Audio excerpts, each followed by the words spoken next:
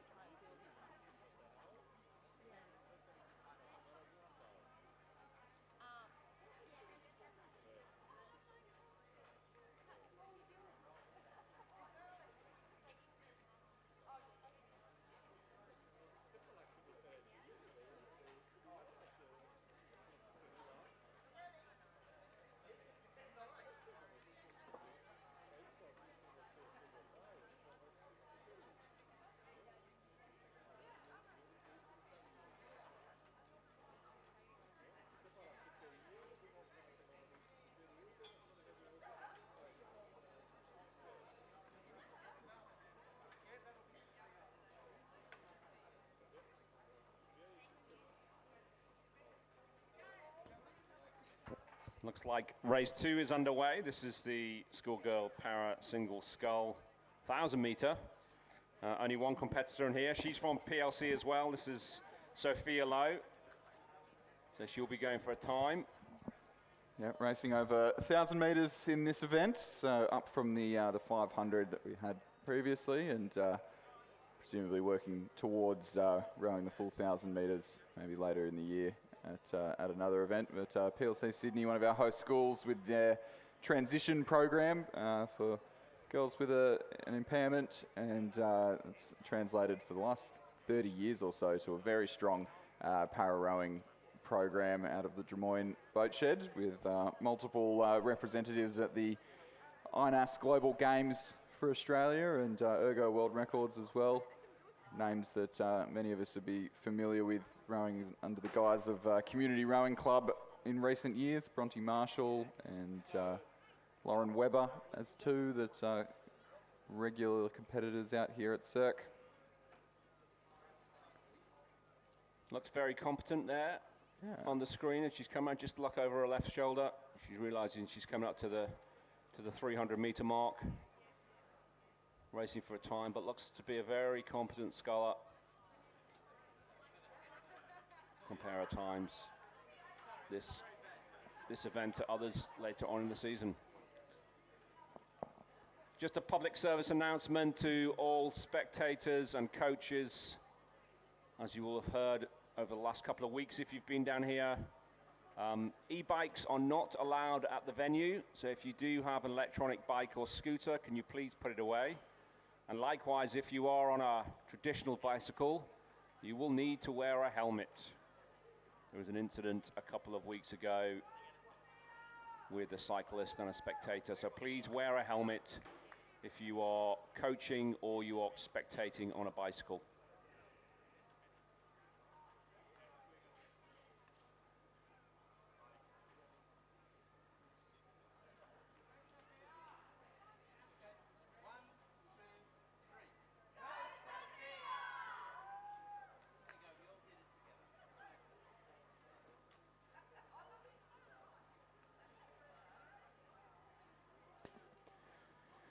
So our only competitor here in the para singles, Sophia Lowe, really going for it in her run to the line. Some nice gentle tail breeze conditions here at the Sydney International Regatta Centre, and lifting the rate, good length through the water as well for Sophia Lowe of PLC Sydney as she takes her final 2 strokes to the line to take out the schoolgirl para single scull. Big cheers from the grandstand as well. And well done, Sophia. Time of 5 minutes, 22 seconds. She'll keep that in the record book for next year.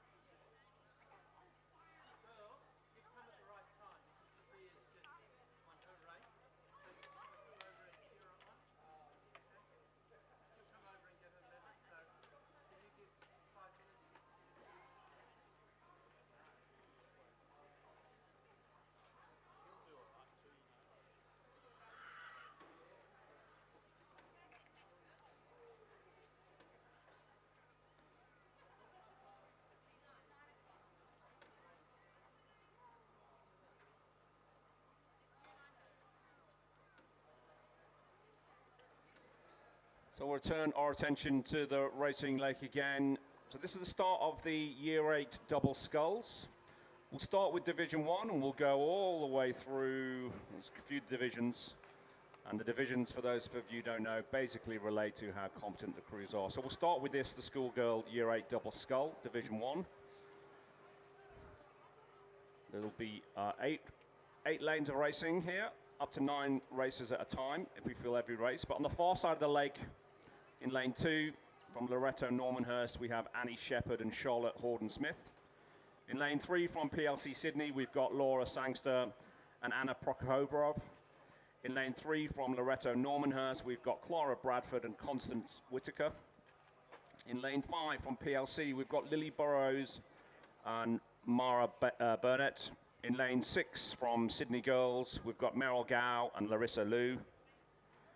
In lane 7, from Loretto Kirribilli, we have Eloise Mikkonen and Francesca Fleming. From Redlands, in lane 8, we've got Emilia Wells and Despina Cornali.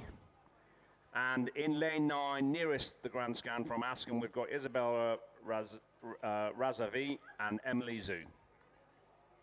This will be a 1,000-meter race. They're still being marshalled at the 1,000-meter mark. Still quite some way off it at the moment. We're ahead of schedule slightly. Another 3 minutes before start. If this is your first regatta or you're still new, I would absolutely recommend going down to the start, either 1,000 meters or, if you're brave enough, to 2,000-meter race later on in the day and watch the boats go off. It's certainly the most exciting part of the race, or one of the most exciting part of the races. If you go down to the start and see the calm before the storm, so to speak. We've got a couple of minutes before these guys all start hammering their way up this 1,000-meter course. And very favourable conditions for our aligners on the 1,000-metre start line. It can be, as we get into the afternoon sometimes, a little bit stressful trying to align 8 or 9 Year 8 crews on the start line at the 1,000-metre mark. No boat holders. So down at the 2,000-metre mark, you'll have a little pontoon with someone holding the stern of your boat. But no such fortune at the 1,000-metre mark, where the aligners in the hut will ask these crews to all move up together once they're all ready, and then stop just before the line, and then we'll do the finer adjustments to keep them as close as possible. It's not an exact science, so if you are watching on the live stream and you do see maybe all the crews start a little bit in front of the line, or one crew slightly on or off, unfortunately it's not perfect. You can see the Redlands crew there in lane 8. That'd be a crew from the race before, rather.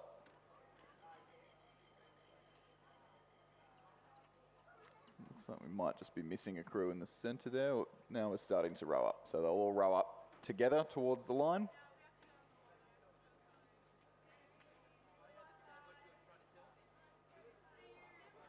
See all 8 crews present there.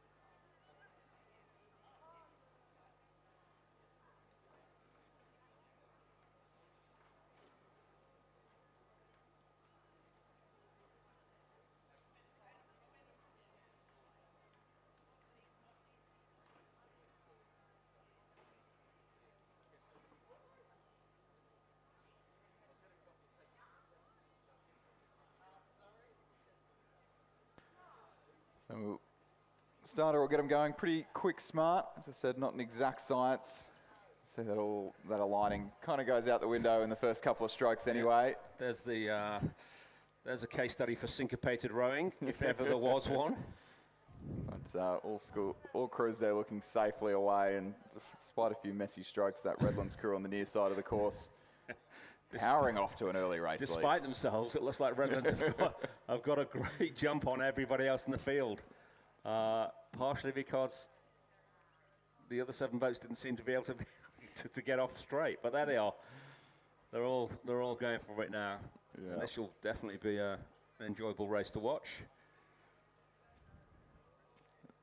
Askham crew there, and the red Zooties, Isabel Razavi and Emily Zhu, coached by Philip O'Brien, the Irishman who's joined that program this year. And there's a Redlands crew, Amelia Wells and Despina Cornelli. They'll be looking to capitalise on this early lead, maybe. Found themselves in a quite fortuitous position. Let's see if they can hold on and get over the 1,000-metre line first. Probably just when we get a shot of it, the Normo crew over on the far side in lane 4 rather, look to be right up in the mix with that Redlands crew. Redlands are taking a scenic route by the looks of things at the moment. And Well, it's early in the day, Nathan. You might just want to check which lane's the quickest, you know? It's Exactly, sometimes a bit more advantage in one lane than the other, and it's just worth checking. But they've decided that's not for them, and back to their station in lane 8. Yeah. Looks like the race between the two Normo crews on the far side there. The combination in lane 4, Clara Bradford, Constance Whitaker, who look to have the most favourable position at the halfway point. And they go through. And Clara and Constance in first. In second is Annie and Charlotte, also from Loretto. Then we have the 2 PLC boats of Laura Sangster and Anna Prokhovorov. And then Lily Burrows and Mara Burnett. Then Redlands in 5th. Then Sydney Girls in 6th.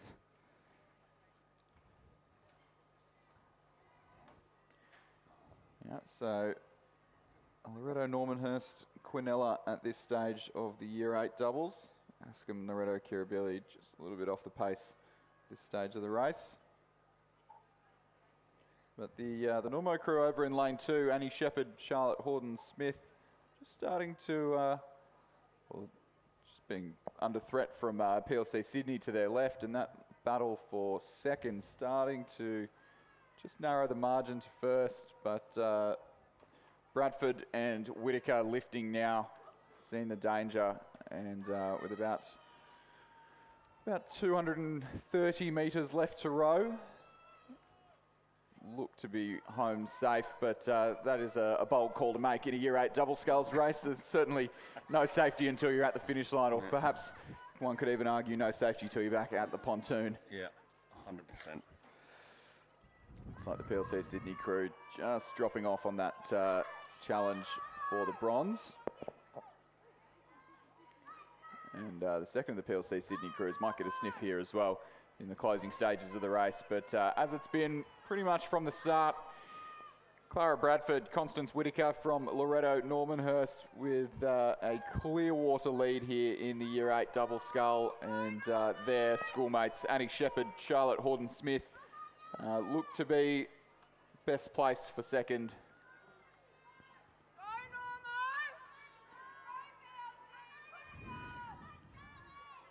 Normo take the win in this first division, Division 1 of the schoolgirl Year 8 double scull.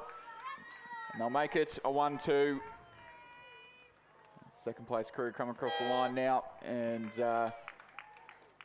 PLC Sydney in 3rd and 4th place.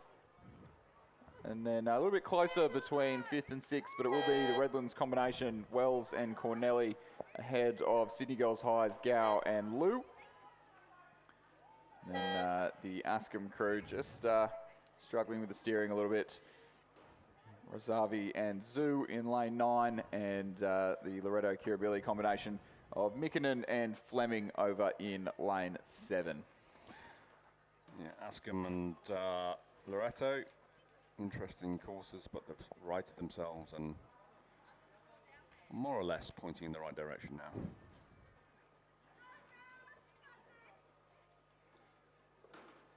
Give them a hand. Askham crossing the line. Isabella Razavi and Emily Zhu finish in 7th position, and it will be Eloise Mikkonen and Francesca Fleming who will cross the line in 8th position. We'll have the second division hot on their heels as they approach the 500 metre mark now. In lane 2, Loretto Normanhurst. Lane 3, North Sydney Girls rather. Lane 4, Sydney Girls High. Lane 5, Redlands. Lane 6, PLC Sydney. Lane 7, Loretto Normanhurst. Lane 8, PLC Sydney. And in lane 9, Loretto Normanhurst as well. So 3 Normo crews in this race. We're looking to emulate the efforts of their first 2 crews who took 1st and 2nd in that first division. And we'll just turn our attention to the medal podium. That was the winning medal for the schoolgirl para single scull from PLC, Sophia Lowe. Pretty good little battle unfolding here, but the Loretto Normanhurst crew on this side of the course will have to watch their steering as they're well and truly into lane 10 territory outside of the lane 9, and we'll have to do well to avoid the presentation dais in a couple hundred metres time. A few crews straying off their stations, but a tight battle over on the far side of the course between the first of the Loretto-Normanhurst crews, North Sydney Girls and Sydney Girls, and then the other two Normo crews on this side of the course, well up in that race for the lead as well. I'd even say the Normo crew on the grandstand side of the course would be in the lead, but they will have to correct their steering back into lane 9. They're going to struggle to maintain that lead. Yeah. The course, the boat on the far side in lane 2, the other side of the lake are up there as well. But these guys have got to make a course correction pretty soon. They're the wrong side of the buoys, as you can see, as they go into the grandstand area. They've got to get on the other side of those buoys, which is going to cost them time. In fact, they're still heading in the wrong direction. Yeah, and if they continue on this line, they're going to have to stop rowing or come a cropper. Almost don't want to watch, but on the... don't want to watch. Please tell them if you're near them or as a spectator that they're going to hit the... There you go, they're correcting now, but they need to keep on correcting. But it is going to be the Normanhurst crew in lane 2 who will take the win. That's Isabel Lander, Camilla Ogilvie, who in the last 2 strokes will win by clear water from North Sydney Girls in lane 3. And Sydney Girls High in lane 4 for 3rd place. And the Normo crew on this side of the course, just that steering costing them a few positions.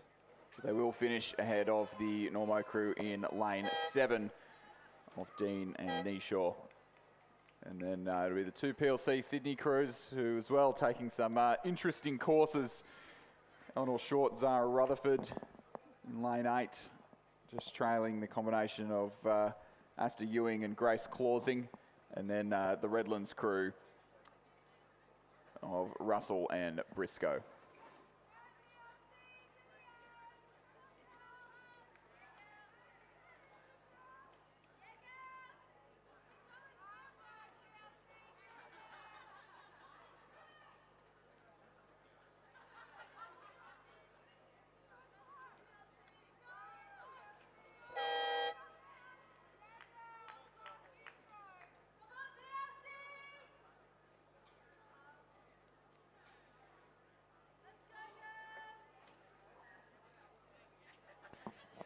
So from doubles to singles, Division 1 of the schoolgirl Year 8 single scull is almost upon us at this stage, and full fleet of 9 boats, and 9 boats staying within their lanes almost at this point in the race, and it looks to be Sculler in lane 7 who's making the best of things. But on the far side of the course, we've got Sydney Girls High, Vivian Gow, lane 2, PLC Sydney, Annabelle Cameron. Lane 3, Sammy Halliday from Redlands. Lane 4, MLC Schools, Alana Ung. Lane 5, Loretto-Normanhurst, Tiffany Morley. Lane 6, PLC Sydney's Mila Stewart. Lane 7, Redlands, Pearl Brown. Lane 8, Sydney Girls High's Cindy Shee. And in lane 9, Camilla Lamp from Loretto-Normanhurst. And it looks to be a pretty comfortable lead for the sculler from Redlands, Pearl Brown in lane 7. She leads by a commanding margin. Over, I would say, sitting back in second would be the next Redlands sculler, Samantha Halliday, over there in lane 3. But and then a close race for the minor positions. Would be anyone's race for sort of 3rd, 4th, 5th, 6th, as 4 or 5 scullers contesting that within a boat length. But certainly no doubt about Pearl Brown from Redlands leading this race. Yeah, it looks like the Wednesday morning time trials on Middle Harbour are paying dividends. Both the scullers from Redlands looking very comfortable. Pearl going to take the win there. Looks like on the far side as well, Sammy Halliday is going to be battling for silver medal position with Camilla Lamp on the near side. Looks like she's just tying up, so it's going to be a close race for second here. And Camilla Lamp has definitely got momentum behind her. Has she done enough in the final 200 metres of this race? It's going to be close. Down to maybe the last stroke. Very, very close there, I think. that Loretto Normanhurst has just come in second, 0.27 unofficially in front of the Redlands sculler Sammy Halliday, who finishes in third. PLC's Myla Stewart finishes fourth. MLC fifth, Loretto Normanhurst, Tiffany Morley sixth, Sydney Girls, Cindy Shee in seventh. And just crossing the line on the far side will be Vivian Gao in eighth.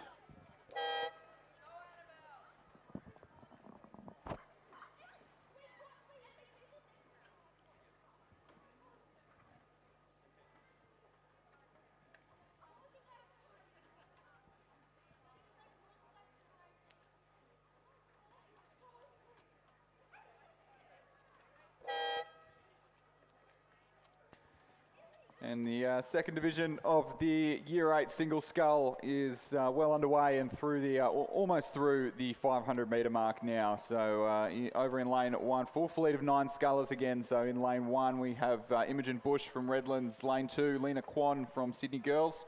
Lane 3, Vanessa Feltus from PLC Sydney. Lane 4, Annalise Beattie from Redlands. Lane 5, Neve McGowan from Loretto Normanhurst. Lane 6, Amy Dew from PLC Sydney. Lane 7, Annie McBird from Canberra Girls Grammar. Lane 8, Claire Wang from Sydney Girls High. And lane 9, Miranda Tahul Gonzalez from Redlands. And looks to be sculler over on the far side of the course there, or in the centre of the course really, from Redlands. So another successful race so far for a sculler from Redlands. Annalise Beattie there with a pretty clear water lead over Loretto Normanhurst, Neve McGowan, who's currently best place for the silver medal. Well, no silver medals today, but figurative silver medal. Yeah, looks good from Redlands again. Long way out in front here.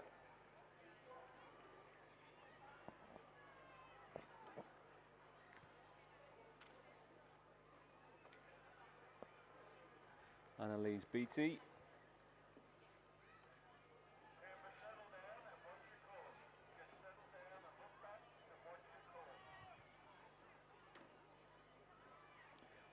And Redlands do have a quad entered in the year 9 or this is year 8s.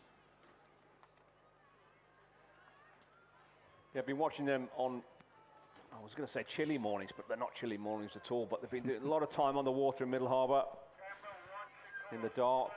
Well, certainly they go out in the dark and finish in the light. But yeah, I've seen the red and blue stripes, the armada of red and blue stripes, putting the time in the water over the last couple of months. As Annalise Beattie finishes with lots of clear water from second place. As we've got Claire Wang just looking over her right shoulder, see if she can make up the time on Neve McGowan, who's going to finish second. And Claire Wang from Sydney Girls Grammar, Sydney Girls finishes third.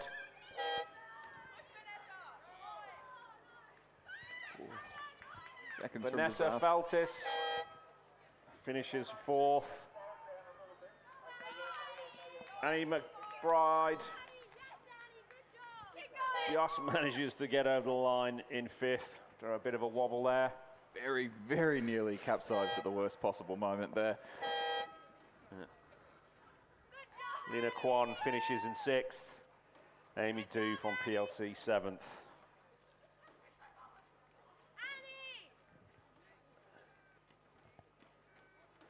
And on the far side, from Redlands, Imogen Bush just over the line. Brings home the field. We are running just slightly ahead of schedule, so our next race still about 5 minutes away as the starters just get the crews all together. Looks like we may still be, they are all down there, so we may be underway a little bit earlier as all those crews just tap their way up to the line together.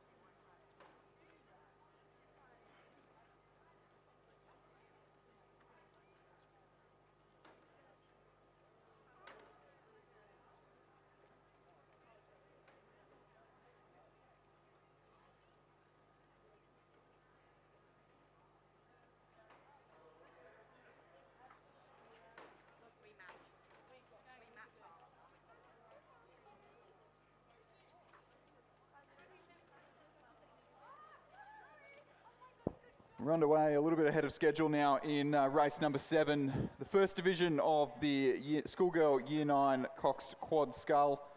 So we have Division 1 of Division 1. So these are first quads, and there are 2 first quad races, 2 second quad races, 2 third quad races, 2 fourth, and 2 fifth quad races. So 2 races for each of these. So many schools here that we do need to separate them out. Don't quite have the time on the program to run heats and finals in the Year 9s, but underway now in lane 3.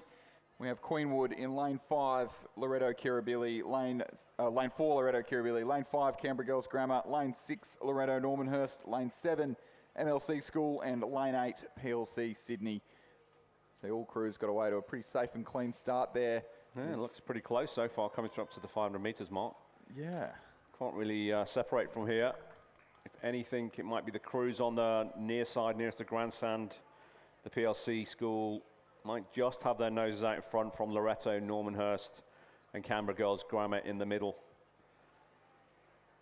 But no discernible clear winner right at this moment.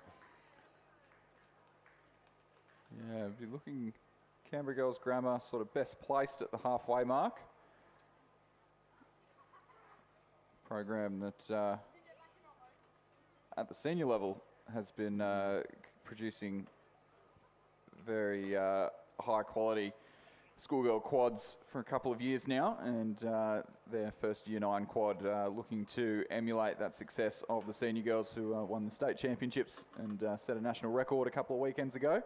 Loretto Kirribilli sitting in second, Queenwood in third, PLC Sydney right on their tails, 0.76 of a second back to fourth.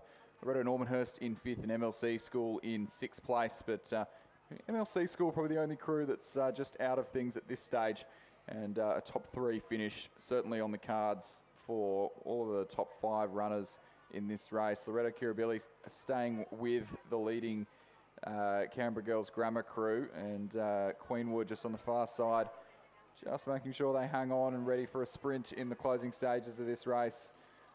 To right on board with the Loretto Normanhurst crew, who currently be sitting back in 5th place, but certainly still a shot at a top 3 finish. It is Canberra Girls Grammar's race to lose there, leading that almost sort of perfect chevron in the centre of the course. It's good. They're winding up. The Loretto Kirribilli boat on their right-hand side is winding up. Queenwood just dropping off the pace slightly. But have they got, the girls from Canberra Grammar, have they got enough to hold on? Trying a bit shorter than the Loretto Kirribilli crew at the moment. And it looks like they've done enough.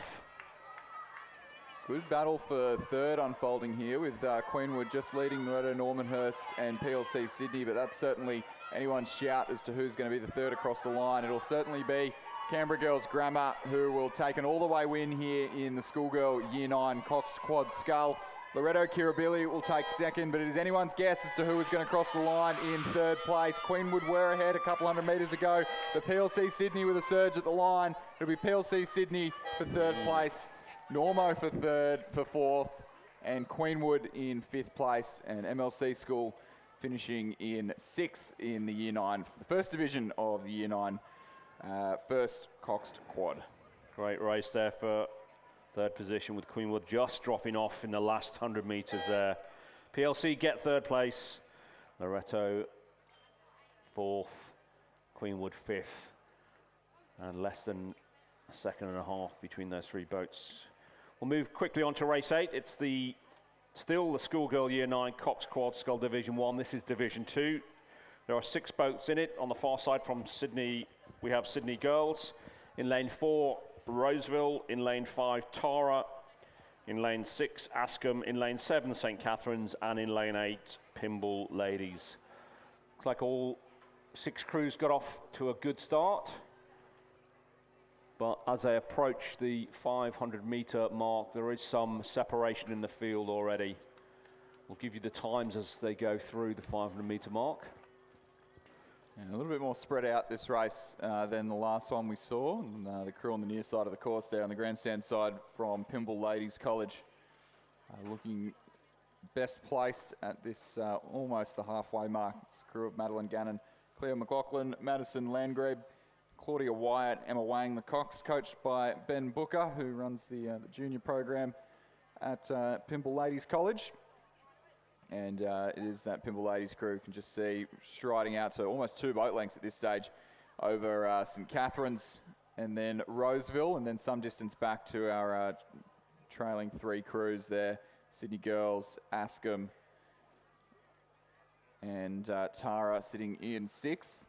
And the St Catherine's crew is sitting in 2nd place, but some distance back from Pymble Ladies College.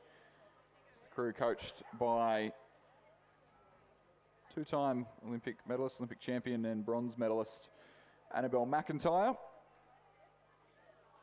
who are moving to Sydney this season, taking a year off from rowing herself and coaching at St Catherine's, also helping out coaching the first 8, who we'll see later on this afternoon. But Pymble Ladies College certainly not letting up the pace in the dying stages of this race. About 250 metres left to row and leading very comfortably there, the crew. Just in the bottom left of your picture, if you're joining us on the live stream or in the grandstand. If you're in the grandstand, I'd probably turn your attention away from the screen and to the water and see these girls doing a very good job in the lead of this race over St Catherine's. And then the Roseville crew on the far side of the course there, probably best placed for a late challenge, but it is a lot of ground to make up if they want to finish in the top 2 of this event. It's a good solid crew there from PLC as they approach the last 50 metres. Just easing off as they know they've got this in the bag. PLC take the win there as they cross the line. Roseville really charging in the closing strokes of this race, but I think I would have left their run to the line just a little bit short as St Catherine's maintain that length lead. St Catherine's for 2nd, Roseville for 3rd. City Girls will finish in 4th place, ahead of Askham in 5th.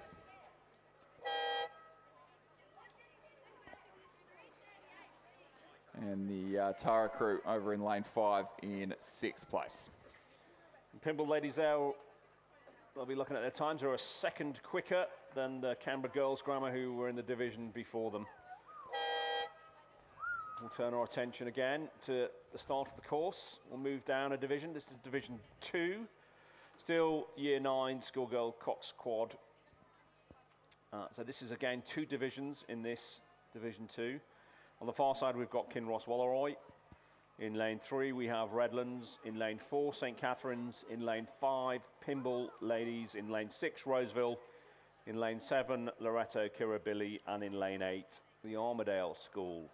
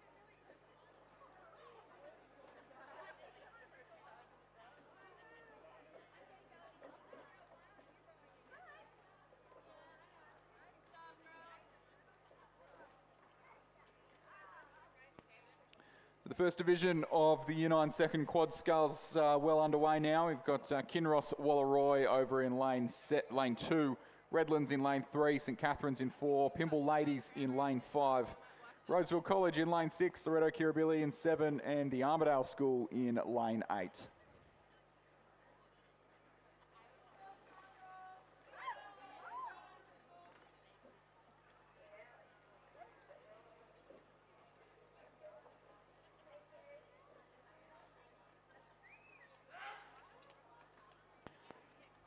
So a quick announcement for those around the grounds. We've got a car that's bogged over in the parking area on the far side of the course. The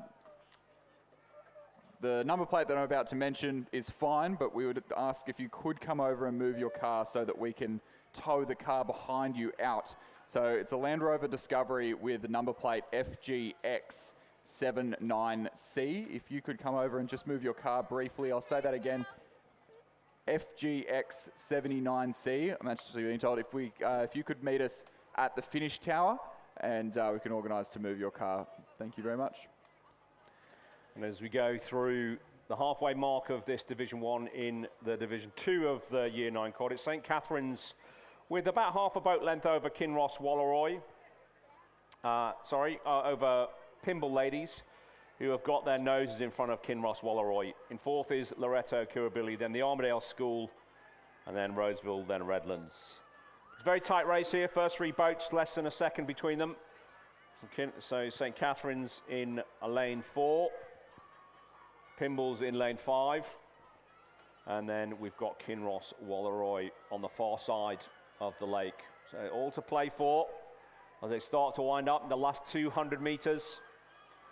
Looks like St Catherine's have still got their nose in front of the blue boat on the far side from Kinross Walleroy, with Pymble Ladies in lane 5 also pressuring. And the Armidale School on this near side, and Loretto Kirribilli starting to wind up now. But it's St Catherine's from Kinross Walleroy. 2 well-pedigreed schools doing very well this season. Let's see how they're going. Looks like Kinross Walleroy started their wind early, and they're catching up. It's going to be a race to the finish here. St Catherine's just maybe running out a bit of a steam. It's going to come right down to the final stroke. It is absolutely bow ball to bow ball here in the Year 9 quads. I'd say Kinross just have the advantage coming into the last 3 or 4 strokes, but certainly nothing that couldn't be overturned in the dying stages of this race. It'll be Kinross Walleroy by a foot from St Catherine's. Pymble Ladies College in 3rd, and a tight race for 4th, but it will be Loretto Kirribilli over the bright green hats of the Armidale School in 5th. And Roseville in 6th place, and Redlands in 7th in the first of 2 races in the second Year 9 quad scull.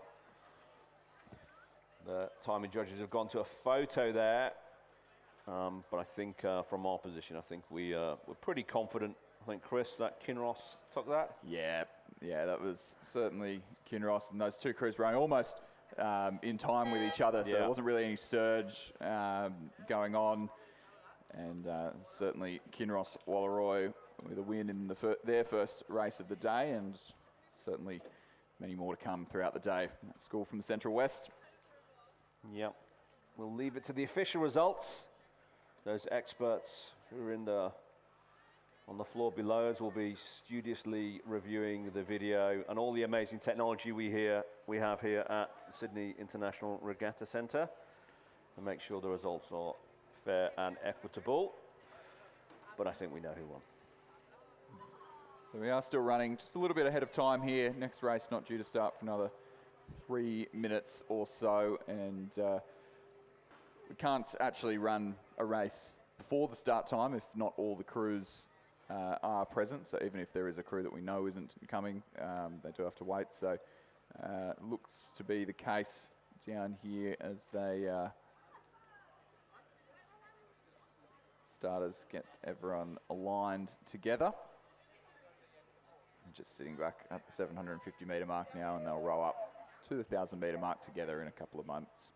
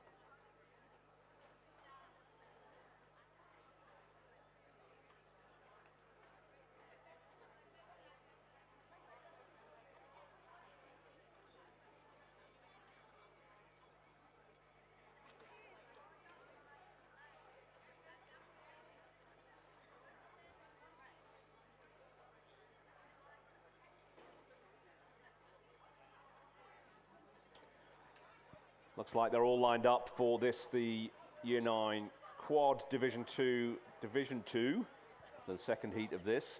Off they go.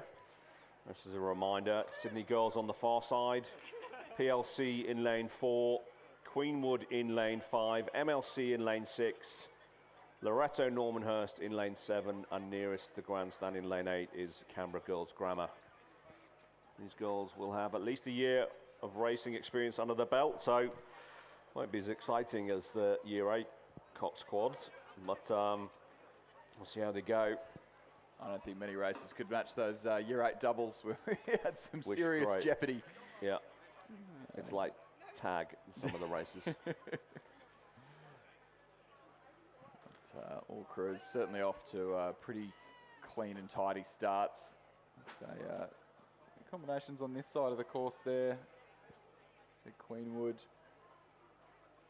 in the centre, just leading out the PLC Sydney crew to their right, to our left on the picture. Sydney girls, the far side just trailing there. But to my eye, the crews on the near side of the course there from Canberra Girls Grammar and Loretto Normanhurst in lanes 7 and 8 look to be doing the best of things in these early stages of the race. I think so. Certainly from this angle, it's quite deceiving in the tower, but with the aid of the 12 different camera feeds we have at the moment, it looks like in lane 8, Canberra Girls Grammar just got their noses out in front of Loretto Normanhurst. And as I say, it can be quite deceiving. We will get some times as they come through the halfway mark. As they approach the 500 metres, they start to get their times. And first across the line is indeed Canberra Girls Grammar, followed by Queenwood in second, then PLC half a boat length behind, and then Loretto Normanhurst just a canvas behind them in fourth, and Sydney girls in fifth. Yeah, so Canberra girls took a win in their first quad just a couple of moments ago, and this would be their second quad, and looking to repeat that effort here, and it would be very impressive to get 2 wins from 2 from that program, make the trip up the Hume worth it. A very big schoolgirl program with a very impressive boat shed down there on Lake Burley Griffin. New boat shed with about 8 bays. I'm ashamed to say I've never been down to Canberra. Ever. Well, I went down there to row for the first time for January camp this year, and I was suitably impressed. Fantastic training venue, having the course there, and everyone's very courteous on the water. And it is the Canberrans who are still leading this race in the last 150 metres, 200 metres or so, but a tight battle unfolding for second between Loretto Normanhurst just to their right and Queenwood in the centre of the course, who in turn are being pushed on by PLC Sydney. Sydney girls still sitting about a length down on the far side of the course. I think Queenwood just being lifted by the battle on both sides. Yeah, they caught a bit of a crab there. A few strokes ago, Queenwood seems to have got it all back together again. And pushing away from the boats now. Good win though for Canberra Grammar. Lots of things. They can keep it together in the last 5 strokes.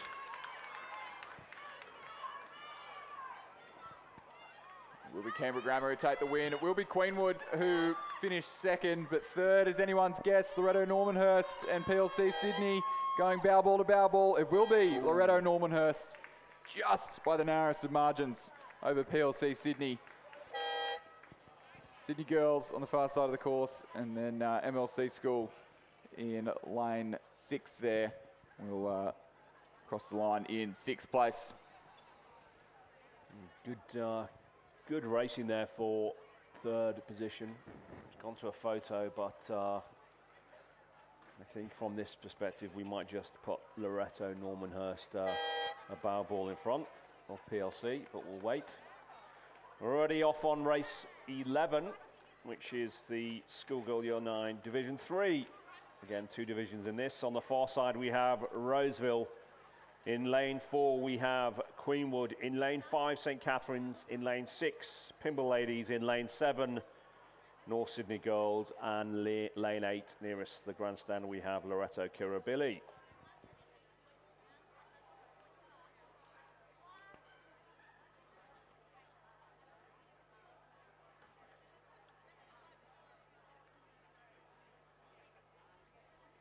Once again, all crews getting off to a pretty safe and steady start, and the quality of the steering in these Year 9 quads has been fantastic. Obviously, we do have a cox to do it, but those lanes, when you're out there steering, they're a lot narrower than you think, and especially for sort of 13, 14-year-old schoolgirl, it's a big ask to be steering these crews down the course, and but all of these coxes staying within the boys for the most part. For the most part.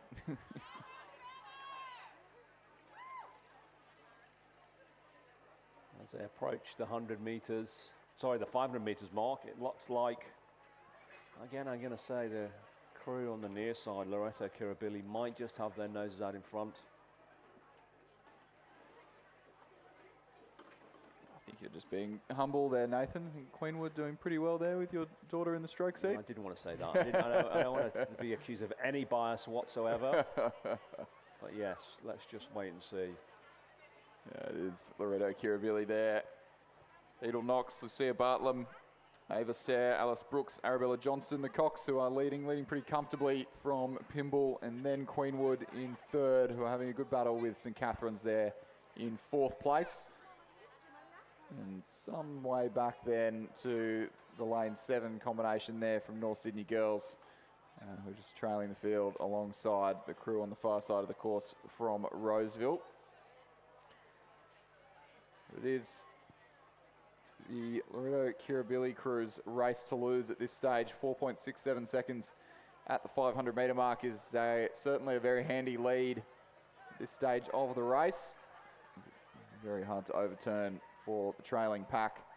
Queenwood and St Catherine's having a good battle over there in the centre of the course. St Catherine's look to have just made up a little bit of ground in the third 250 of this race. And that battle for third starting to encroach on Pymble Ladies' quest for second place. But those three crews at the moment not looking any danger of challenging for the lead. Very strong performance there from Loretto Kirribilli. Crew's starting to wind into the sprint now. Pymble Ladies College have seen the danger of the battle unfolding to their right. Looks like St Catherine's just moved through the Queenwood School. This will be probably the last opportunity for a change in boat speed in the closing stages of this race. It'll certainly be Loretto Kirribilli in the red boys now of the last 100 metres, this third Year 9 quad. Pymble Ladies College looking best placed for second. Queenwood just lifting their rate, just struggling in the last couple of strokes there as they trail behind St Catherine's, who are currently looking best placed for fourth position. It will be Loretto Kirribilli for the win. Pymble Ladies College just with a little bit of errant steering in the closing stages of this race, but will comfortably take home second. St Catherine's moving through in the second half of this race. Climb third by 3/4 of the boat length from Queenwood in fourth. And then it'll be a battle between North Sydney Girls and Roseville for fifth place, where North Sydney Girls currently having the ascendancy in the last few strokes, and we'll look to take that by about a boat length.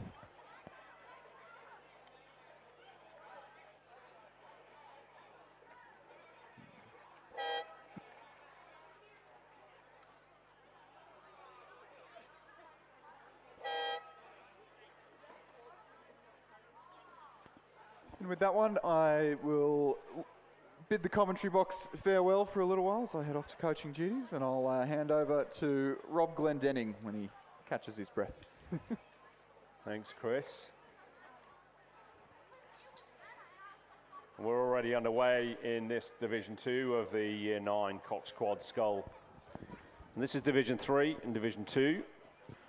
So on the far side, Sydney Girls in lane 4, Loretto Normanhurst in lane 5, Kinross Walleroy in lane 6, PLC, and in lane 7, the Armadale School.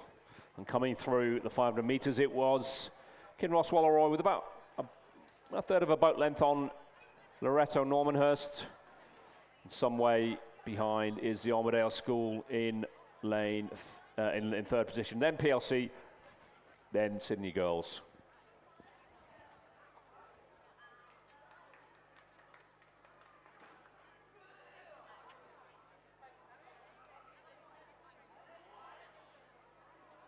So this is going to be a close race between Loretto Normanhurst in lane 3 and Kinross Walleroy in lane 4 and Kinross Walleroy in lane 5. Both of them have realised with 200 metres to go. Gold medal position is in grasp of both crews. Kinross Walleroy with a slightly higher stroke rate over Loretto Normanhurst. Let's see if Normo can keep that length and start to claw back. I think Kinross Walleroy just dragged out maybe half a boat length on them. But Loretto seem to be clawing there, inching their way back. Now they've got a bit of momentum behind them again. Coming back on Kinross in the distinctive pale blue boat. Looks like Loretto's bow rower wants to do it all herself. Timing might slightly be an issue there. Kinross Walleroy take a win there with some clear water over Loretto Normanhurst.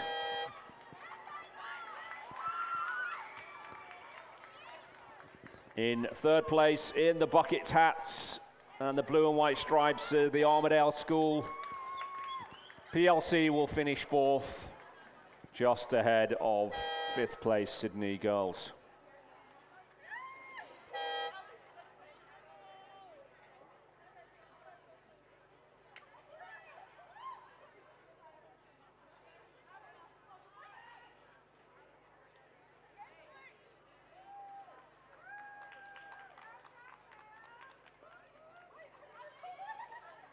And on the start line, we have race 14, the Schoolgirls Year 9 Cox Quad Scull Division 4.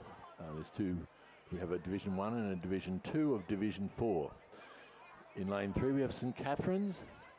In lane 4, Roseville College. In lane 5, Loretto Kirribilli 4. In lane 6, Pymble Ladies. In lane 7, PLC Sydney. They're just lined up and ready to, look like they're ready to get underway. And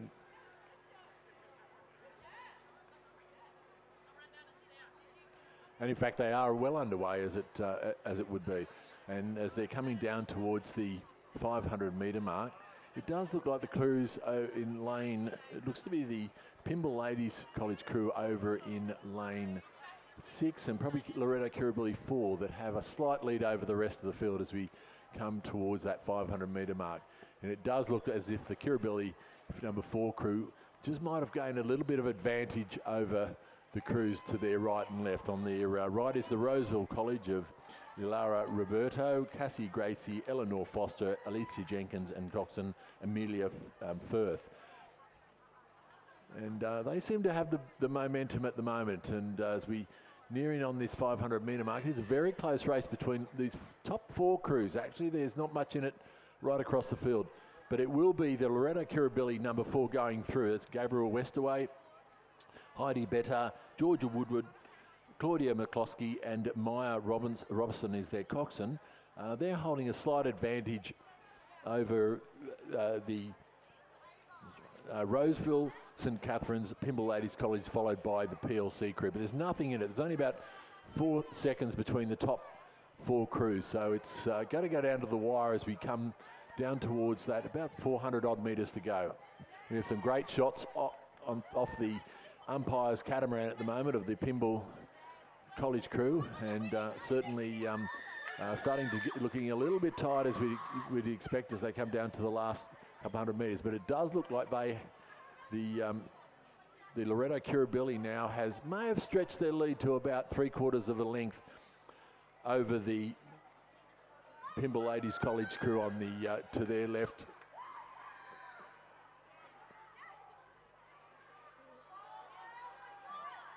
and the Roseville over in lane 4.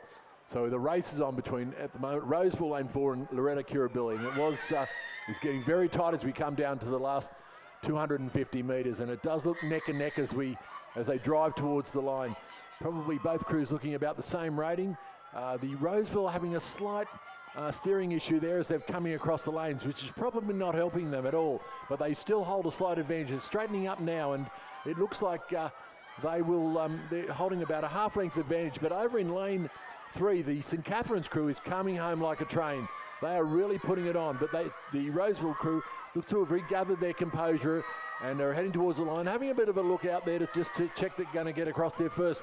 The Regatta Kirribilli, number 4 in lane 5, is just not out of it by much at all, and they're coming down towards the line, but won't have the distance to overcome this Roseville crew. It was a great win by the Roseville, followed by Regatta Kirribilli and St Catherine's.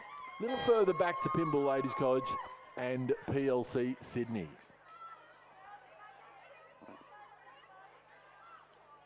It's a great race, that. Hard-fought win there for Roseville in a time of 4:05. We'll compare that to the next race, which is the Division 2 of the same Year 9 Coxed Quad Scull Division 4. On the far side, we have Canberra Girls Grammar. In lane 4, we have North Sydney Girls. In lane 5, the Armadale School. In lane 6, Queenwood. And in lane 7, Loretto Normanhurst. They're still under starters' orders. They're being lined up.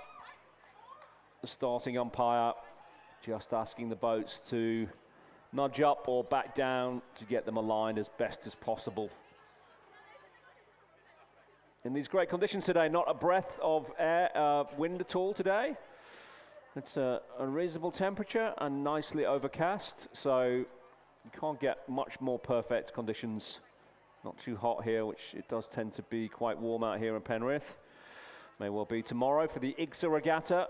Many of these competitors will be also racing tomorrow. The conditions near perfect here as the boats are off. And all 5 boats got off to a relatively clean start. Yeah, it's great to see the depth in this Year 9 Cox quads, Nathan. It's looking very strong. Augurs well for the next couple of years of competition and rowing in this schoolgirl class. Yeah, I've got 2 daughters who've now gone either in or through, and another one on the way through the schoolgirl rowing program. I just wish more of them would carry on to later years in school. I know Year 9 is a bit of a point in their school careers where, you know, those kids who are not as quite keen as getting up in the morning, they tend to drop off. But it's really such a great sport to carry on right through your school career. It gives you so much more back. The friendships, the camaraderie, the events, the facilities that these girls and boys have to row at are absolutely world class. They're very lucky, having started my career rowing in a very different environment on some muddy canals in Scotland. It's they are very privileged to be able to row here on a regular basis. That's such a great course. Yeah, it certainly is, and you know, having grown up rowing on the Nepean River, which is also a great course, this certainly is a step up, and as we know, it's one of the world's best rowing courses, so we are very lucky. Yeah, it beats a canal in Edinburgh, put it that way.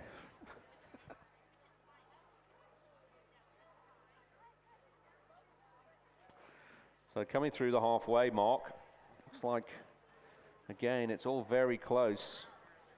But as we are coming through the 500-metre mark, looks like the boat on the far side from Canberra Grammar have just got their noses out in front of the Armadale School by less than half a second. That's less than a canvas from Loretto Normanhurst, who are half a boat length behind. Then we've got Queenwood and then North Sydney Girls. It's still very much to play for. Not a lot in this, in the final 500 metres.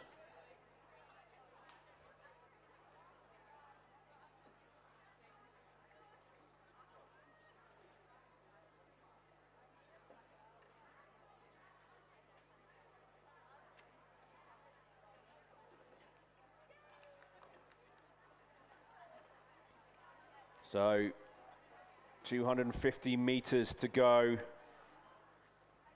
On the far side, Canberra Girls Grammar still look like to have their noses out in front, but their colleagues on their left from the Armidale School will not give up this position lightly in the bucket hats, the bright yellow bucket hats of the Armidale School, their regular uniform. They seem to have got some boat momentum behind them. A slight wibble there in the boat. Mistimed catch there. And it's Loretto Normanhurst nearest the grandstand as well, who are still not out of it. As the crews start to wind up, last 100 meters. Canberra Girls Grammar in the green and white boat seem to be calm and collected. Armidale are under pressure now from Loretto Normanhurst and feeling it. But it looks like the Canberra Girls Grammar have got this one in the bag, looking very composed. Armidale giving it 100% to keep off the hard-charging Loretto Normanhurst. Canberra Girls Grammar, a nice composite exercise in quad sculling as they cross the line 2 boat lengths ahead of the Armidale School, who've just got a boat length from Loretto Normanhurst. North Sydney Girls cross the line in 4th, with a disappointed Queenwood finishing in 5th place.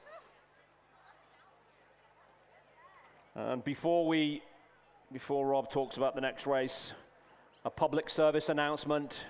If you have a Land Rover Discovery with the registration FGX79C, that is, if you are driving a Land Rover Discovery, can you please come to the finish tower where we will escort you to move your car, which is blocking a bogged car over on the car park.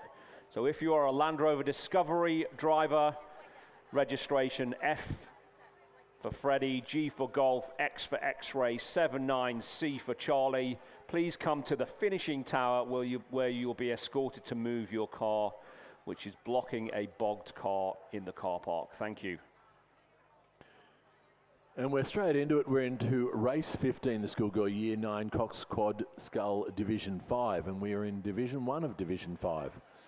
In lane 2 we have Queenwood 2, in lane 3 St Catherine's, in lane 4 Queenwood 1, in lane 5 Pimble Ladies 1, in lane 6 Loretto Kirribilli 5, in lane 7 Canberra Girls Grammar, in lane 8 St Catherine's, and in lane 9 Roseville. And we're off to a bit of a flyer at the start, but it does look like the crews in the Queenwood, Pimble, Loretto in the middle got off to a pretty good start, and a little bit further back to Canberra Grammar as it stands, but it is certainly a very close race as we come down to the first 500 metres. But it does look like it is the crew from Loretto Kirribilli, number 5, that may hold a slight advantage over the rest of the field as we come towards the 500 metre mark. And also just a reminder while this race is underway that helmets are compulsory on the island. So if you're riding your bike, please wear a helmet. We had some accidents at the recent state championships and resulted in some fairly serious injuries. And so please ensure that you do wear helmets. That is compulsory for riding your bike on the island, at the course. So as we're coming down towards the 500 metre mark, and as we've gone through, it was Loretto Kirribilli indeed in lane 6 that's gone through with a time of 2:01, followed closely by St Catherine's, about 2 seconds behind, not 2 minutes, 2 seconds behind. Then Canberra Girls Grammar, Pimble Ladies, Roseville, St Catherine's, and then Queenwood 2 and Queenwood 1. So there is a fair spread of the field as we come down, but still the crews in the first 4 or 5 places coming through the 500 will all be vying for a position. But it does look like this Loretto Kirribilli crew in the middle of the lanes has jumped out to a fairly handy lead. Although the crew over in lane 8, the St Catherine's crew, is coming home very, very strongly, and they look like they may have pulled up alongside this Loretto Kirribilli crew, so it's going to be a tough race to the line. Not out of it is the Canberra Girls Grammar, who have also turned on a bit of speed, although they've just had a bit of a shaky stroke there, so that's knocked their momentum just a little bit. Little few steering issues in the St Catharines also won't help them, and certainly these guys are fairly young and being out here not too much. The Coxons do find it at times quite tough to steer down these lanes, but it is the Loretto Kirribilli crew holding a slight advantage, but the St Catharines crew is really turning it on over here in lane 8, and they're coming home very strongly. At the moment, the Loretto Kirribilli still hold their measure. Over in lane 5, Pymble Ladies, number 1, also look to have some momentum, and they look to be overhauling the Canberra Girls Grammar crew. So it's coming down to the line. Is going to be very, very tight between the St Catharines and Loretto Kirribilli, number 5. And they're coming into the last 100 metres, but it is the Loretto Kirribilli holding a slight advantage over the St Catharines crew coming to the line. The real race is behind them between Pymble Ladies College and St Catharines, with only about 50, 60 metres to go as they come down towards the line, but it will be this Loretto, very good-looking crew from Loretto Kirribilli holding their form, and they will go across the line to take first place, followed by the St Catharines crew over in lane 8. It is very tight as lane 5 and 7. The Pymble Ladies College and Canberra Girl Grammar come to the line, but it does look like Canberra have just had the bit of a jump on them, will take third position, followed by Pymble Ladies College. It will be St Catharines in lane 3 coming across to take 5th position, followed by Queenwood over on this side, Roseville College. And the other Queenwood crew, a little bit of trouble just before the line, but they've got it back together and they will go across the line to round out this field. Great race there for second and third, fourth position there. Pymble Ladies just losing out less than half a second from Canberra Girls Grammar, who finished in third. We'll turn our attention to the start line once again. This is the second heat of Division 5, the Year 9 Cox Quad Scull. On the far side, we've got Roseville. Third, Roseville Boat, Roseville 3. In lane 3, we've got St Catharines. In lane 4, we've got Roseville 2. In lane 5, Pymble Ladies 2. In lane 6, Loretto Kirribilli. In lane 7, Queenwood. In lane 8, Loretto Kirribilli 6. And in lane 9, Queenwood 3.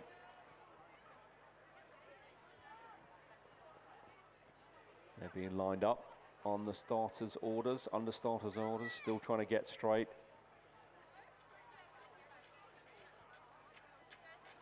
Tapping down, backing down, bringing boats up to line them as fairly as possible on the start line.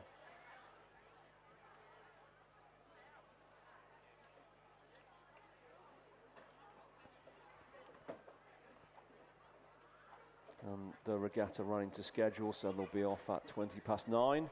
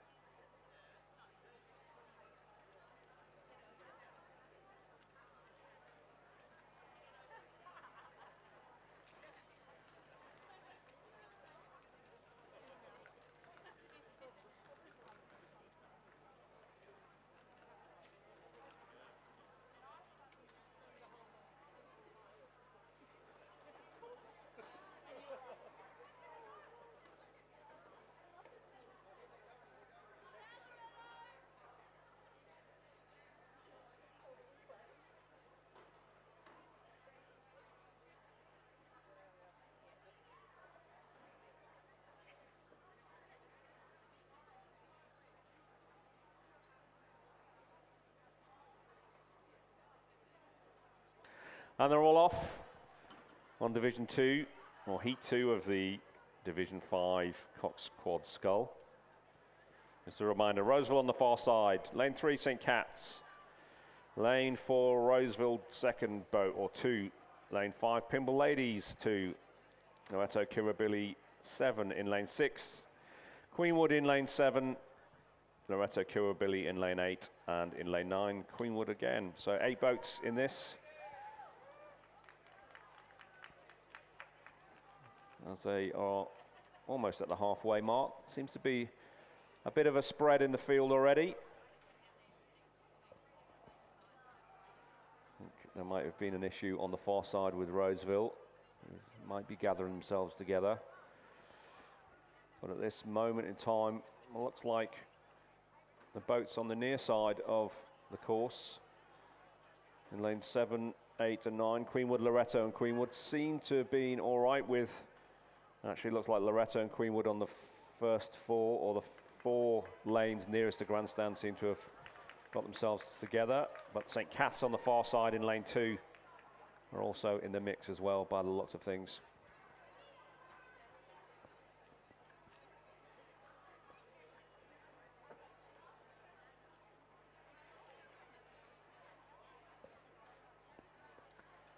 And as the camera just focuses on the Pimble Ladies crew, who are going to cross the line at the halfway mark first.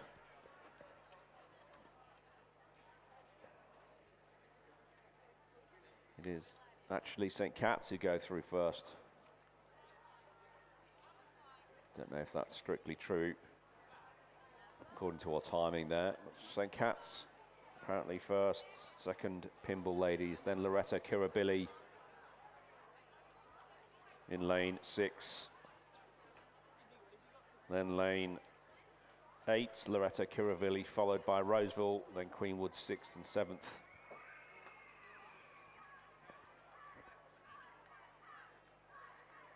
With the Roseville boat on the far side still struggling for some reason.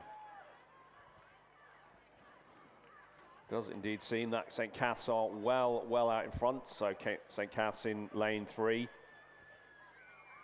Very comfortable lead at the moment, certainly from this angle.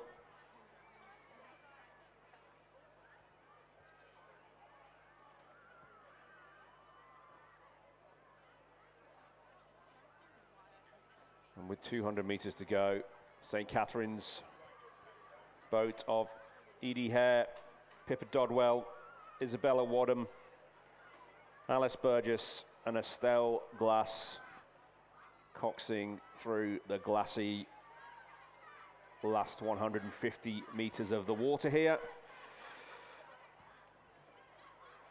Under no pressure whatsoever.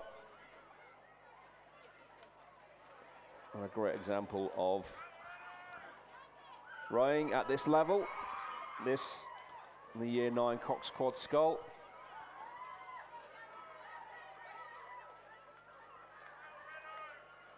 As they finish comfortably in the lead. I think the biggest margin of the day we've seen so far. In several lengths.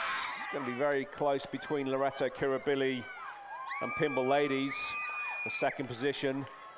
Oh, bit of an issue there with PLC. They've caught a boat stopper there. They've let Loretto Kirribilli come into it. Can they get it back together? PLC doesn't look like they can. Loretto Kirribilli are just rowing through them. Very unlucky there for PLC. Just under, for Pimble. Oh, but also Loretto have decided to stop on the line as well.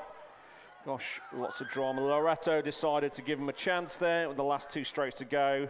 Loretto just takes second. Pimble take third. Loretto, the other boat from Loretto, take 4th. On the far side, it will be Roseville who take 5th. And then it will be the 2 boats from Queenwood who bring up the rest of the field in 6th and 7th position. So St. Cat's a long way out in front, almost 30 seconds. In front of Loretto Kirribilli, who were fortunate, I think they're just to, or fortunate just to take advantage of Pimble Ladies' misfortune there with 10 strokes to go and just came through to take 3rd position.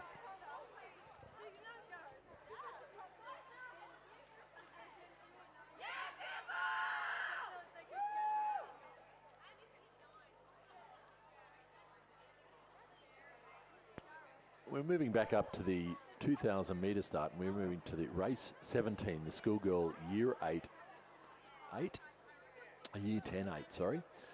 In lane 1 we have Loretto Kirribilli 2, in lane 2 Canberra Grammar, in lane 3 Loretto Normanhurst 1, in lane 4 St Catherine's, in lane 5 Loretto Kirribilli 1, in lane 6 Pymble Ladies 1, in lane 7 Queenwood, in lane 8 Pymble Ladies 2, and it appears that we have a scratching in Loretto Normanhurst 2 in lane 9.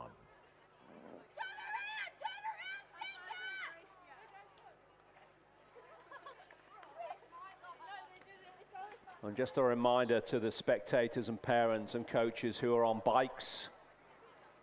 Really don't care if you've got an expensive road bike or mountain bike. You need to wear a helmet. If you are on a mountain bike, you have a white t-shirt and a navy blue pair of shorts, please put a helmet on. I can see you from here. Likewise, it goes for the guy in the red bike as well. Please wear a helmet if you are on a bike. Thank you.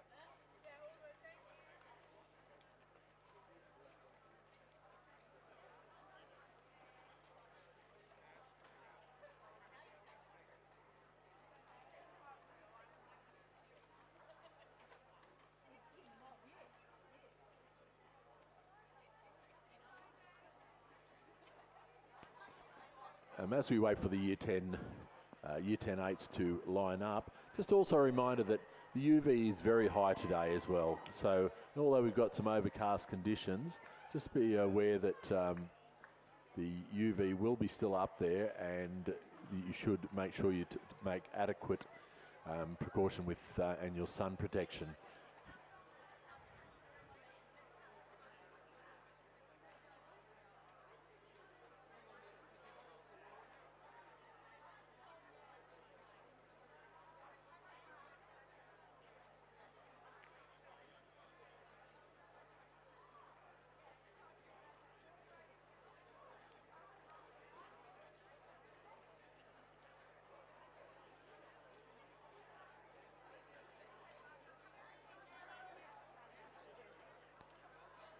And this is another public service announcement. We have had a mobile phone handed in. If you are missing your mobile phone, and the screensaver is a black and white photo of two delightful looking young ladies in beautiful summer dresses who look to be about 2 and 3 years of age, with a pink case. We have it at the commentary tower, so if you're missing your mobile phone, please come to the commentary tower. We have it with you. Thank you. And we'll quickly run through these crews as they're lining up. Once again, it's Loretto Kirribilli 2, Annabelle Kovacs, Grace Edwards, Anna Cooper, Manny Chiswick, Phaedra Kevin, Paloma Sang, Lily Cadwallader, Beatrix Cadman, Adelaide Russell is their coxswain, coached by Luca Roncolato. In lane 2, Canberra Grammar, Charlotte Lynch, Ailey Webb, Madeline Dearlove, Issy Massey, Claire Templeton, Abigail Rayner, Alice Allen, Edith Warboys, and coxswain Isla Morgan. In lane 3, Loretto Normanhurst, Portia Gill, Ava Smith, Gracie May Lander, Amelia Johnson, Elizabeth Pennington, Mia Dranganudis, Alexandra Ward, Ellen Ogilvie, and coxswain Adele Simon, coached by Andrew Lee. In lane 4, St Catherine's, Evie Lloyd, Zoe Elliott, Aroha Tumo Campbell, Stella Olenderick Smith, Georgie Smith, Ashley Innes, Phoebe Sherrard, Lillian Orange, and coxswain Claudia Lynham, coached by Jeff Patterson. In lane 5, Loretto Kirribilli 1, Gracie Murrell, Indiana North, Belle Tripp, Zara Lucci, Charlie Reeves, Kiara Crino, Sophie Mansfield, Meg Warburton, Charlotte Clarkin is the coxswain. Pinball Ladies 1, Harriet Murphy, Erin O'Kane, Lucy Simpson, Saskia Alexander, Allegra Turbenschlag, Zara Kinneberg, Georgia Curtis, Olivia Norton, Emily Bartrop is their coxswain and coached by Carl Smith. In lane 7, Queenwood, Isla McMillan, Lauren King, Louise Litveld, Zoe Fenwick, Chelsea Yates, Lara Sculina, Charlotte Garner, Elsie Hood and Alice Home is their coxswain, coached by Breen David. In lane 8, Pinball Ladies 2, Claire Ferreira, Georgia Rye, Genevieve Bazina, Mia Sherry, Kelly Clifton, Edwina Harrington, Amber Essenheisen, Hauer, Emily England, Sanaya Lakhani is their coxswain and coached by Alex McMillan and Howard Goodall.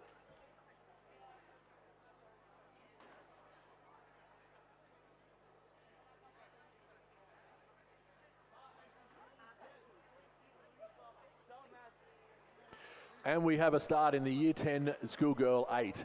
And looks to be a fairly clean start across the field as we've travelled about 100 metres now. And it does look like they've all got away to a very clean start and a very fast start, as we'd expect from these Year 10 8s. A lot of talent in Year 10 8s these days. And certainly it is now they've gone out to 1,000 metres. It's certainly a premier category up with the first 8s. But it does look like the crews are all pretty even as we head off through the first 250 metres.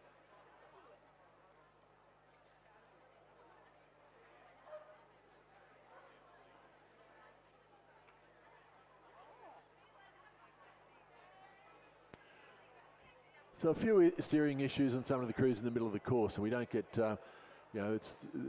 these courses are about 12.5 metres wide, and certainly keeping an 8 within them takes a bit of talent. But they look like all crews look like to have gained their composure again and are pointing towards the home, which is the straight line.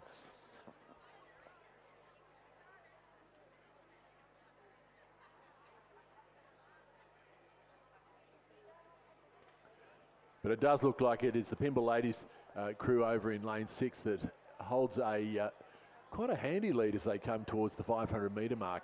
And as we got about 2 or 3 strokes before we go through the 500 metre mark, it will indeed be the Pinball Ladies #1, going through in a time of 1:42, and they've got a clear advantage over the Loretto Kirribilli 1. Very close for the next two cruisers, St Catherine's and Pinball Ladies going through within a second. Loretto Normanhurst only 0.7 second further back, Canberra Grammar and Loretto Kirribilli. So still nothing in it, about 10 seconds between all the cruisers. They've gone through the 500 metre mark, but it was certainly the Pinball Ladies College with just under a length's advantage coming through there, and certainly looking pretty good as they head down towards that 1,000 metre mark.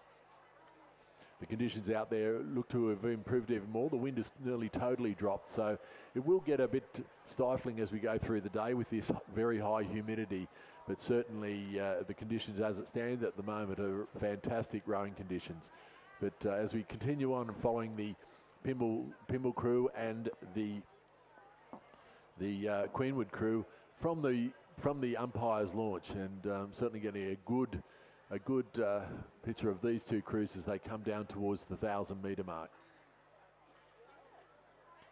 And just as a reminder, you can also follow the races live on the live stream.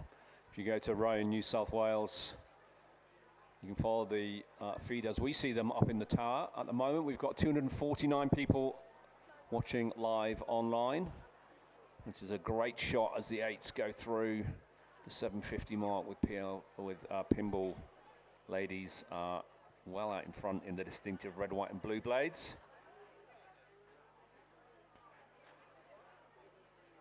Yeah, that's right, Nathan. They certainly are turning it on and have really tried to extend their advantage as they come down towards the 1,000 metre mark. And it will be that Pinball Ladies College crew going through in a time of 3 minutes 30.57. And they now have clear water over the Loretto Kirribilli and followed by now the St Catherine's crew have got an advantage over the Queenwood crew. They went through the 500 metre mark very close together, but certainly through the 1,000 metre mark, it was Pymble Ladies won in a time of 3:30 and well clear of the rest of the field as it stands. Still quite a little bit of a step back from the Loretto, also back to St Catherine's, but very tight after that. There's about 3 crews all vying for that 3rd and 4th position, but certainly looking very composed as they come through that 3rd 500, and certainly they will be looking at even extending their lead even more and pressing home their advantage. And looking back up on the course now, it is just fantastic conditions, Nathan. It's we can see the absolutely smooth water with the upset water as the boats go through coming down the course. Yeah, it's perfect. Absolutely not a breath of wind, which is great. It doesn't advantage any particular crews. No crosswind. It's very, very still out there on the water. Sun just breaking out. We'll be getting a bit warmer. Watch out for UV and keep hydrated if you're a competitor, even if you're a spectator.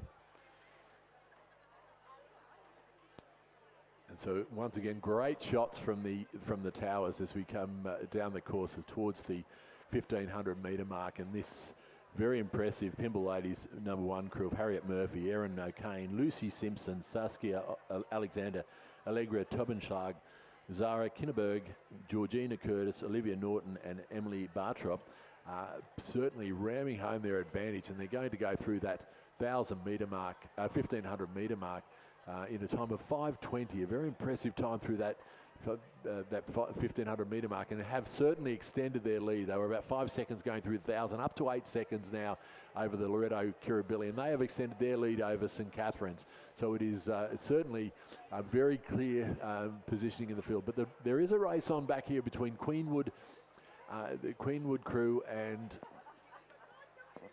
there's been Pymble Ladies #2 crew over here in the far lane. Certainly very close they came through, but looking totally untroubled as we come down to the last 400 metres. This Pymble Ladies crew looking very impressive, and they are certainly sending this boat home and leaving nothing to chance. And certainly with only a couple of weeks before the schoolgirl head of the river, they really want to make sure that they stamp their authority on this field, and let them know that they're going to be a force to be reckoned with in a couple of weeks' time.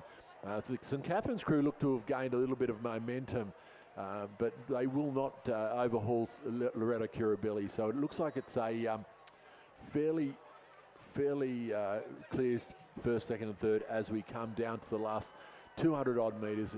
And it is this very impressive Pymble Ladies #1 crew who are coming down towards the line, and they are even extending their lead over the Loretto Kirribilli. Just looking a little bit flustered at the moment, probably looking out to the St Catherine's crew and making sure that they try to stay in there, but probably upsetting their boat a little bit. But it will be this Pymble Ladies #1 crew coming down to the line, and they are going to take a very, very good win over Loretto Kirribilli. It will be the Loretto Kirribilli coming down to the line with about 4 strokes to go, crossing the line in second place.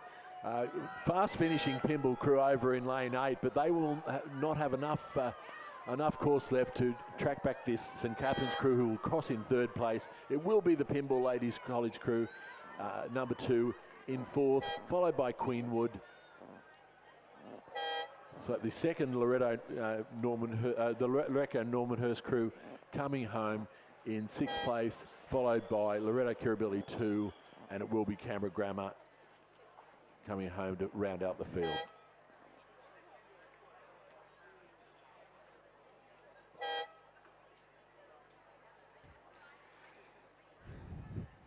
Great race there. Well done to Pymble Ladies in a winning time of 7:11.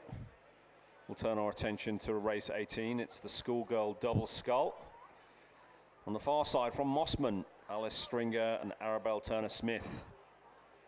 In lane 2 from Loretto Normanhurst, we have Hazel McPhail and Libby Lacko. From Canberra Girls Grammar in lane 3, Sophie Frost and Emily Walker. In lane 4 from Askham, Kitty Elias and Sabrina Coxlar. In lane 5 from PLC Sydney, Amelia Barry and Mia Wilson. In lane 6 from Canberra Grammar, Nellie Byron and Sophia Smith. In lane 7 from Loreto Kirribilli, we have Avery Bramble and Grace Woodward. In lane 8 from Sydney Girls, we have Annie Dang and Ariella Moniaga. And in lane 9, nearest the grandstand, from Tara School, Gemma Waterhouse and Leila Odbert. And as they go through the 500 metre mark, it's the 1,000 metre mark, it's the girls from Canberra Grammar, Nellie Byron and Sophia Smith, who seem to have somewhat of a commanding lead over, it appears to be the girls from Loreto Kirribilli. Almost 6 seconds behind. Then it's the Canberra Grammar girls, Nellie Byron and Sophia Smith, it's in third position. Then Askham, Kitty Elias and Sabrina Koskar, Tara Mossman, PLC Sydney, and then Len Loreto Normanhurst, according to the timing.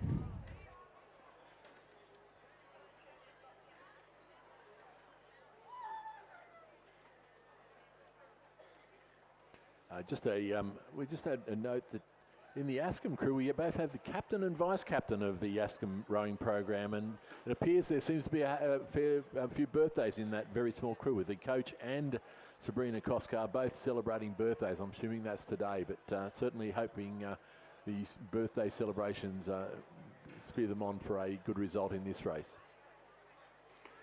It looks like they're going to have to do quite a bit if they want to take home a gold medal. So they come through the 1,500 metre mark, and it is the Canberra Girls Grammar School. In lane 3 of Sophie Frost and Emily Walker. Got a good distance on the crew from Loreto Kirribilli. Almost some 10 seconds behind. It's Avery Bramble and Grace Woodward, who are having a cracking race in second place. In third, it's Canberra Grammar, Nellie Byron and Sophia Smith. In fourth, it's the birthday girls and coaches of Askham, who indeed have some gap themselves.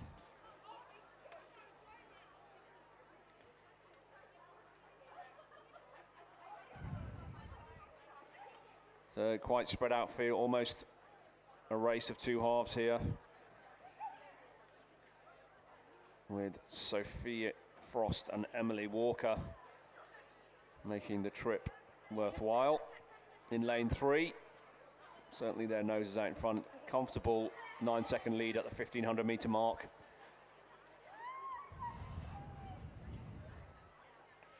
Have Avery and Grace from Loreto Kirribilli nearer the grandstand in the blue and yellow.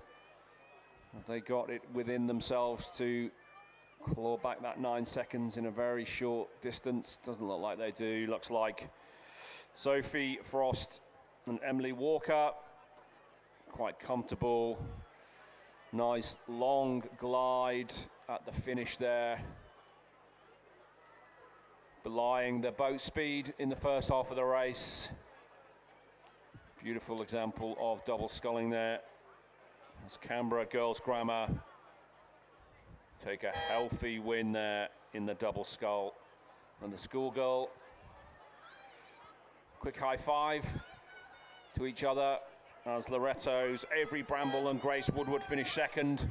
Very good result there for the girls in the blue and yellow. And likewise, Canberra Grammar, Nellie Byron and Sophia Smith take third. Not quite the birthday cake finish for Askham, who finished fourth. Kitty Elias and Sabrina Coxcart.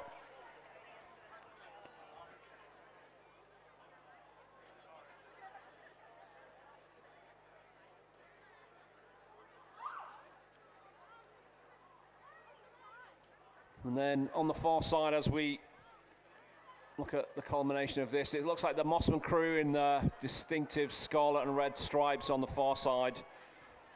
We're just maybe going to hold off the girls from Tara School on the near side. It's a long way to see your competitors, but as they go through,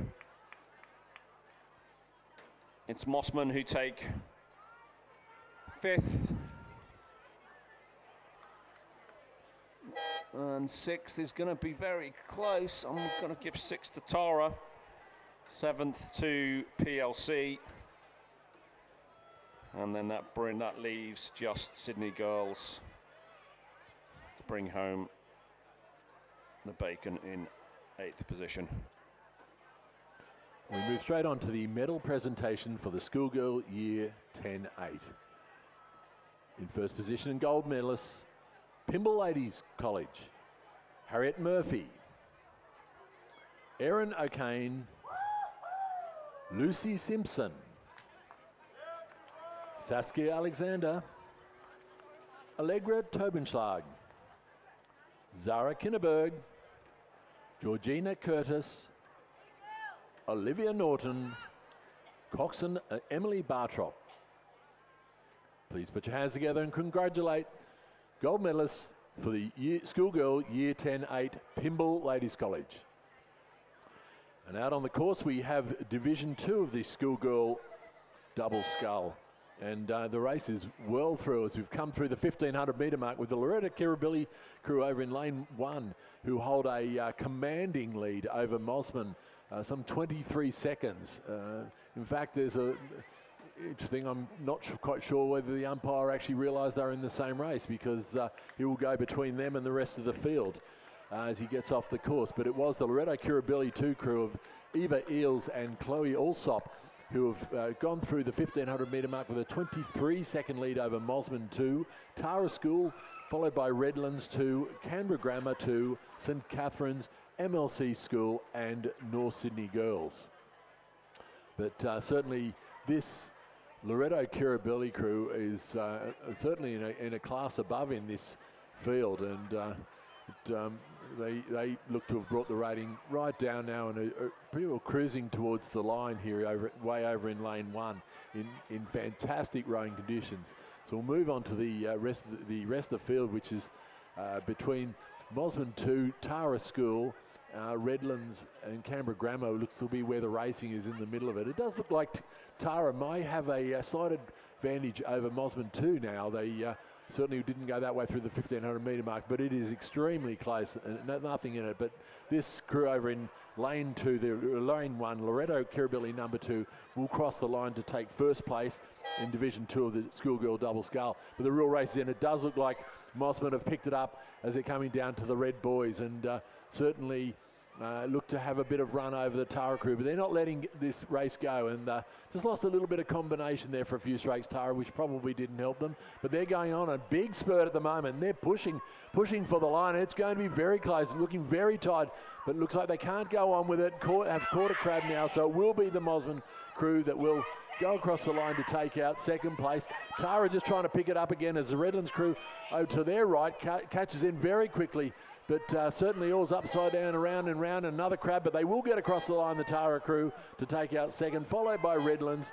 Then it will be the Canberra Grammar crew over in lane 8, followed by St Catherine's in lane 9. It will be the MLC crew coming across the line in lane 5. And we've still got a little bit of a distance back for the North Sydney Girls crew over in there in lane 2 and Sydney Girls.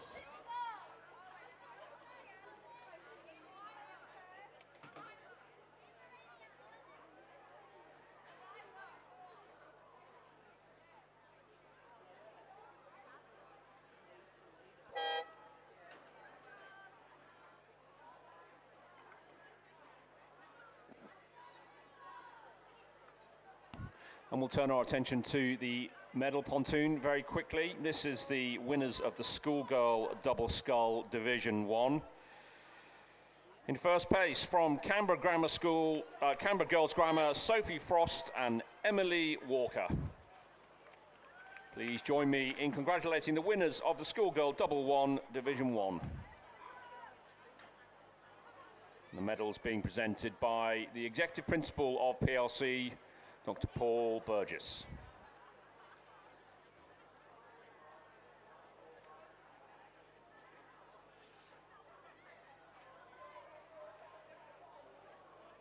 Already underway is race 20, the schoolgirl double scull division 3. On the far side, we have Hoda and Leahy from Pimble Ladies. In lane 3, Rebecca Elisha and Sophie Murphy from Canberra Girls Grammar.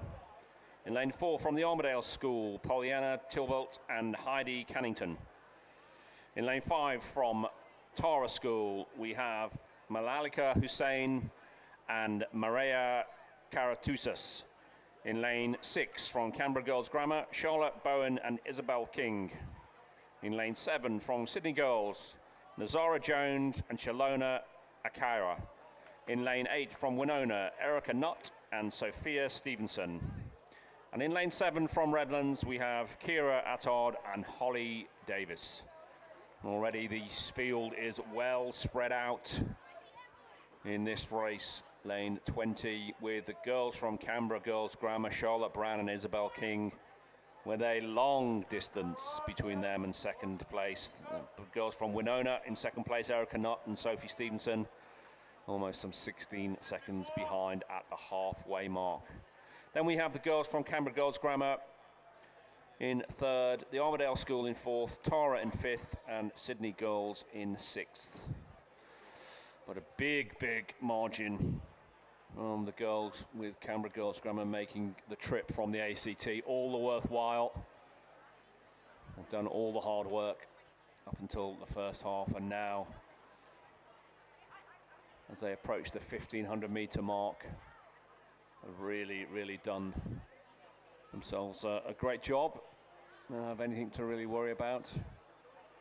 In the middle of the field in lane 6, Canberra Girls Grammar of Bowen and King.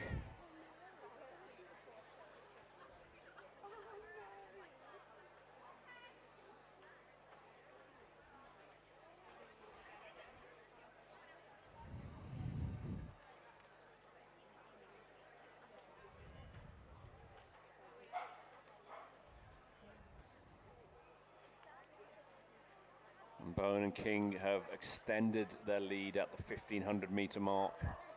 Put on another 6 seconds, so they're 21.5 seconds in front of the girls from Winona, Nutt and Stevenson, who are themselves of clear water from the girls from Canberra Girls Grammar of Elisha and Murphy.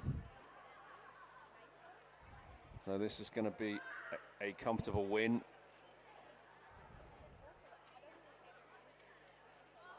A comfortable win for Canberra Girls Grammar.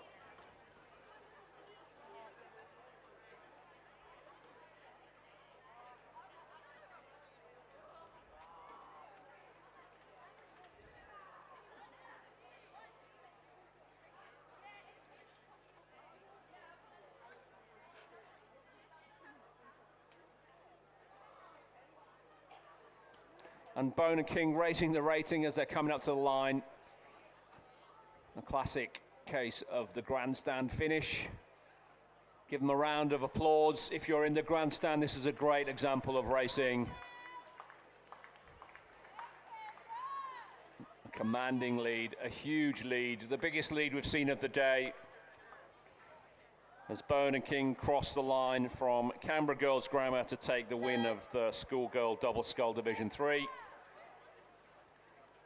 Likewise, the girls from Winona, Erica Nutt and Sophia Stevenson, who are going to finish second. It's good to see Winona represented here today. Not a huge rowing program at Winona, but increasingly they're appearing at these regattas, which is great to see. Erica Nutt, Sophia Stevenson across the line.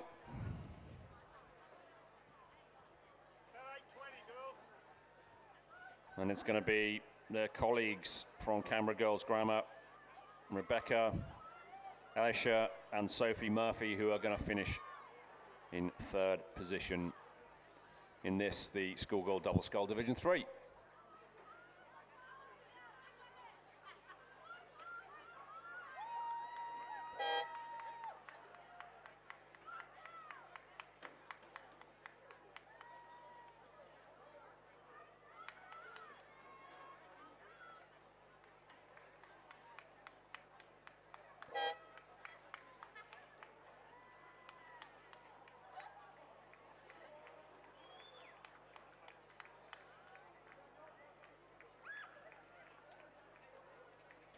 And we've just missed, unfortunately, the medal presentation for Loretto Kirribillis.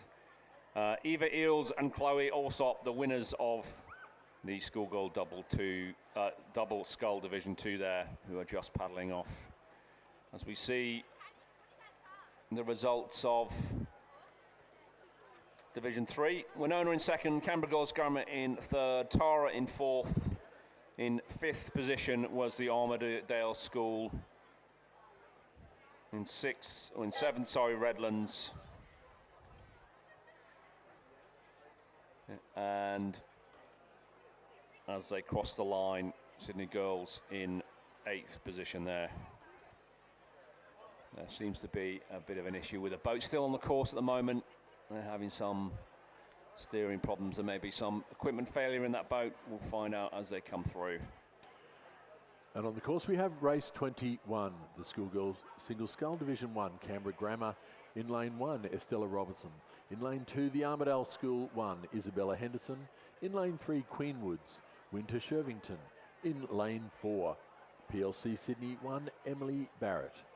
Lane 5, Roseville 1, Grace McKinley, coached by Jack Henderson.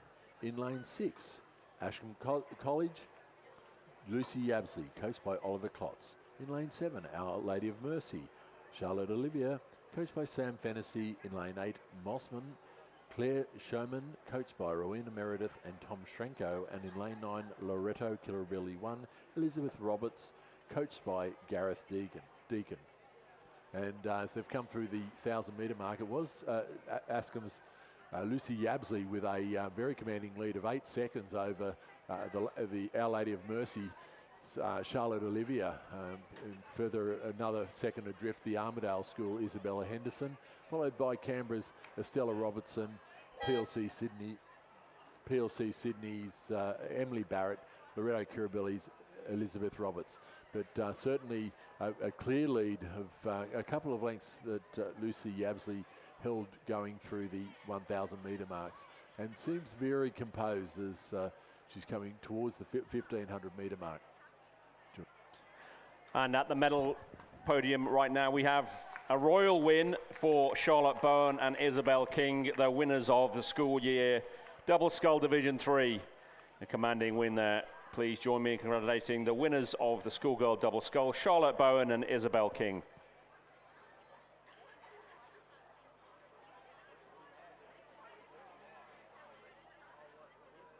Through the 1,500-metre mark, we certainly still have Lucy Yabsley from Ascombe number 1 coming through in first place through that 1,500-metre mark, and has extended her lead by a couple more seconds. She goes through with nearly a 10-second lead over Estella Robertson from Canberra Grammar, followed really closely by Our Lady of Mercy. So those two have swapped positions over that third 500 metres. And it was the Armadale School's Isabella Henderson coming through in 4th place. So the big mover has been Canberra Grammar's Estella Robertson, who has come right through the pack and to move up into 2nd place. It does, as you can see out on the course now, as they come down towards the last 250, 300 metres to go, that Lucy Yabsley from Ascombe College holding a commanding lead. And it certainly is a big effort coming from the Canberra Girls Grammar crew over in lane 1. The Our Lady of Mercy over here in lane 7.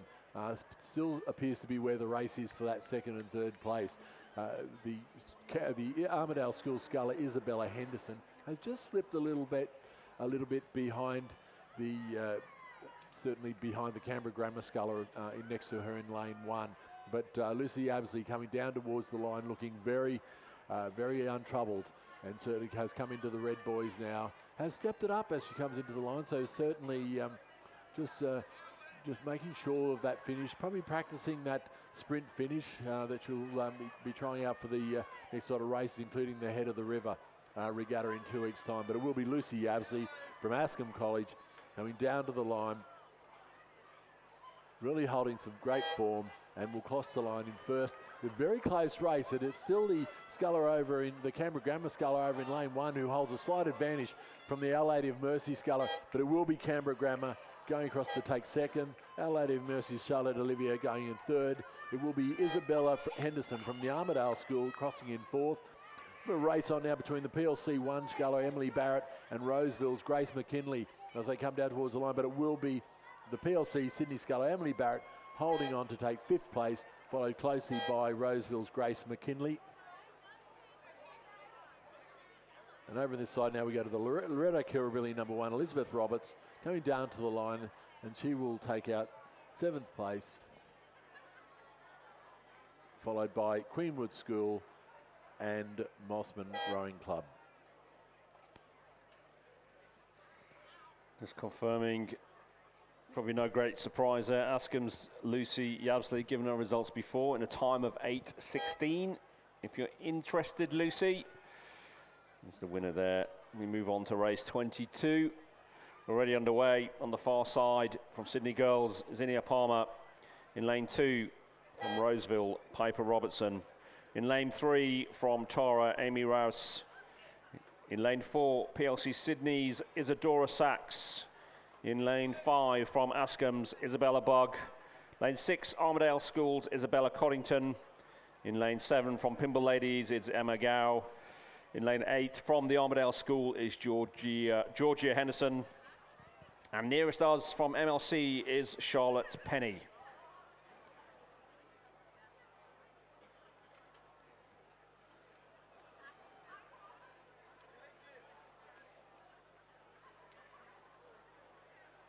And as they come through the 1500 metre is Askham again in the lead, Isabel Bugg with a 9-second, almost 9-second lead over MLC's Charlotte Penny in lane 9.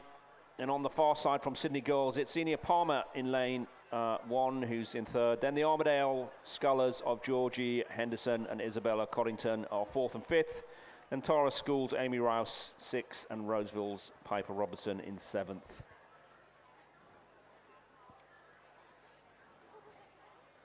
There are a couple of scullers out the back, some fairway. We'll find out what the issue with them, but looks like again Askham's quality in this event is coming to the fore. Isabel Bugg looks very controlled as she comes into the last 250 meters. Maybe a little bit of pressure coming on from Charlotte Penny in the near side on her left side.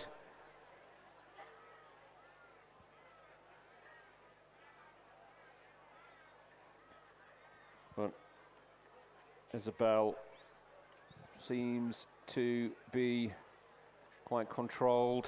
Bit of an issue from Charlotte Penny. Just steering slightly into the boys, as that will just take her attention away from this sprint finish. Certainly on the far side, Zena Palmer from Sydney Girls. I don't know whether she can see her, but Charlotte Penny needs to correct her steering to keep in the middle of the lane. She's gone from one side to the other. Now hitting the other boys. Let's just get a line so we can really press the finish in the last 100 meters. And it's a very comfortable win for Askham's Isabel Bugg. And the red and yellow of Askham takes another win for the school. And on the far side, it's going to be Zena Palmer who's taken advantage of Charlotte's steering there to finish 2nd. Charlotte Penny from MLC just finishes 3rd, just a length and a half behind. Great result for Georgia Henderson in 4th for the Armadale School, who's just in front of Isabel Coddington, her colleague, who finishes 5th. Tara's Amy Rouse is finishing 6th. Piper Robinson from Roseville is in 7th. And we have at least one sculler out there and one scratch, but I think it's going to be a scratch from Pimble Ladies in lane 7. But it looks like Isadora Sachs in PLC is still, she may have had a bit of an equipment issue there, but she's going to bring home that race, number 22, who was won by Isabel Bugg from Askham. We're now well underway in race 23, the Division 3 of the schoolgirls single scull. as they come down towards the 1,000-metre mark. We'll just do the 1,000-metre call, and then we'll go over to the medal presentation for Division 1 of the schoolgirl single scull. But it is certainly the skirt field is Loretto Kirribilli, Sarah Holt in lane 1, Tara Schools, Hannah Wilkins in lane 2, lane 3, Canberra Grammar 2, Hannah Griffiths in lane 4, Sydney Girls 2, Bonnie Steele in lane 5, Loretto, Normanhurst, Amelia Branley in lane 6, the Armidale School, Claire McDowell in lane 7, North Sydney Girls, Xuan Ding in lane 8, Redlands 2, Georgina Hurley, and in lane 9, Queenwood, Sophie Bennett.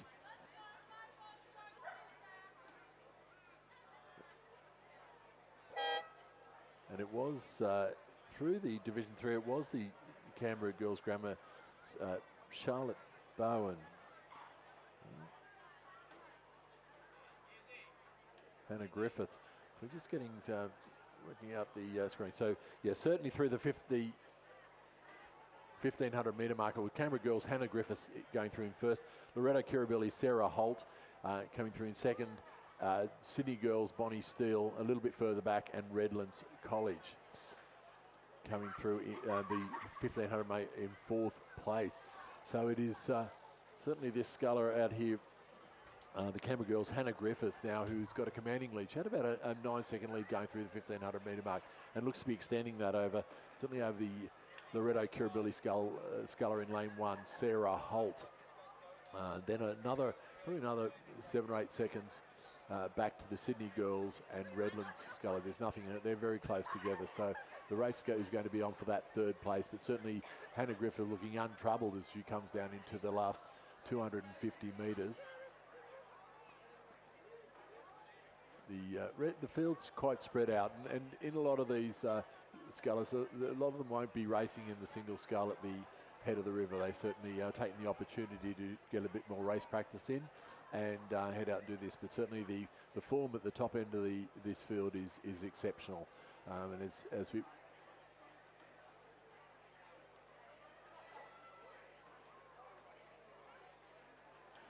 we have the Canberra Hannah Griffiths now into the last 100 metres, coming down the line looking very untroubled. She looks to have extended her lead even a little bit more over the Kirribilli sculler Sarah Holt over in lane 1, who in turn has increased her advantage over Bonnie Steele, the Sydney Girls sculler in lane 4. Over on this side, the Redlands sculler in lane 8, Georgina Hurley is certainly pushing for the line, and it will be very close between the Sydney Girls sculler and the Redlands sculler, but it was an easy win for Hannah Griffiths in the end, and crossing the line well ahead of Sarah Holt, who comes across in second place.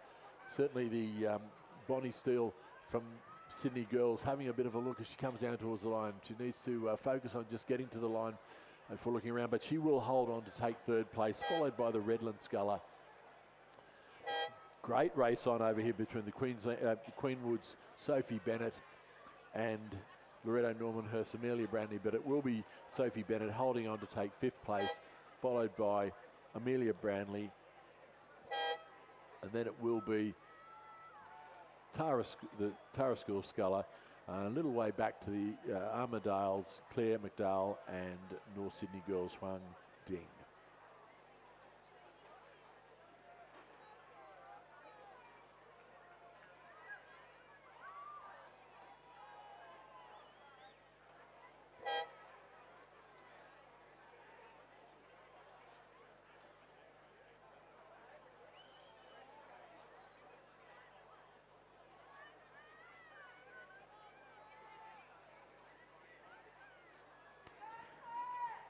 We just saw at the medal ceremony there, the medal being awarded to Isabel Bogg, the winner of the schoolgirl single scull Division 2, winner by quite some distance in a time of 8:43.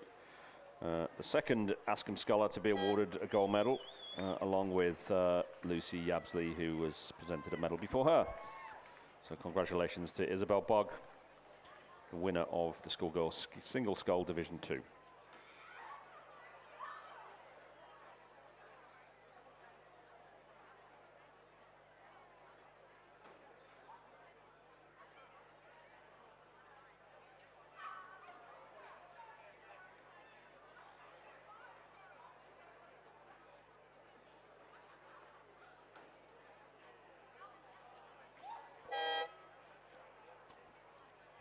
And race 24 is already underway. It's the schoolgirl single scull Division 4. On the far side from St. Ursula's, Bianca McKenzie.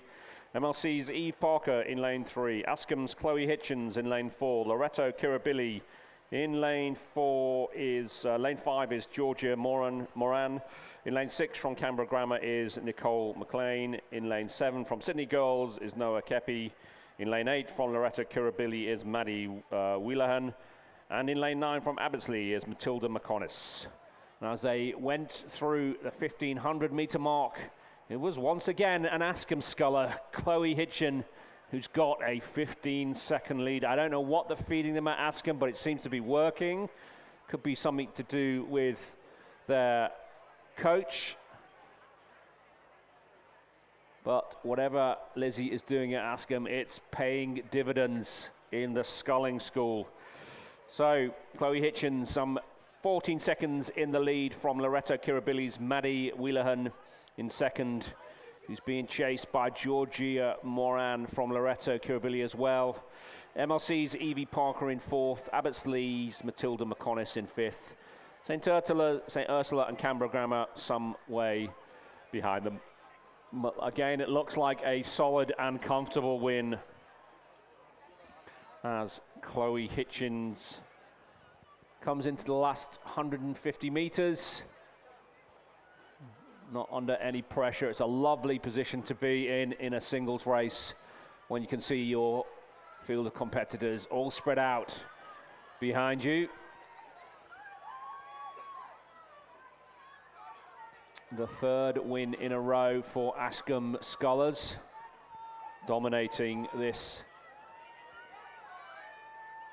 event, the schoolgirl single scull. Chloe Hitchens in a very leisurely rate will take first place. It's going to be a battle between the two Loretto Kirribilli scullers, Georgia Moran and Maddie Wheelahan. Maddie just a little bit of a wibble as she's coming into the final 100 meters, but she's picked it back up and she's pushing hard. She's pushing really hard on Georgia. It's going to come down to the wire. Has Georgia just done enough to keep her nose in front? It's less than a boat length, and it's going to come down to the last stroke. That's going to be very, very close indeed. Hard charging Maddie there. It's just been given. It's a photo finish there for second and third. On the far side, it's going to be the MLC school in fourth, Evie Parker. Abbottsley's Matilda McConis is going to finish fifth. Great result from St. Ursula's Bianca McKenzie in sixth. Canberra Grammar, Nicole McLean. And a couple of scholars still out there. That's going to be a photo for second and third. Bragging rights in the boathouse down at Middle Harbour between the two Loretto Kirribilli scholars of Georgia Moran and Maddie Whelan. But a dominant win there for Chloe Hitchens from Ascom. Let's just wait for the official result of that. Too close to call from the tower. As we have Noah Kepi, give her a round of applause. Noah Kepi from Sydney Girls will finish the field off. For Sydney Girls, just crossing the line now. Let's see if these results are in. Georgia and Maddie. Really close. Maddie just absolutely caning it in the last 100 meters to wind Georgia in, who had somewhat of a clear lead at the 1500 meter mark. Just while we're finding out the result of that photo finish, and we've just had the medal presentation for Division 3, the schoolgirl single scull. And in first position in gold medalist, Canberra Grammar 2's Hannah Griffiths. Please give a round of applause for Hannah and the rest of the field.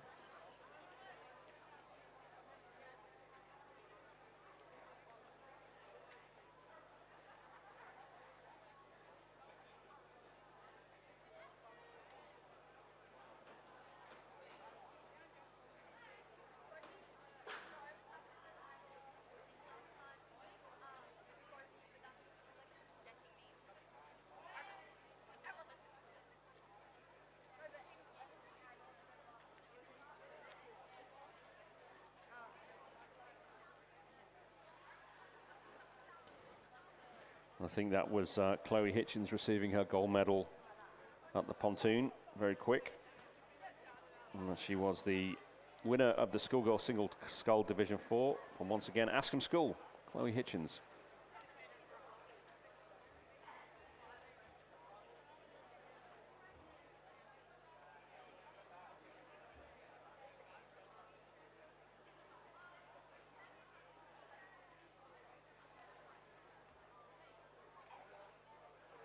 And we're moving to race 26, which is a consolidated Division 1 of the Division, there is a Division 1 of the Schoolgirl Year 8 coxed quad scull.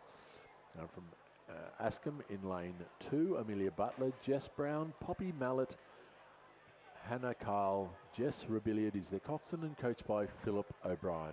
In lane 3, PLC Sydney, Anna Prokhorov, Lara Sangster, Zara Rutherford, Marja Burnett and coxswain Eleanor Short.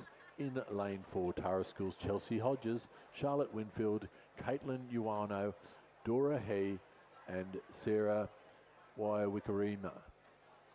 In lane 5, Queenwoods, Elizabeth Fangoanuki, Penelope Curry, Lucinda Hughes, Manola Taylor and coxswain Cara Sheeran. In lane 6, Loretto Kirribilli 1, Charlie Orth, Addie Bartlett, Lulu Chidgi, Harriet Fallon and coxswain Audrey Lonergan. In lane 7, Pimble Ladies, Eloise Gavagna, Edith Cullinane, Peyton Ashton, Daisy Lay, coxswain Hilary Ayres. And in lane 8, Loretto Normanhurst, Charlotte Horden-Smith, Constance Whitaker, Clara Bradford, Camilla Lampy and coxswain Ava Forrester. And they are certainly away, and it does look like the PLC Sydney and Tara have got off to a very strong start. We're just following the umpire's vote as well on the course, and it looks like we could be behind Ariel Pergelli. It does indeed. A little bit hard to see where they're going, but it does look to be Loretto Pergelli that's having a slight lead for Queenwood. So we'll pick that if we come through the 500 metre mark.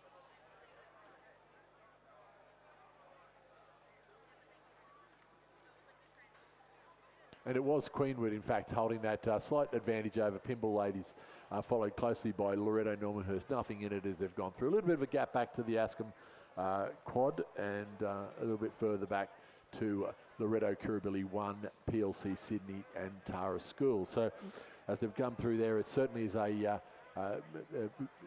first three look to have cleared out from the rest of the field, with Queenwood, Pimble Ladies College and Loretto Normanhurst 1 vying for the lead. Looking very strong is this Queenwood crew, and they certainly looking the goods. But all the action is over on this side of the field, with the Pimble Ladies and Loretto Normanhurst number 1 going stroke for stroke in lanes 7 and 8. But they look like the crew in lane 8, the Loretto Normanhurst crew, looks like they've got a bit of momentum now, and look like they've come over the top of the Queenwood crew, and certainly it is going to be a very close race. They've just pulled away a little bit from the Pimble Ladies College crew inside of them, and it does look to be where all the action is. A few steering problems now in the Queenwood crew, which won't help their cause, but they still probably hold a slight advantage. But there's absolutely nothing in it as they come down to the last 200 metres, and it does look like the boat with all the momentum is the Loretto Normanhurst number 1 crew over in lane 8, and they are coming home very strongly and look to have taken the lead from the Queenwood crew. The Pimble crew over in lane 7 also look coming home very strongly, and they are pushing for it.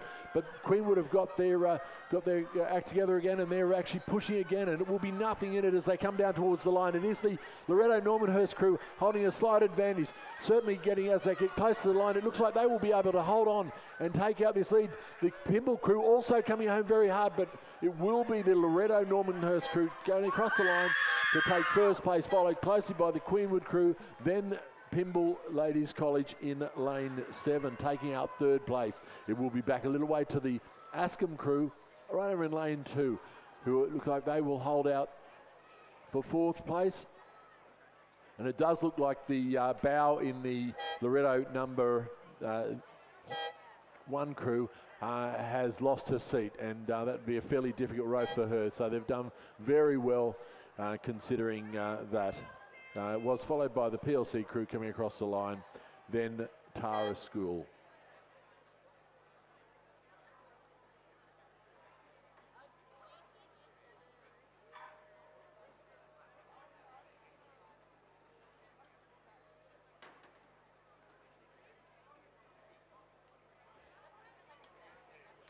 And we have the next race, race 27, the Schoolgirl Year 8 Coxed Quad Scull Division 1. It's the second heat of this on the far side of Canberra Girls Grammar. In lane 4, Roseville. In lane 5, St Catherine's. In lane 6, Redlands. In lane 7, Sydney Girls. And lane 8, News Grandstand MLC. Not an awful lot in this as they went through the halfway mark. St Catherine's were in the lead by just under 2 seconds from Roseville. And Canberra Grammar, again, a canvas length behind in 3rd. Then Redlands, some way behind. Then MLC School. And Sydney Girls bring up the rear of the field. Coming into the last 250, it looks like St Catherine's in the middle in lane 5. They've still got their noses out in front, maybe more than a canvas as they had at the halfway. St Catherine's from Roseville and Canberra Grammar. It looks like Canberra Grammar are pushing hard on Roseville for the third or second position. It looks like St Catherine's have still got their noses out. But on the far side, Canberra Girls Grammar in the white and green boat. They seem to have most of the momentum at the moment. St Catherine's just maybe tiring a bit.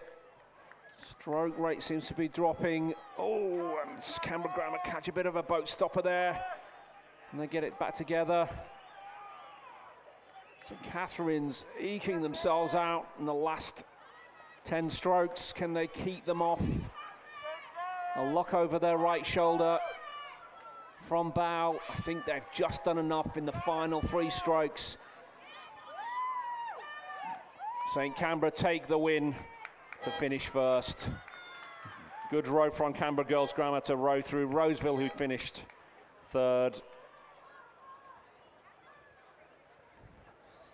It's going to be Redlands who are going to hold off Sydney Girls and MLC. So Redlands will finish 4th.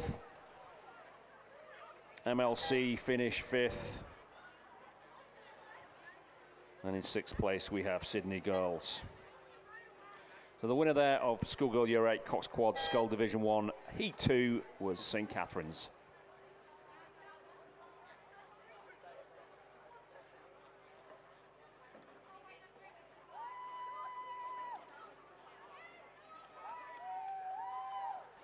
We'll turn our attention very quickly to the race pontoon. It's the Schoolgirl Year 8 Coxed Quad Scull Division 1, Heat 1. Great win here. And I think it's the first time they've been on the medal podium today.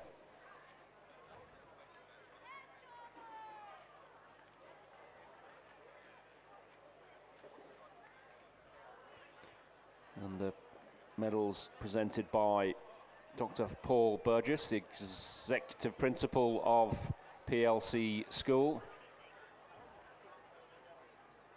So the winners of Year 8 Coxed Quad Scull Division 1 from Loretto Normanhurst, Charlotte Horden-Smith,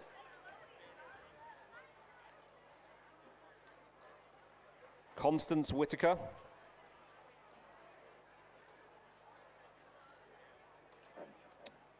Clara Bradford, Camilla Lampe, and Cox Ava Forrester. Please join me in congratulating the winners of the Year 8 Cox Quad Scull Division 1, Loretto Normanhurst.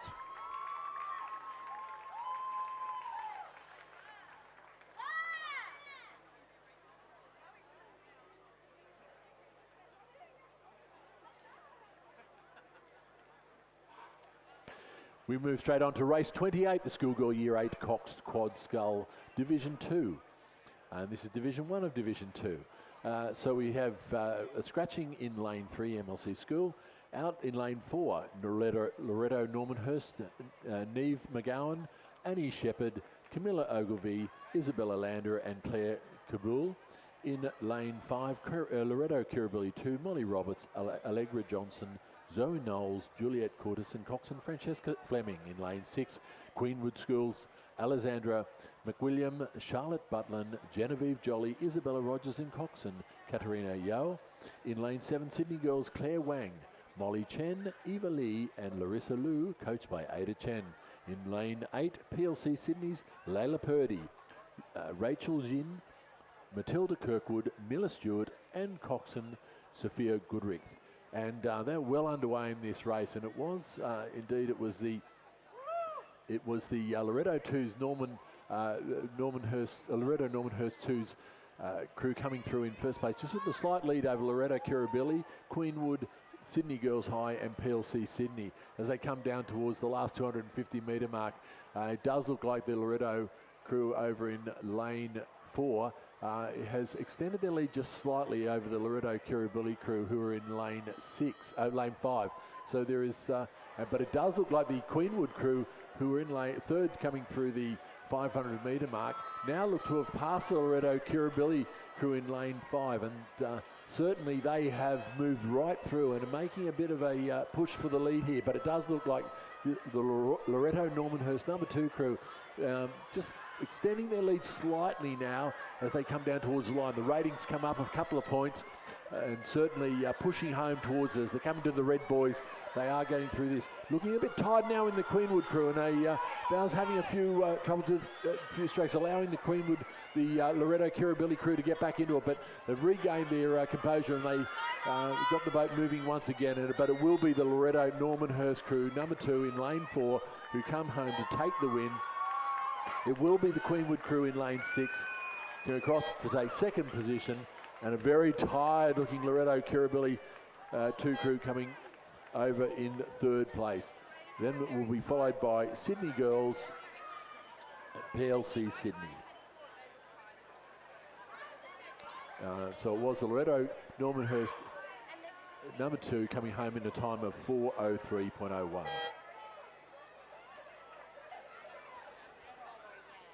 And we'll turn our attention to the medal podium once again. This is the presentation of the Schoolgirl Year 8 Cox Quad Scull Division 1 Heat 2.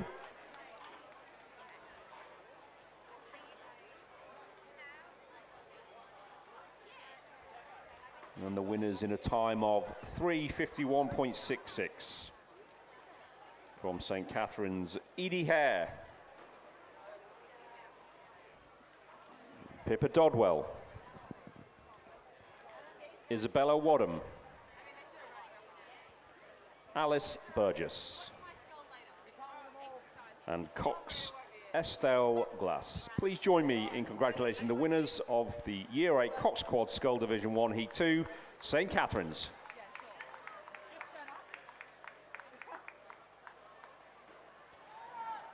And race 29 is well underway, almost in the closing stages. This is the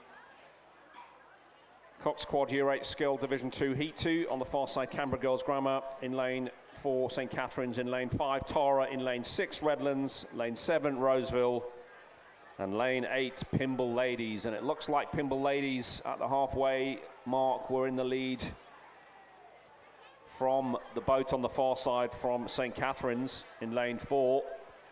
Bit of steering issues from Pymble, but looks like they've still got their noses in front as they're nearest the grandstand. Still some steering issues from Pymble Ladies.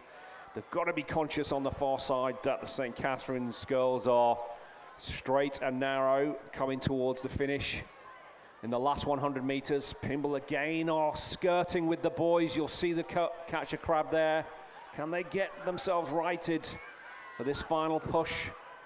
Looks like they have got it together again. St. Catherine's don't seem to really want to be taking advantage of this. Pymble Ladies, stroke rates going up again. Bow literally turning her head from side to side. I'm sure a coach will be talking about her about that. It's not the way to row at all. But she's going to have taken the first place for Pymble Ladies. just from St. Cat's in second position.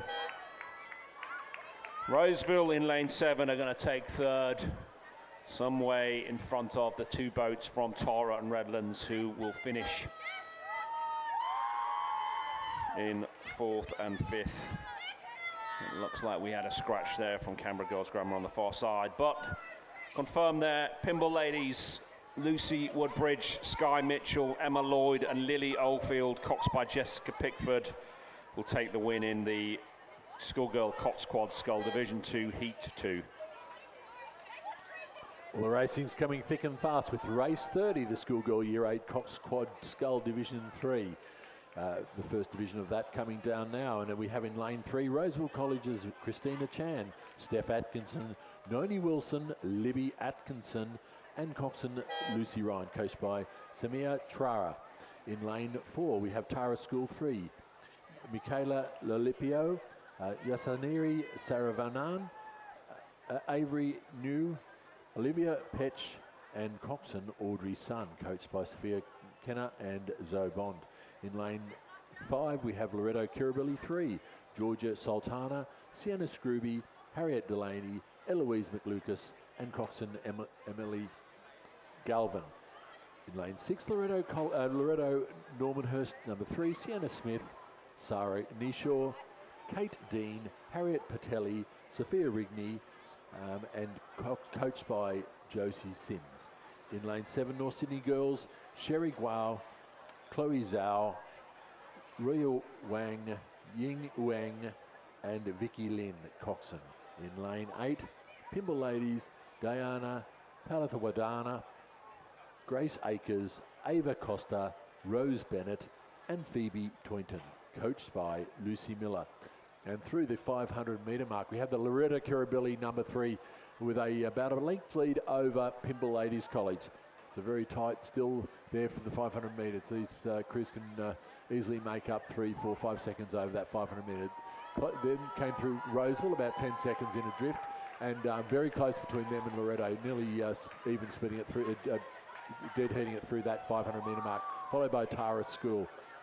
So coming down to about 400 metres to go, and it does look to be that Loretto Kirribilli crew in the Loretto Kirribilli crew in lane 5 that has come out to a bit of a lead, but a few dodgy strokes there in that crew, and it has allowed the Pymble Ladies crew over in lane 8 to pass them now, and certainly the couple of poor strokes, but they look to be going again now in that Loretto Kirribilli crew has not been very good for them, but they do look to have picked it up again and are back up into their boat speed. A few steering issues, but it does look like this Pymble Ladies College crew who have just maintained their composure and come down this lane, but even they now are starting to take a few looks out at the other crew, and as Nathan said in the previous race, once you start looking out of the boat, it can really upset the rhythm of the boat, and that certainly is the case in this Pymble crew at the moment. There's heads turning everywhere, which is allowing the Kirribilli crew now to make stage a great comeback after some poor strokes themselves, and the race is really on here, and it will go right down to the wire as they come into the last 150 metres. It does look like the Pymble Ladies crew once again has put on a great spurt, but it's nothing in it as they come into the red boys, and it will be stroke for stroke coming down to the line between the Loretto Kirribilli crew and Pymble Ladies College crew, and certainly it's going to be very, very close. There is absolutely nothing in it with only about 5 or 6 strokes to go, but it does look like the Pymble Ladies College have got the best of it as they've come into the last 50 metres, and they will go across the line to just edge out Kirribilli, followed by a little bit further back to the Loretto Normanhurst, a little bit further back to the Roseville College, followed by Tara and North Sydney Girls.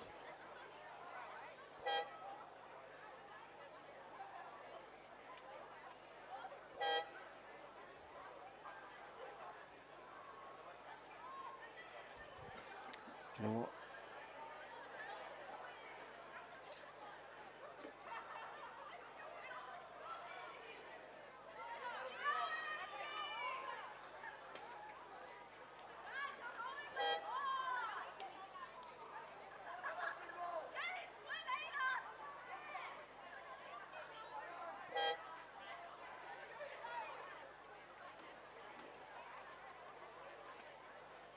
And we'll turn our attention very quickly to the medal pontoon.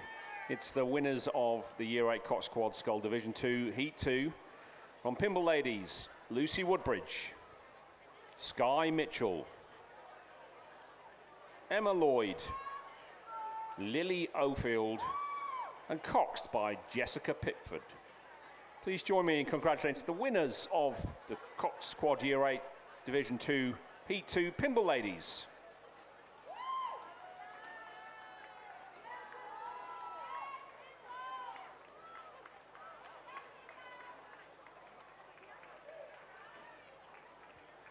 And we'll go back to the start. Another Year 8 Cox Quad Scull Division 3, Heat 2. On the far side, Canberra Girls Grammar. In lane 4, PLC Sydney. In lane 5, Queenwood. Lane 6, St Catherine's, and in lane 7, Sydney Girls. 1,000 metres, they're on the start. They're coming forward to attention.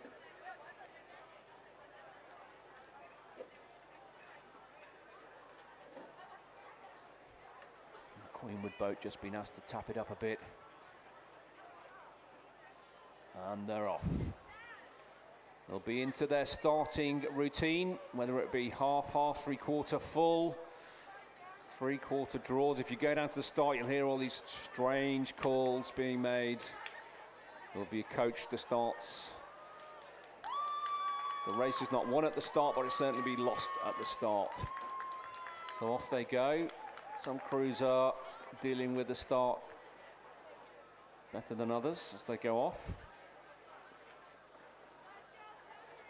But as Rob was saying before, lots of these relatively inexperienced scullers locking out of the boat, particularly in the bow position. You look over, you want to see where you are relative to the other boats. All these boats have coxes, so it's not a steering issue. It does throw off the balance somewhat.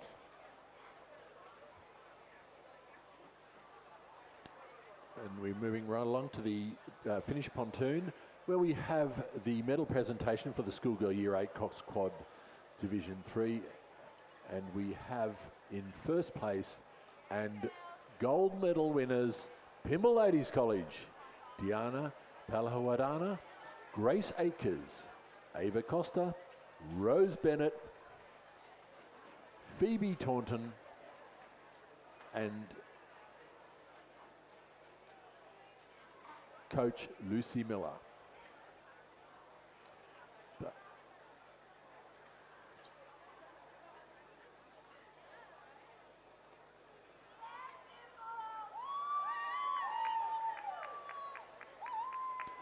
Please join me in congratulating Pymble Ladies College for gold medal in the Year 8 Cox Quad Scull Division 3.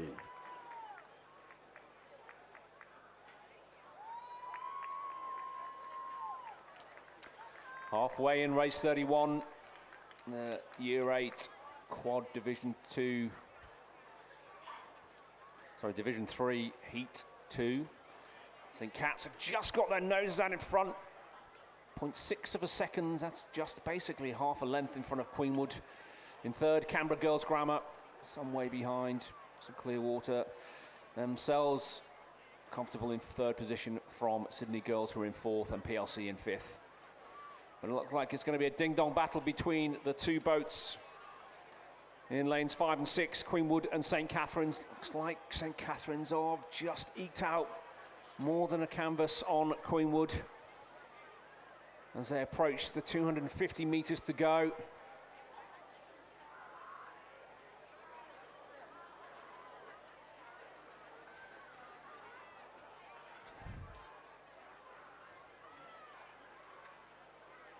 It looks like there's some steering issues at the back of the field, but let's not be too concerned about that. And it's going to come down between St Catherine's and Queenwood, going blow for blow at the moment, stroke for stroke. Both crews, though, looking a bit raggedy as they come into the last 200 metres. Which boat is going to find the composure first, and the steering and the line first, and keep that length and rhythm together?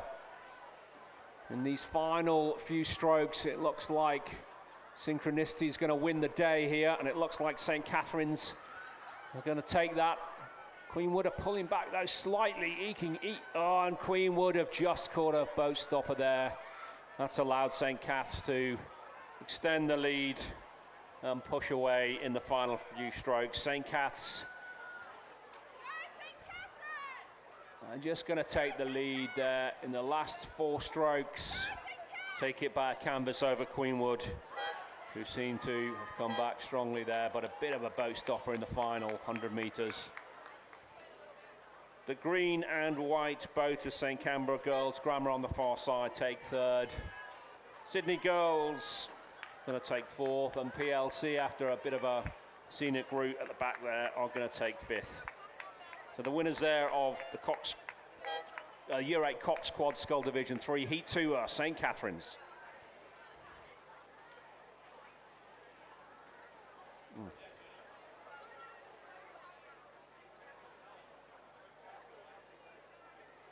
On the start line, we have race 32. Schoolgirl Year 8 Cox Quad Scull Division 4 in lane 2, St. Catherine's, Edie Arthur, Abby Markham, Francesca Gibson, Scarlett Cowdrey, and Coxon Bailey Dew, coached by Layla Gaston. In lane 3, Pimble Ladies, Summer Macon, Amber Lewis, Annabelle Stack, Bronte Cadno, and Coxon Annika Verma, coached by Samuel Hines. In lane 5, Roseville College, Sophia Belzer, Mia Darcy, Ava Darcy, Verity Spark, and Coxon Chloe Zhang, coached by Lucy Thompson and Angelina Bogarshan. In lane 6, Queenwood, Emily Zhu, Maddie Ellison, Scarlett Clark, Georgia Self, and Emily Gilchrist is their coxswain. In lane 7, Loretto Kirribilli 4, Waverley Russell, Penelope House, Eloise Christian, Sophie Dobbin, and Eloise Mikkonen is their coxswain. In lane 8, Canberra Girls Grammar, Angelina Josie, Matilda Bladen, Lucinda Barlow, Lucy Morrow, and coxswain Eliza Miller.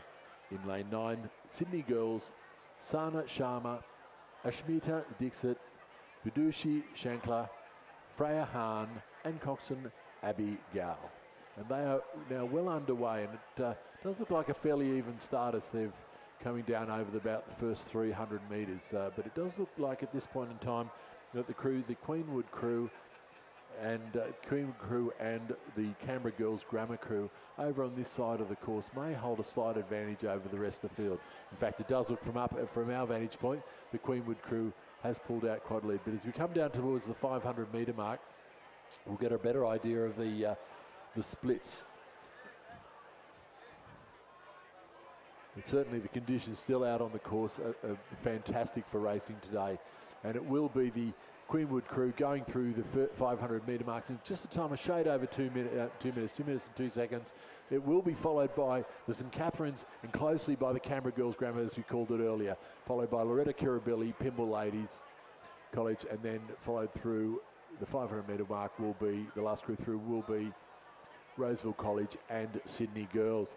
But certainly as we come down to the last 400 metres, this Queenwood crew looking very polished out in front for a Division 4 of a Year 8 Cox Quad, just showing the depth of the Queenwood program, and certainly making short work of the rest of the field as we come down. But the real race now looks to be between Loretto Kirribilli and Canberra Girls Grammar over here in lane 7 and 8, and they certainly are going stroke for stroke, although there's just been a bit of a wobbly couple of strokes by the Loretto Kirribilli crew, and that's allowed the crew right over on the other side, the St. Catherine's crew, to come through and challenge there for them for that third position. But the Loretto Kirribilli 4 now has got their boat underway again, but not troubled at all is this Queenwood crew out in front, and they look to have the race well covered at the moment. The St. Catherine's crew over in lane 2 though has really made a comeback and have pushed right up, and they even could be in second position as we come down to the last 150 metres. Certainly Loretto Kirribilli are doing it on, they're on, and then they're off, and then they're on again. But now they look like they're back on again and got some real momentum. At the moment, though, they look like they're coming towards the boys. So they'll just want to stay off the boys and Canberra Girls Grammar. So looking a bit tight on the steering over this side of the track. But it is the Queenwood crew coming into the last 50 metres. The St Catherine's crew over the other side have stayed out of all the trouble happening over on this side of the course, and they do look like they've tied down second position. So the Queenwood crew coming up to the line will get across the line to take first position in this Division 4 of the Schoolgirl Year 8 Cox Quad. It is the St Catherine's crew right over in lane 2 who come home for a very good second place. The Loretto Kirribilli number 4 holding on for third, followed by Canberra Girls Grammar. It will be then Pymble Ladies College, followed by Sydney Girls, Roseville, sorry, and then Sydney Girls. So the finishing time was 4 minutes and 10 seconds for Queenwood School.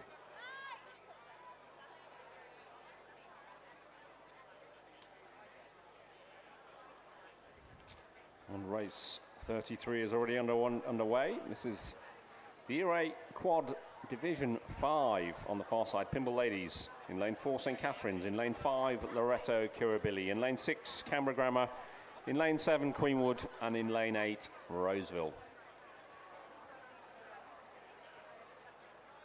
And just a reminder for spectators and coaches, parents, please wear your helmet when you are on your bikes.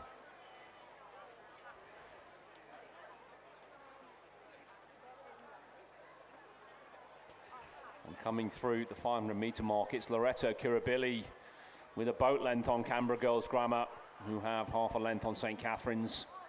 In 4th place, Queenwood. In 5th place, Pymble Ladies.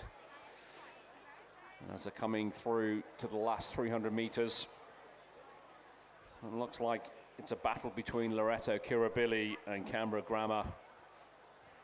Looks like Loretto Kirribilli in lane 5 may have just stuck in front of Canberra Girls Grammar in the green and white boat. They seem to have got everything together now and pushing for the line. Canberra Girls Grammar, just a couple of miss strokes there.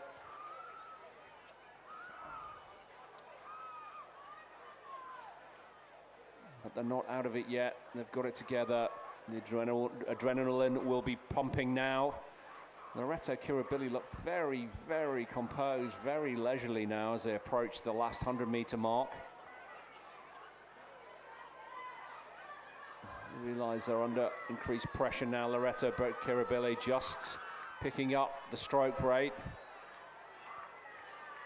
Canberra Girls Grammar just in touch with them. And it looks on the far side. The St Catherine's boat is going to finish third from Queenwood. He'll be in 4th, maybe 5th.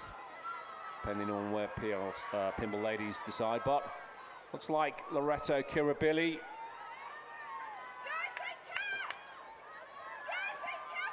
doing some great work. Amy Clay over at Loretto should be very happy with that.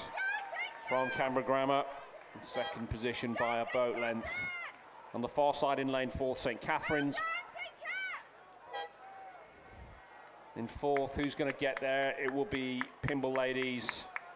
And the red, white and blue take it over from the grey and red of Queenwood in 5th. And some way behind we have a Roseville crew will finish in 6th position.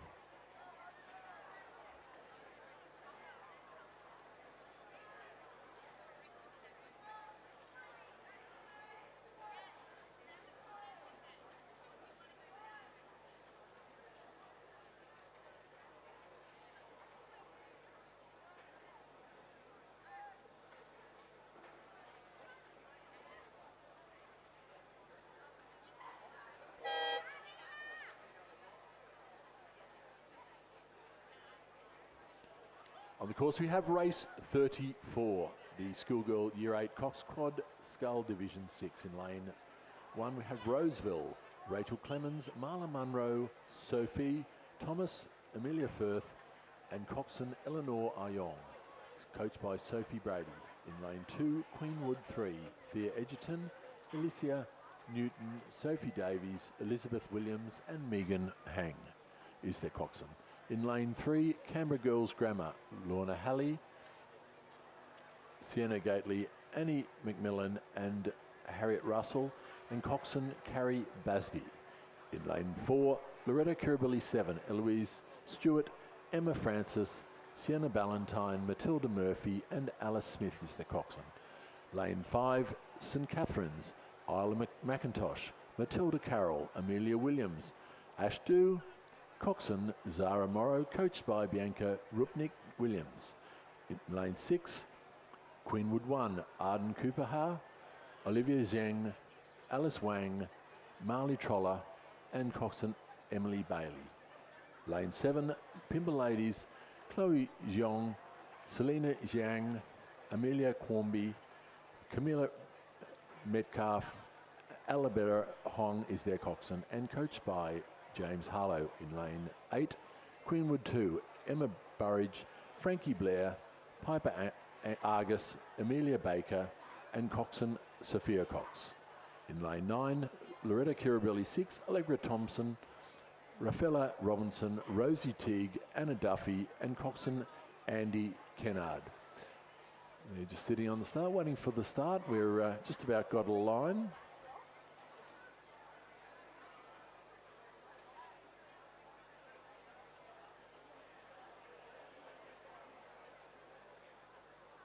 We've just had a change in commentary. Nathan has stepped out and Clement has stepped in to take you through the next hour and a half or so. Good morning, boys and girls, mums and dads, grandparents and everybody on the live stream.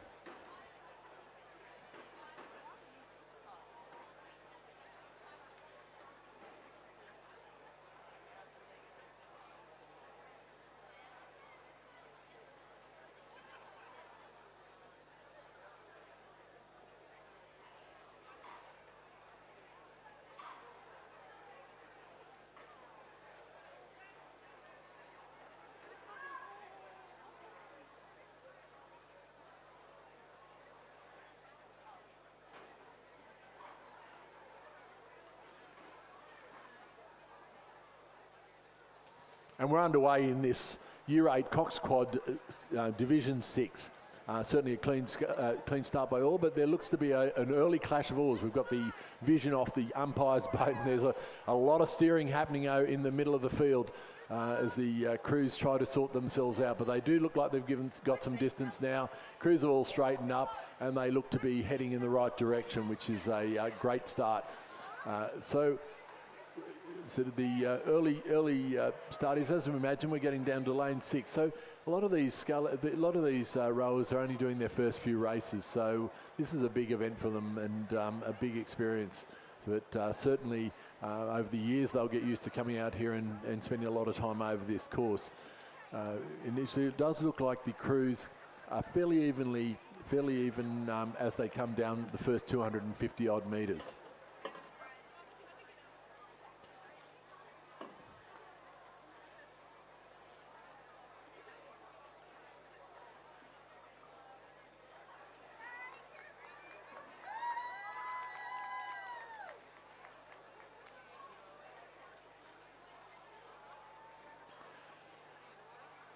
As we come down towards the 500 metre mark, it does look to be a very tight race, and between the crews, predominantly on this side. The crews over in lane 1 and 2 look to have fallen back just a little bit as they come towards the 500 metre mark. But as they come down the course, we'll turn our attention to the medal presentation for the schoolgirl Year 8 Cox Quad Scull Division 5. And in first place and gold medalists from Loretta Kirribilli, Molly Maddock, Georgie Ryan, Grace Zuckerman, Lily Heyman and coxswain Pip Kay. Can you please put your hands together and congratulate Loretta Kirribilli in first place in the Division 5 of the Schoolgirl Year 8 Coxed Quad.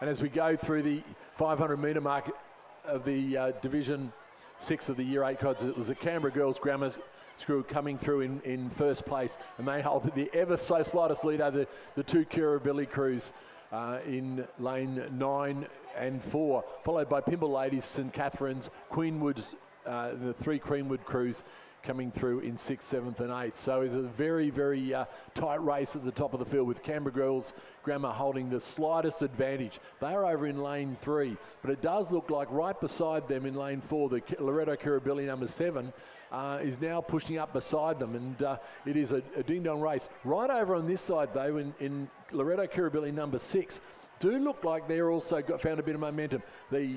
Certainly the crew in Loretto Kirribilli 7 has just had a few poor strokes, which hasn't helped their cause in trying to pull back the crew from Canberra Girls Grammar. But over on this side, the Loretto Kirribilli number 6 crew, they look like they've got all the momentum at the moment as they come down to the last 250 metres. Just Canberra Girls Grammar just struggling a little bit now, but look like they've got their crew work back together again, as have the Loretto Kirribilli number 7. Over on this side, the Pimble Ladies also in the mix. So it's going to be a very tight race, but there's a big crab caught in the Canberra Girls Grammar crew. It is an absolute boat stopper. It has stopped them dead in their tracks, and they don't look like they're going to recover from that. But it will be then allowing this Loretto Kirribilli crew over in lane 9 coming through, and they look like they're going to take a very good win over the other Loretto Kirribilli crew in lane 4. A few ordinary strokes, and it does look like the 3 seats off her seat at the moment as they come down to the line, but it will be lane 9 coming across in first place, followed by Loretto Kirribilli 7 in second. It will be the Pimble Ladies in third. Queenwood coming down to the line, very tight between them, but it does look like Queenwood will take out 5th place, followed by St Catherine's. Queenwood, the Canberra Girls Grammar is now going again, and they will come across the line, followed by Queenwood and Roseville.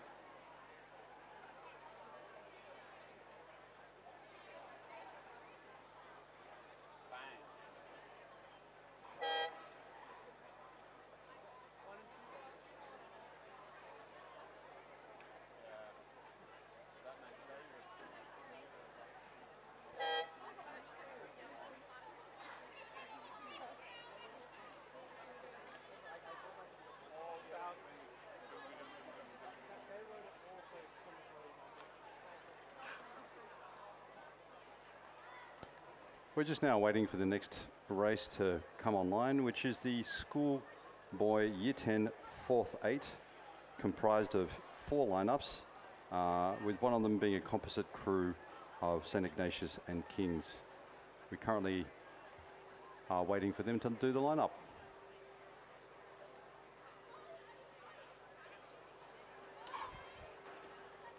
So in lane 4 we have from St Joseph's, Alexander Fian, George McCrowan, Tom Cokes, Matt Darby, Jed Timmins, Lucas Marning, Lachlan McDonald, Miller McKinney, coxed by Gianluca Datilio. In lane 5, that composite crew of St Ignatius and Kings, comprised of Tommy Burton, James Flaffin, Ned Connors, Charles Fuller, Angus Giblin, Sydney Roche, Tom Simmons, Henry Jewell, and coxed by Ignatius Kong. In lane 6, St Joseph's 2, Will Campy, William O'Callaghan, Will Brown, Fiddlem Finnegan, Bing Jer Kwok, Jack Lomax, Lachlan Common, Thomas Smythe, coxed by Samuel Richardson. And in lane 7 from Shaw, Cooper Quayle, Ben France, Hamish Cleland, Elliot Gordon, Benjamin Pena, Dominic Walker, Harry Tyrrell, Will Hyler, and coxed by Henry Johnston.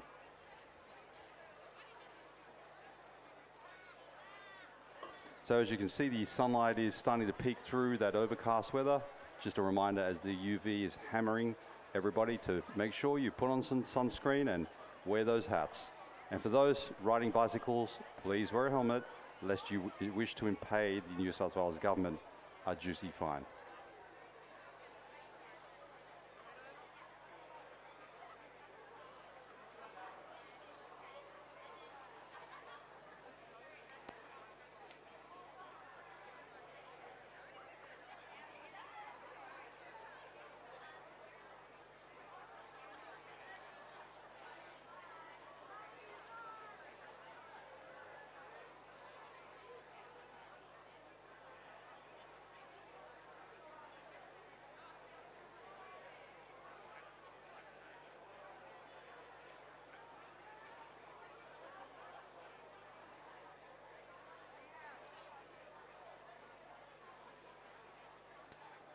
We're moving to the medal presentation for School Girl Year 8 Cox Quad Division 6.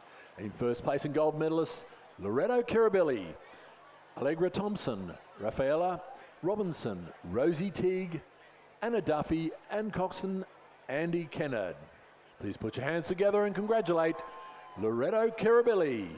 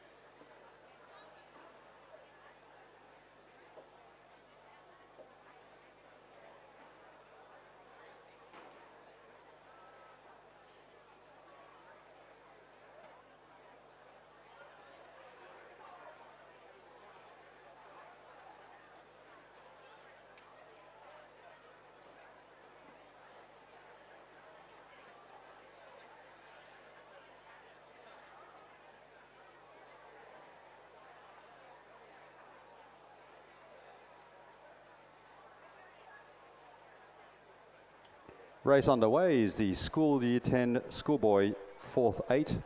They're powering off right now. Looking at the computer vision, it looks like there's only 2 boats that are rowing.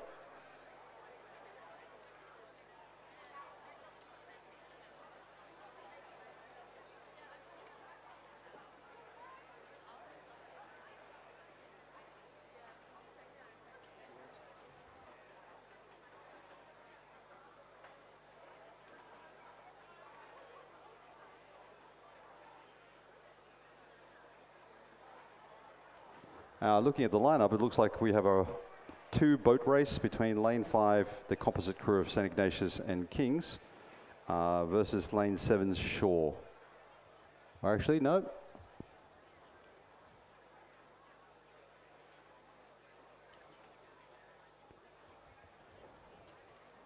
Interesting to see how this composite crew comes together. Not sure how much practice time they've had before this race, but everybody seems relatively calm, composed.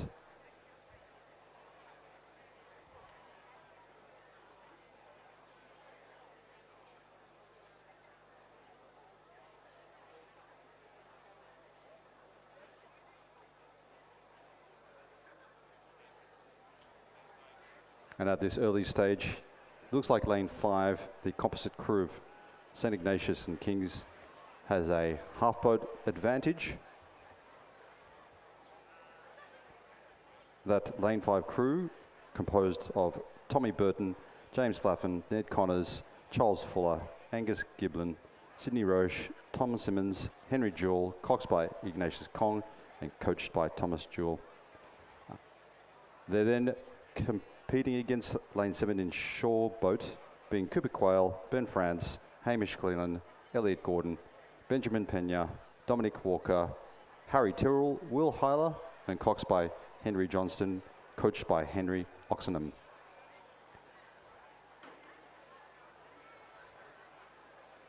So looking at the live streaming, we can see there the 2 Kings boys there, sitting there amongst the 6 Riverview boys. Nice hand heights. Doesn't look like it's looks like it's a pretty good foundation there. Certainly looking like they're working hard.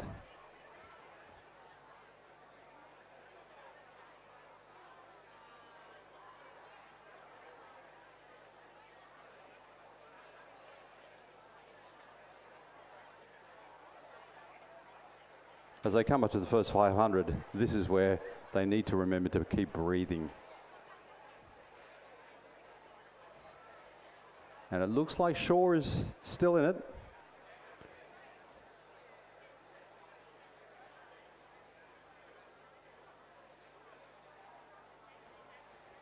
Shaw definitely looking at like they've got a stronger stroke there. Only a 1.37 seconds split between the two. And at this early stage, the first quarter of the race, certainly potential there for the second and third quarters for them to quickly build up momentum. And again, they look pretty good. They're looking pretty solid there. Nice and relaxed. Well done to Coach Henry Oxenham to compose this Year 10 crew.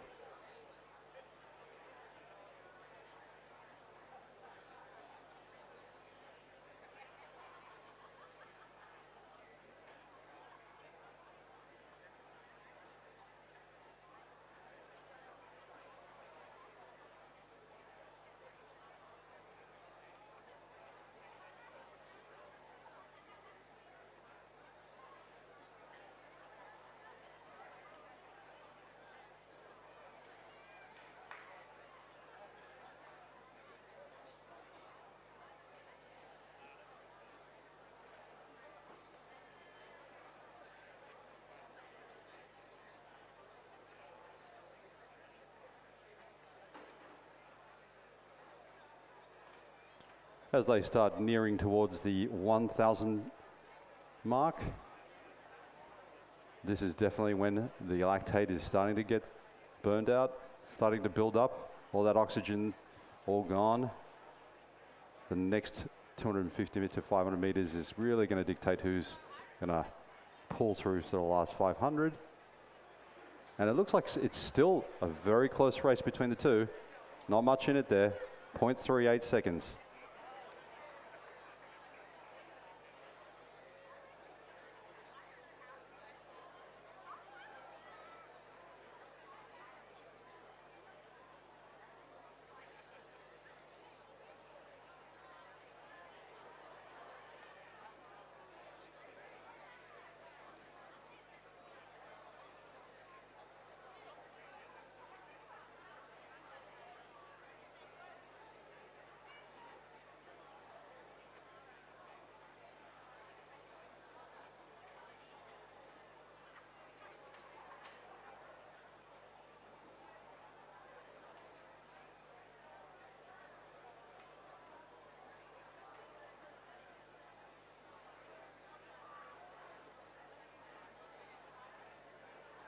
as they reach that 1750 mark.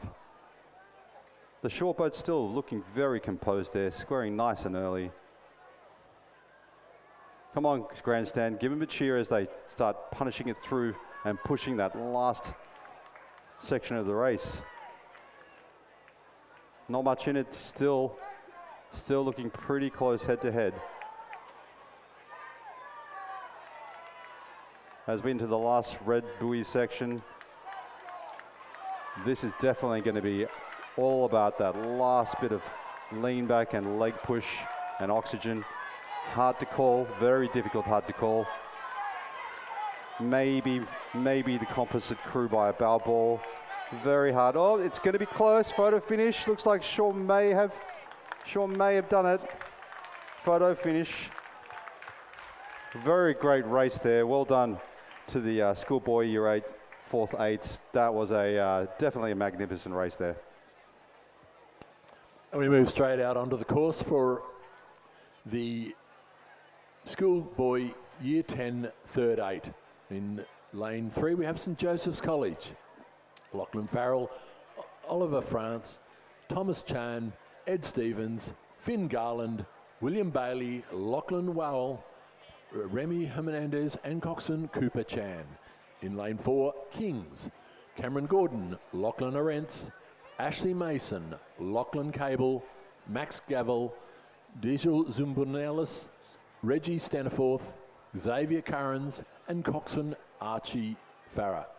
Lane 5, Newington, Aaron Koo, Baird Lockie, Tom Harris, Lucas Knox, Joshua Cronin, Tom Perrott, Aidan Evans, Ashley Telepan, Dylan Henry is their coxswain, coached by Angus Moses. In lane 6, St Ignatius, Jagger Short, Jack Whitson, Ignatius Byrne, Maximilian Nix, Charlie Forshaw, Hugh McWilliam, Archie Coble, Angus Field and coxswain Elliot Solomons, coached by Marcus Bagianotti.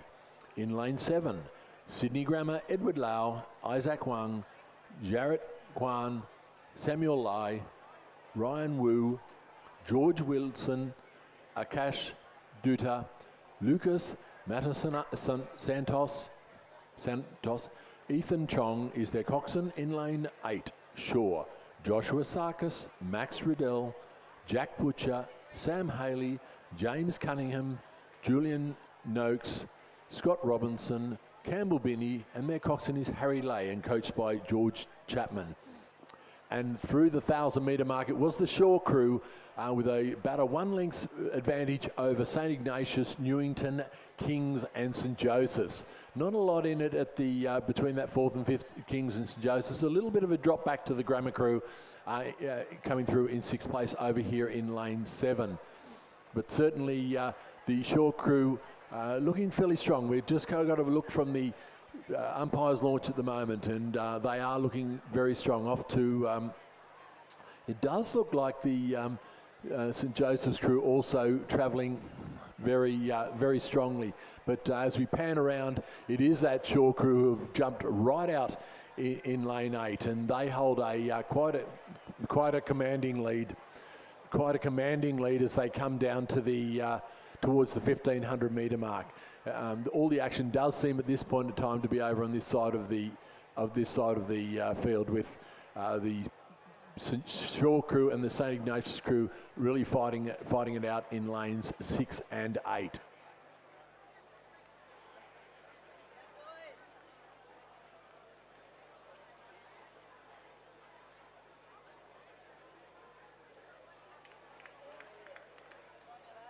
As we look at that Shaw crew in the camera now coming through the 500 metre mark, and they look like to slightly extended their lead as they come through in 5 minutes flat, and looking very strong, just holding that 5-second advantage over St Ignatius. So probably grown that since the 1,000 metre mark. They're only about 3 seconds in front going through there, so looking very strong. It is a big gap back now with the crews coming through now, and it will be the Newington crew some 14 seconds in deficit over the Kings crew. Another 4 seconds back, a little bit further back. It will be the coming through now is the St Joseph crew. So the Shaw crew looking very strong out here in lane 8. Although the St Ignatius crew have not given up, and they are looking very strong too as they go just up their rating a couple of points, pushing down towards the line. But this Shaw crew looking very polished for a division, for a third 8, year 10 8. They are looking very polished as they come down to that last 250 metres. Not giving up at all, this St Ignatius crew, and they are really winding it up now to the line, and certainly are look to be pulling back a little bit of that advantage. Few strokes, a bit light in the water on the stroke hand side in that St Ignatius boat, but they are certainly winding it back, but sure looking very untroubled as they come down towards that last 100 metres of the race, and they look like they're going to take out this win, notwithstanding any disasters in the boat, but they're looking very accomplished, very sound, and they will come through over the last 10 or so strokes to go to take out the Year 10 third 8. It will be followed by St Ignatius. Well done for sure for that win in 6:42. Followed by St Ignatius. Newington look like they'll hold on for third place. It is a fair way back.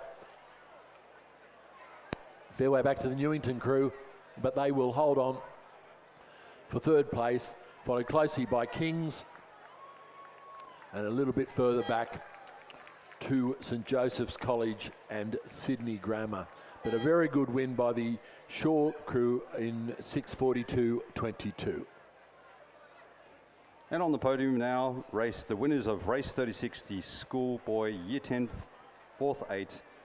The crew of Shaw, made of Cooper Coyle, Ben France, Hamish Cleland, Elliot Gordon, Benjamin Pena, Dominic Walker, Harry Tyrrell, Will Haler, and coxed by Henry Johnston, coached by Henry Oxenham.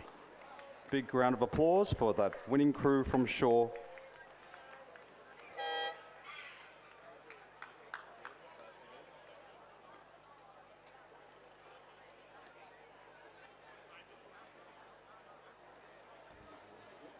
Up now is race 37, the schoolboy Year 10 second 8. In lane 1 is Sydney Grammar, Neil Bassick, Ryan Teresia, Emerson Sinoki, Benjamin Lee, Yul Hyo, Thomas Kim, Ryan Wu, Devlin Hune, coxed by Roderick Shin. In lane 2, St Joseph's, Ed Seeley, Albie Jameson, William Vile, Oscar Hubscher, Samuel Sidoti, James Morzad, Harry Adamo, Thomas Eve, coxed by William Croker. Lane 3 is Shaw, Henry Smythe, Sam Bassingwaith, Xavier Duvernay, Harry Fuse, Ryan Doherty, Ollie Koch, Michael Hocking, Peter Komenakis, coxed by Seb Cheers, coached by Declan Glendinning. Lane 4 is Canberra Grammar, Blake Sixsmith, Oliver Lissing, Thomas Marburg, Cameron Snow, Arthur Cox, Jacob Thompson, Angus Healy, Lucas Windle, coxed by Charlie Wu. In lane 5 is Kings, Harry Ballhausen, Kiju King, Henry Harvey, Rory Baston, Cooper Strang, Angus Purdy, Charlie Jones, Oliver Forrester is the cox, coached by Felix Lee. Lane 6 is Newington with Arnaud Lay, Oscar Sharp, Jaden Sukia, Rory Begg, Silas Allen, Oscar Wong, Jeremy Cooper, Nicholas Softis, coxed by Lachlan Ha. Lane 7 is Scots, Thomas Irvin, Casper Chan, Hudson Meek, Noah Perry, Jasper Tozel, Toby Hayes, Lachlan Gill. June Ho Kevin Kim, coxed by Angus Blight, coached by Joe Lynch. In lane 8 is St Ignatius with Thomas Ball, Alexander Raymond Nash, Patrick Cleary, Samuel Barry, Ignatius Babbage Hockey, Max Remus, Josh Clancy, Noah Bidmore, Harry Horton Smith is the cox, coached by Hamish McDonald. And lastly, in lane 9, Sydney Boys High, Ethan Herr, Anthony Zung, Matthew Tai, Jensen Lim, Daniel Zhu, James Carmichael, Ty Trainer, Michael Trong, coxed by Thomas Cheng.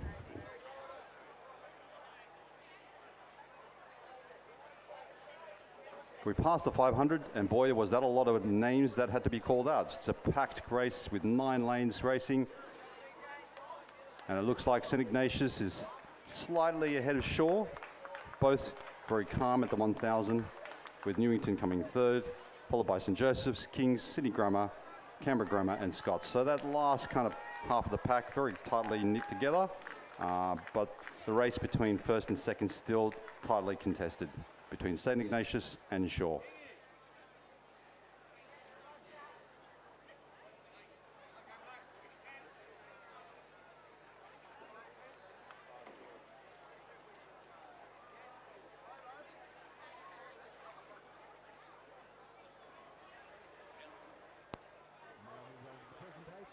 Schoolboy Year 10, third 8.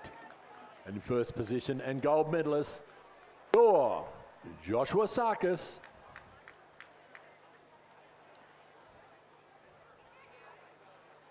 Max Riddell, Jack Butcher,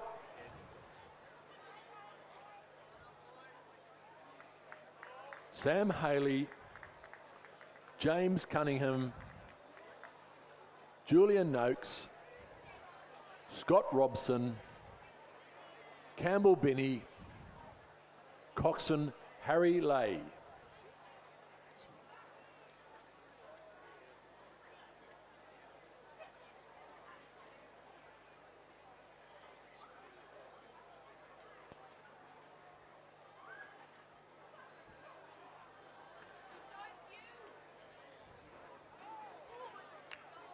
Please join me in congratulating Shaw School for the first place in the Schoolboy Year 10 third 8.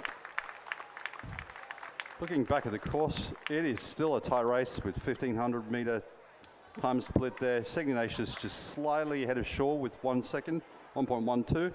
So we're looking at possibly a canvas. Newington falling back there by 7.99, so quite a substantial gap between first and second, and then the following third, and then the fourth. So you've got Sydney Grammar coming at fourth place, Kings, Canberra Grammar, St. Joseph's and Scots tailing in the back there. As we start entering the red buoys, the last section of the course, this is where obviously the stroke rate is going to go up if they can manage it, hold on to their technique, and do that final drive. Can Shaw make a comeback? That is the question. And looking from our perspective, they have both put up their stroke rate. There is not much in it. Care to make any calls at this last stage with 20 strokes left? Certainly the St. Ignatius crew do look to have the run, but Shaw is coming home like a train over there in lane 4. They are in lane 3. They are giving it everything going down towards the line, but it will be the St. Ignatius, I think, but there's absolutely not much in it. Could be down to it. Nope. St. Ignatius takes it. Shaw with a 0.79 split just behind them. It was a very, very close race. Well done, boys. That was really well done. Coming in third, looks like it's going to be Newington, followed by Kings, followed by Sydney Grammar, Canberra Grammar, Scots, and then finally Joey's.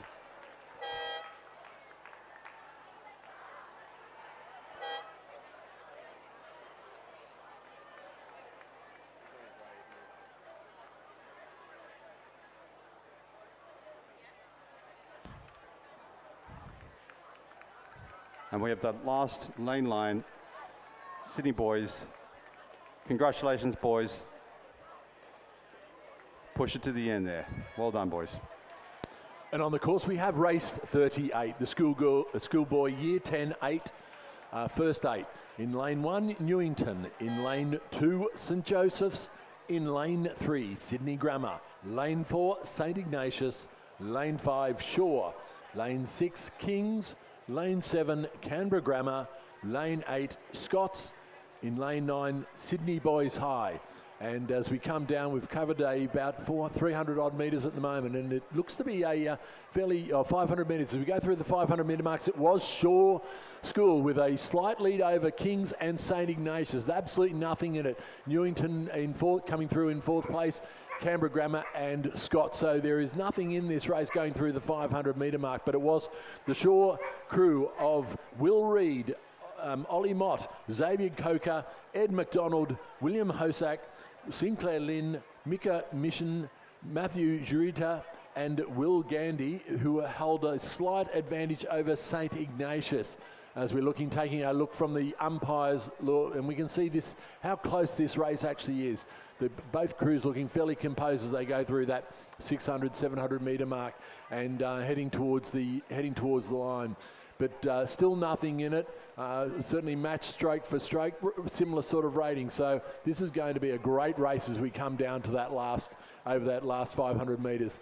But certainly all crews still in it at this point in time. Over there in lane 1, the Newington crew, Nico Colantonio, Antonio, Lucas Ross, Rowan Cottashane, Ollie Stellmarker, Nick Byrne, Lucas Vander Westhuizen, Jonas Titmus, Hugh Jones and Cox and Hugo Lonergan are still right in this race.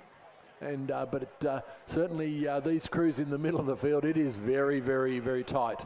And we do have the St. Ignatius Shore and Kings now coming back into play here. They are certainly moving up onto St. Ignatius shoulder. And through the 1,000 metre mark, as I said, there was nothing in it. Shore going through in a time of 3 minutes and 6 seconds, with St. Ignatius 0.7 seconds behind, followed by Kings 0.9 seconds behind. A little bit of a gap back to that Newington crew, but nothing in it at the top of the field. And it's going to be a very tight race.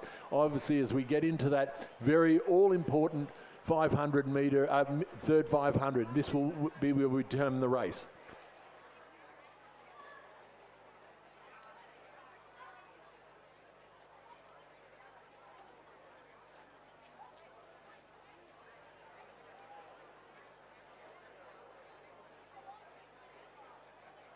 So let's go back to the racing, and as you can see, it's very, very tight. And once again, the view from the umpires' launch is very telling. These three crews out in front here are neck and neck as they come down to towards the 500 metre mark.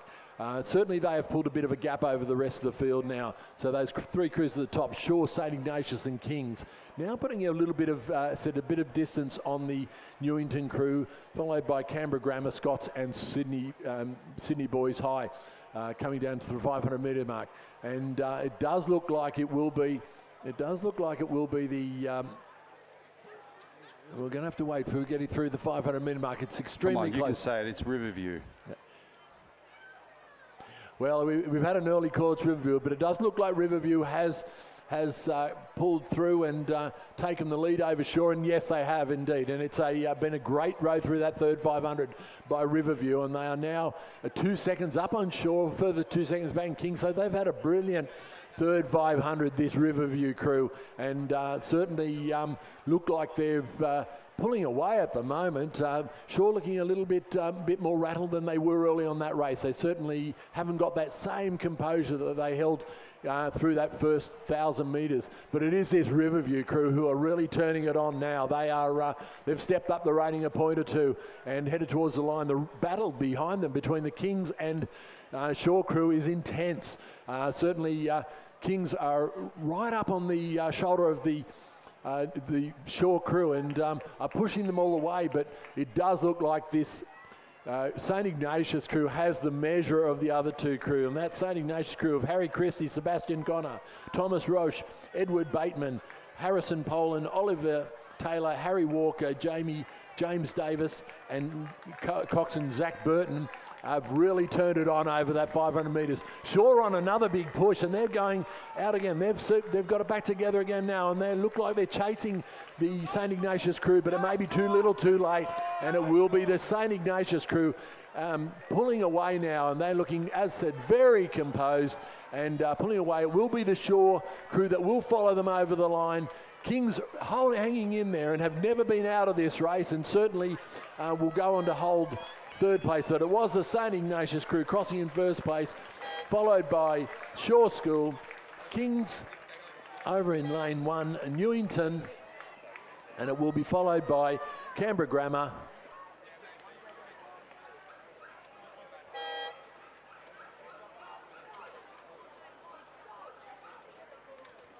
And on the podium now, presenting the Schoolboy Year 10 Second 8, winners of race 37, St. Ignatius, Thomas Ball, Alexander Raymond Nash, Patrick Cleary, Samuel Barry, Ignatius Babbage Hockey, Max Remus, Joshua Clancy, Noah Beardmore, Harry Horton-Smith, the Cox, coached by Hamish McDonald. Congratulations to the winners of the Schoolboy Year 10 Second 8.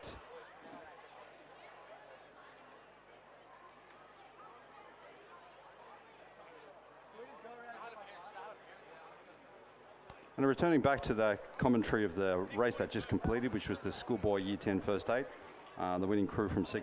Ignatius, just wanted to make a special shout out to their coach Jack Hargraves, who, as we all know, is an Olympic medalist. He came down to the shed recently at North Shore Rowing Club, where I paddle occasionally on the Lane Cove River, and we were all very excited as masters to meet and greet that Olympic champion, and he's done a great job coaching that crew. Now on the course we have the school third 8. In lane 3 we have Shaw, Hugh Riley, Alec Eldershaw, James Gray, Sam Advani, Will Taffy, Charlie Glancy, Taj Robertson, Lachlan Balding, coxed by Thomas Firth. In lane 4, St. Ignatius, Alexander Kerr, Luke Delaney, Ben Walker, Jonas Mason, Lucas Gontazek, Joshua Deister, Kieran Dennis, Dominic Flynn, coxed by Charles Lennon, coached by David Hogan. Lane 5, St. Joseph's 2, Jack Gahan, Nathawi Chow, Henry Edwards, Albie Jameson, Nicholas Campy, Nicholas Rowley, Daniel Stewart, Marco Farnes, Percy Wiggins is the cox, coached by Chloe Gereta. Lane 6 is Scots, Hugo Duplessis, David Bay, Ethan Karabolios, Torsten Schmidt, Jesse Sapias, Eric Johansson, Conrad Lau, Binuka Ediriri Wira, coxed by Zach Spearing, coached by Ed Day. And in lane 7 is St. Joseph's, Archie Cooper, Austin Quilty, Henry O'Malley, Julius Lum, Fletcher Stephen, Fletcher Grenfell, Harry Morsed, Peter Prentice, coxed by Jack Kelleher, coached by Matt Mulders. And at the 1,000-metre mark you can see St. Joseph's coming first, with St. Ignatius coming first, with St. Joseph's, Shaw, Scots and St. Joseph's 2 trailing behind there.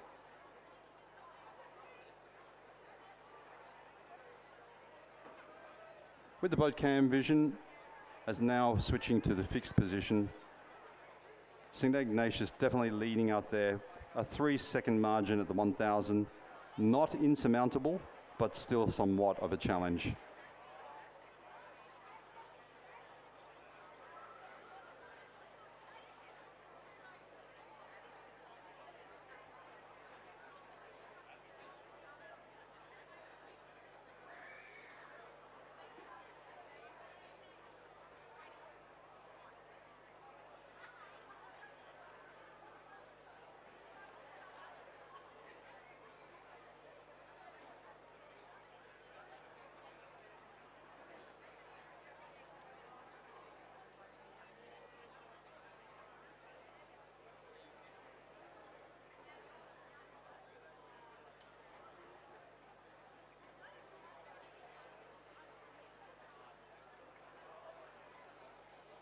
Passing the 1,500-metre mark, St. Ignatius still in the lead at 4 minutes 53, with a 3.79 split, with St. Joseph's coming in at second and Shaw behind that at 5.93. With 500 metres left, very challenging to make up that ground. I think St. Ignatius is pretty comfortable out there. Stroke rate seems to be quite, they've just upped it a little bit, but they're looking very composed and relaxed.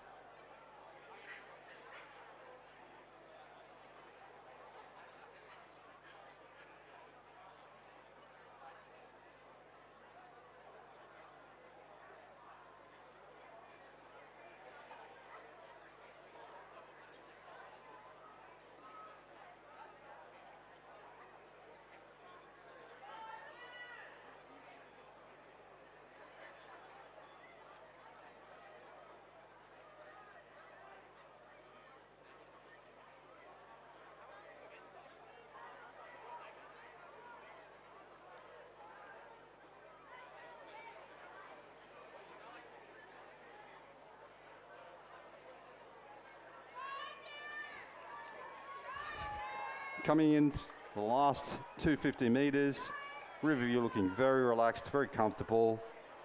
Solid boat length difference between first and second. Congratulations to the Riverview crew coming in first, followed by St. Joseph's.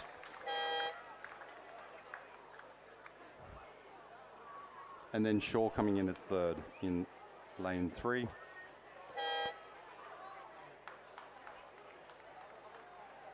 And it looks like Scott's and then St. Joseph's coming in at 4th and 5th. Congratulations, boys. That was a hard row.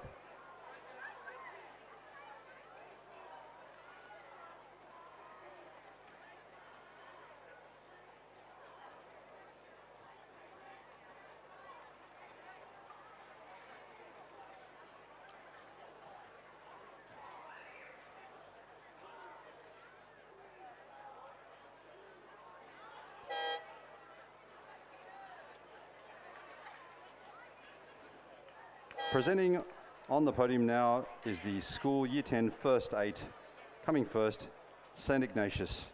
Crew composed of Harry Christie, Sebastian Connor, Thomas Roche, Edward Bateman, Harrison Pollen, Oliver Taylor, Harry Walker, James Davis, coxed by Zach Burton, and coached by Jack Hargraves. Congratulations, boys. The school Year 10 First 8 from St. Ignatius. On the course we have race 40, the schoolboy 4th 4. In lane 1, St. Ignatius. In lane 2, St. Joseph's. In lane 3, Shaw. In lane 4, St. Ignatius 1. In lane 5, Kings. They're actually starting from lane 2, so they've all moved over 1. So we have through the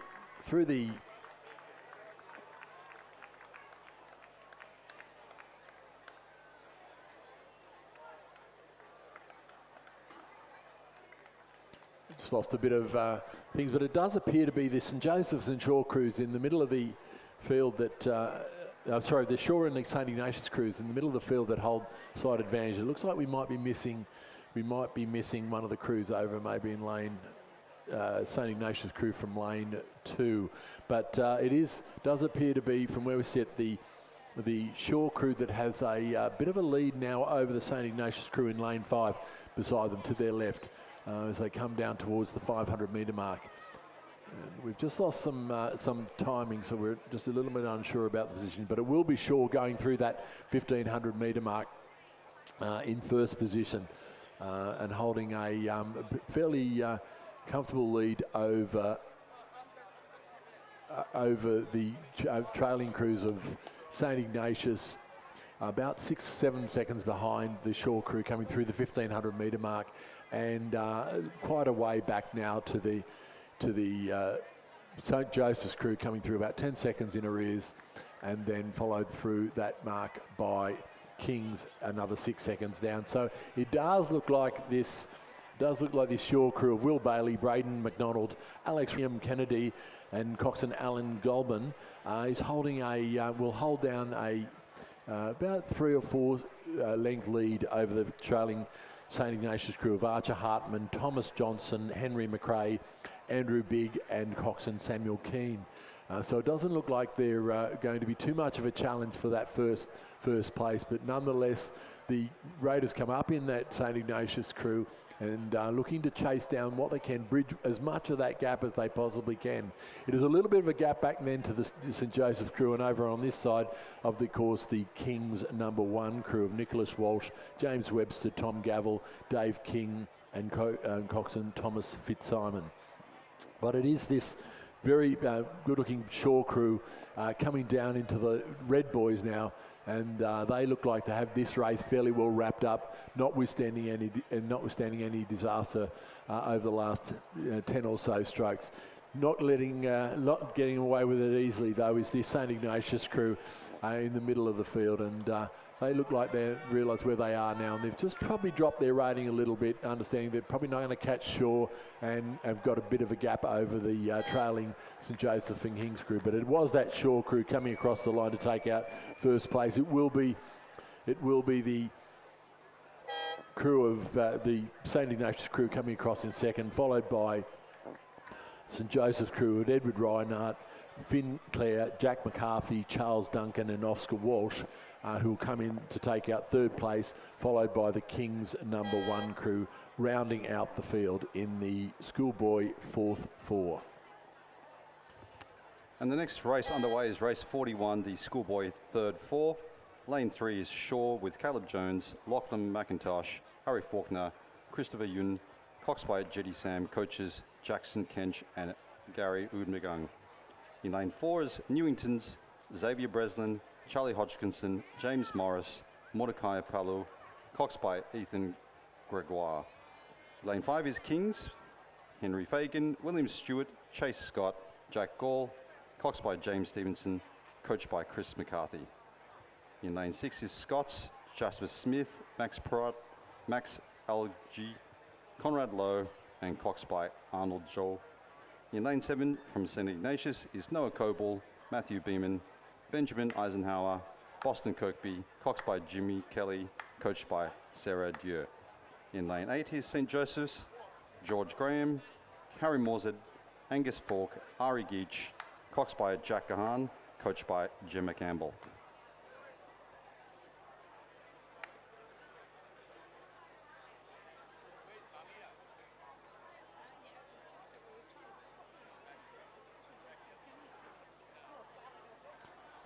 And through the 500 metres, we had there St. Ignatius coming through, followed by Kings, Shaw, Newington and St. Joseph's. 1.84 seconds split between St. Ignatius and Kings. Not much there in it.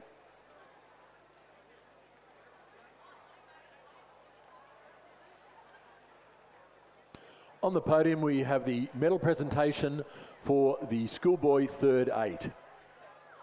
And in first place and gold medalists, St. Ignatius College, Alexander Kerr, Luke Delaney,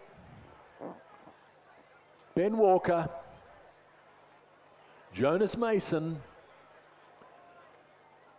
Lucas Gondracek, Joshua Dista, Kieran Dennis, Dominic Flynn, coxswain Charles Lennon. Please join me in congratulating St. Ignatius College. Coming through now is the schoolboy third 4. Looking like it's a pretty close race. Hard to call from where we're sitting between Shaw and St. Ignatius. It's all going to come down to these last 10 strokes. Very, very hard to call.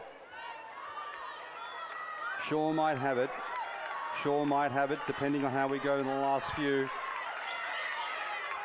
Shaw still pushing it. Review doing a last-minute push. Not much in there. Very hard to call. Photo finish between Shaw and St. Ignatius. Third place, though.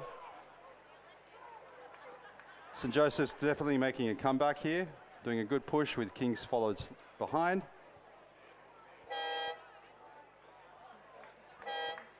And the final 2 being Scots, followed by Newington.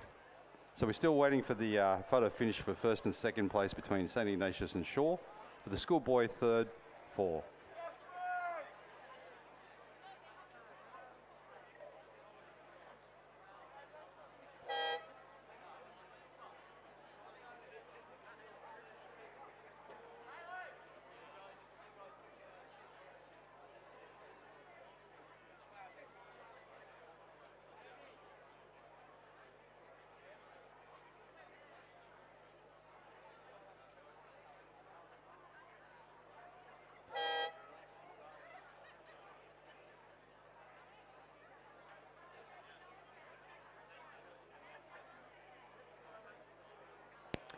And moving to the medal rostrum, we now will be presenting medals to the winners of the school fourth 4.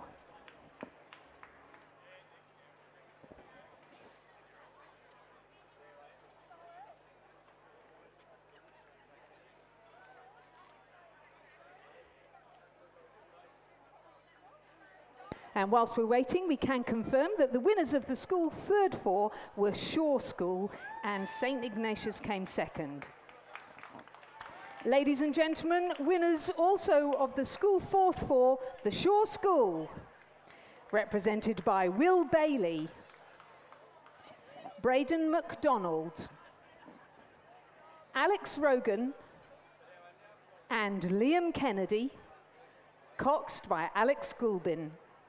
The crew was coached by Gary Ubergang and Jackson Kench.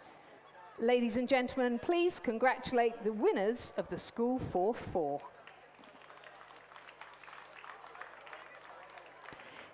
On the course now, we have the School Second Four. In lane 2, Sydney Grammar School. In lane 3, Shaw. In lane 4, Newington. In lane 5, King's. In lane 6, St Ignatius. In lane 7, the Scots College. And in lane 8, St Joseph's College.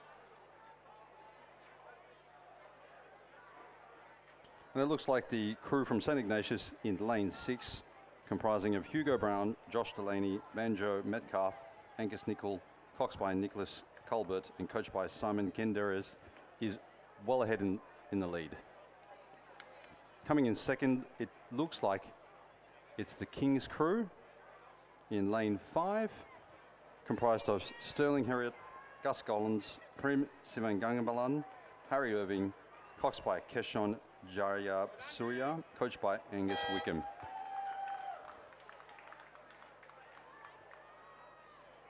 Battle for third looks like it's Shaw, and that crew is comprised of Tom Kiss, Henry Sherrington, Rupert Forrester, Sam Wiles, coxed by Eddie Brooks, coached by Jack Message. But closing in is Newington. It's a pretty close one there, and the Newington crew of Tom Henderson, Andrew Kominos, William Chanter, George Takayawa, coxed by Noah Clayton, and coached by Ben Dewist. We then have Joey's coming in there. That's Brian Whitaker, William Pictel, Marcus Brown, Connor Hopkins, coxed by Nathalie Chow, coached by Matthew Courtney. Yeah, and the crews from Sydney Grammar and Scots did scratch in that event. So just recapping, the School Second Four was won by St Ignatius College Riverview. Second were King's, third Shaw, fourth Newington, and fifth St Joseph's. The winning time, 6 minutes 52.24. So it looks like we had the School Third Four about to do the medals, whilst we have the first four. On the course now, the School First Four. In lane 1, the Scots College. In lane 2, King's. In lane 3, the Shaw School crew has scratched. In lane 4, Sydney Grammar. In lane 5, Sydney Boys High. In lane 6, St Joseph's College. In lane 7, Newington. In lane 8, St Augustine's College. And in lane 9, St Ignatius Riverview. We now move back to the presentation dais and the presentation of medals to the winners of the School Third Four. And again, the Shaw School. Caleb Jones, Lachlan McIntosh, Henry Faulkner, Christopher Young, and their cox, Jeddy Sam. The crew was coached by Jackson Kench and Gary Ubergang. Ladies and gentlemen, please congratulate the Shaw School. Hello.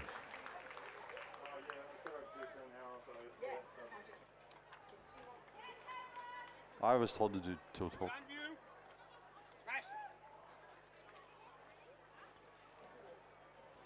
So at the 500 metre for the schoolboy first four, St Ignatius coming in the lead with Newington 2.37 seconds behind. So the Scots crew comprised of Juan Stamboli, Finn Simpson, Mark Littlemore, Edward Green, coxed by Thomas Trott, coached by Evo Ellis. The King's crew in lane 2, Charlie Camilleri, Jack Hall, Oscar Todd, Hugo Firth, coxed by Harry Lawson, coached by Angus Wickham. In lane 4, Sydney Grammar, Tarath Kumaraji, Joshua Kim, James Macarunas, Miles Watt, coxed by Josh Kapan, and coached by John Russell. In lane 5, Sydney Boys High, Terry Tai, Micah Jurevlev, Benjamin Dung, Delbert Zoe, coxed by Lucas Wang. In lane 6, St Joseph's Archers, Crawford, Christian Tripoloni, Samuel Spork, Jed Holgate, coxed by Lachlan Moulders, coached by Matt Courtney. In lane 7, Newington, Mitchell Schmidt, Jed Robertson, Jasper Patterson, Liam Mitchell Zancanaro, coxed by Oliver Eason, coached by Ben Dewist.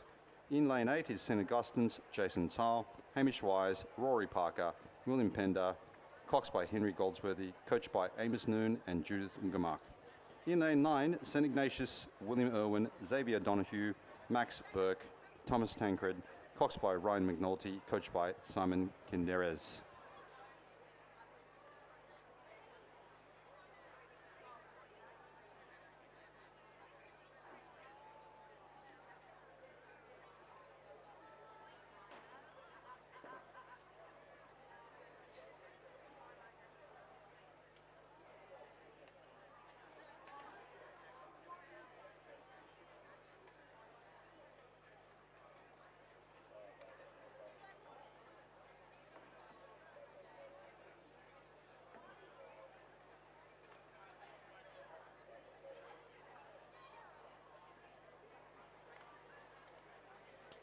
And on the presentation dais is the schoolboy second 4, the winners, St Ignatius, Hugo Brown, Josh Delaney, Banjo Metcalf, Angus Nicol, coxed by Nicholas Colbert, coached by Simon Kinderez. Congratulations, boys, to the winners of the schoolboy second 4.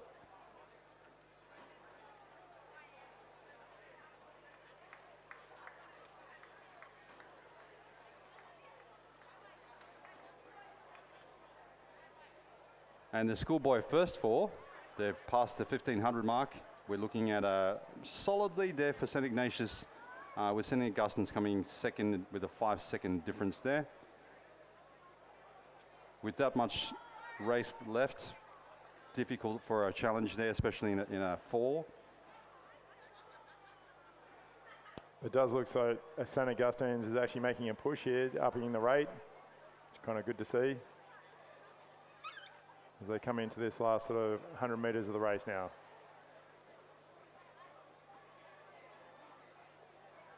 But it looks like St Ignatius has it covered. They're upping their rate now too, which is good. On the far side, Kings is looking like they're coming in at third there at the moment. A good fight to the line here. It's always great to see a lane 9 versus a lane 8 race because it's so close to us and we can actually observe what's happening. And congratulations to St Ignatius in lane 9, St Augustine's holding back on lane 8, and on the far side in lane 2, Kings.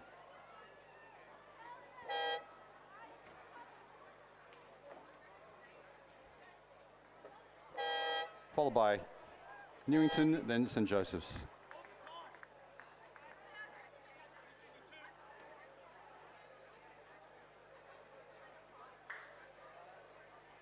Finally, we have Scots on the far side, Grammar, and then Sydney Boys.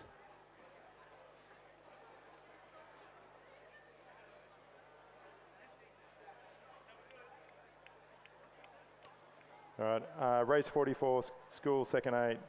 Race in lane 1, we have Scots, Alexander Reid, Henry Merrin, Dean Lowe, Rocco Rossi, Jack Lamson, Archie Hughes, Oliver Milling, Angus Wells, Charlie Cameron as Cox, coached by Katie Healy.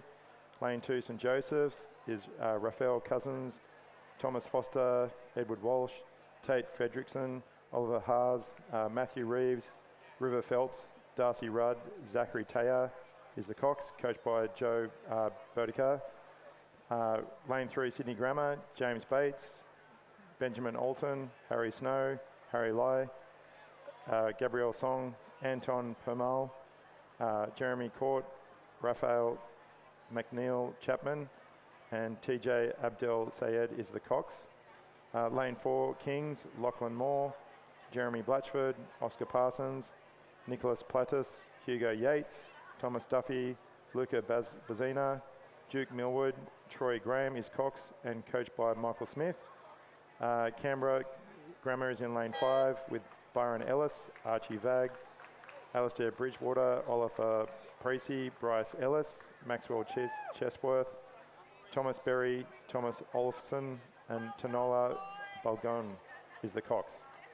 Lane 6 is Newington, Theo Downing, Carter White, Owen Toogood, Lewin Whitaker, Tristan McDonald, Nicholas Treworthy, and Charles Fuller, Ben Adams, and Hugo Baker is the Cox. Coach is Annabelle Eaton. Lane 7, Sydney Boys High, George Morales, Oscar Chen, Daniel Ilif, Boris Zhang, Lucas Gao, John Ewan, Ethan Wilkinson, Leo Varthankafi, and Lance Denigan is the coxswain. Lane 8 is St Ignatius, Brandon Sullivan, Jack Ward, Samuel O'Brien, William Van Rixwad, Alexander Foloku, Hamish Walker, Thomas McClintock, Jack Hare, James Stack is the coxswain, coached by Hugo Courts. Lane 9 is Shaw, Joshua Salas, George Scammell, Angus Marshall, Connor Glancy, Henry Roxburgh, Kalen Welsh, Ethan Nam, Oliver Paris, Jethro Chapman is the coxswain and coached by Ollie Smith. We're coming now to the last 500 metres of the schoolboys second 8. Shaw still in the lead with a 4.83 second advantage on St Ignatius in second place. I can tell you that commentating is difficult because you have to read out 90 different names in a short amount of time and pronounce it properly and correctly and sound enthusiastic and excited while the race is still going live. And here we can see as we enter the red buoy section, definitely Shaw still looking ahead there by about a boat length. Rating is going up. Let's see if anybody can do a push catch up. The difference between third, fourth and fifth still very close out there on the far side between Scots, Joeys and Kings. Boat length difference between Shaw and Riverview from our vantage point. Not much in it. Shaw's just leaning back, looking very calm and smooth. They're going to take it. Look at that boat speed, looking fantastic. Well done, boys. Second place looking to be St Ignatius. Yeah, that fight is on for that third place there.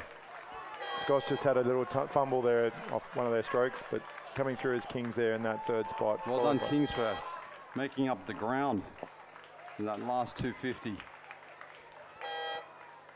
Scots then St Joseph's, followed by Newington. Then Canberra Grammar and Sydney High.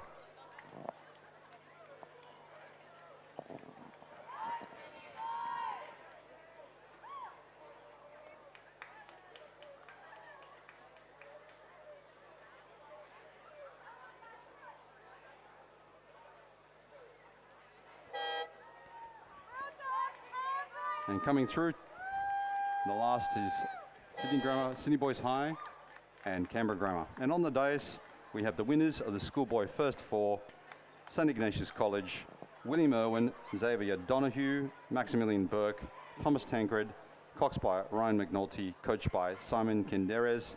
Congratulations to the winners of the schoolboy first 4, St Ignatius College. Coming down the track now, we have the school first 8 with in lane 1, Sydney Grammar, Diamond Leonard, at Daniel Hall, Joe Lanigan, James Fifield, Curtis Pepper, William Stumbles, Toby Berkelo, Charlie Slack, Ian Brera, Cox, coached by Kenneth Major. Lane 2, Scots, Tom Juricic, Thomas Beck, Edward West, Max Berkelo, Lucas McGregor, Samuel Stewart, Maxwell Crawford, Samuel Ireland, Finlay Cardano is the coxswain, coached by Judith Ungermark. Lane 3, St Ignatius, Harry Kelly, George Field, Angus McGrath, William Bryant, Montague Hiles, Julian Carr, Zachary Hyde, Harrison Davis, Henry Burton is the cox, coached by Matt Curtin. Lane 4, St Joseph's, Kaja Nevitt, Xavier Gorski, Henry Campbell, Charlie Wall, Thomas Curran, Fred O'Hara, McKinley Dooley, Joseph Lane, Jonathan Yates is the coxswain, coached by Michael Lane. Lane 5 is Shaw, Joshua Frape, Oliver Edwards, Jasper Halstead, William Kellett, Ben McCutchinson, Charlie Galligan, Ollie Harvey, Luke Robinson, Callum Zhu is the coxswain, coached by Jason Baker. Lane 6 is King, Sam McLean, Angus Dugan, Lockie Rogers, Harry Bodeman, Hamish Matthews, Lockie Tyndall, William Farrer, Luke Fleet, Otto Gerber is the cox, coached by David Gelly. Lane 7 is Newington, Oscar McDonald, Harrison Veach, Freddie Longcroft, Toby Denton, Charles Auld, Zach Dehenan, Mika Koskeli, Aidan Chandler, Blake Dewhurst is the coxswain, coached by Blair Jenkins. Lane 8 is Canberra Grammar, Lucas McLean, Marcus Tremopoulos, Lucas Van der Walt, Magnus Drafter, Ethan Murphy, Benjamin McGregor, Alistair Bridgewater, Cameron Schmidt, and Timothy Robson is the cox. In lane 9 is Sydney Boys High, Keone Wu, Roy Zhang, Roman Samsonov, Jordan Komanen, Gabriel San Zhang, Max McLeod, Jin Shim, Jake Matthews, Jamison Lay is the coxswain. And this schoolboy first 8 race is seriously underway, with St Ignatius looking like they've got quite a formidable lead. Probably 2 boat lengths, 1.5 to 2 boat lengths ahead. The difference, though, is the battle for 2nd, 3rd, and 4th. At the 1500 mark, we've got a split of 4.21. Wow, very tight there between Sydney Grammar, Scots, and Shaw. Very bunched up there. Very hard to see who will take 2nd and 3rd out of that bunch of. Yeah, very close conditions there. All within half a second of each other there.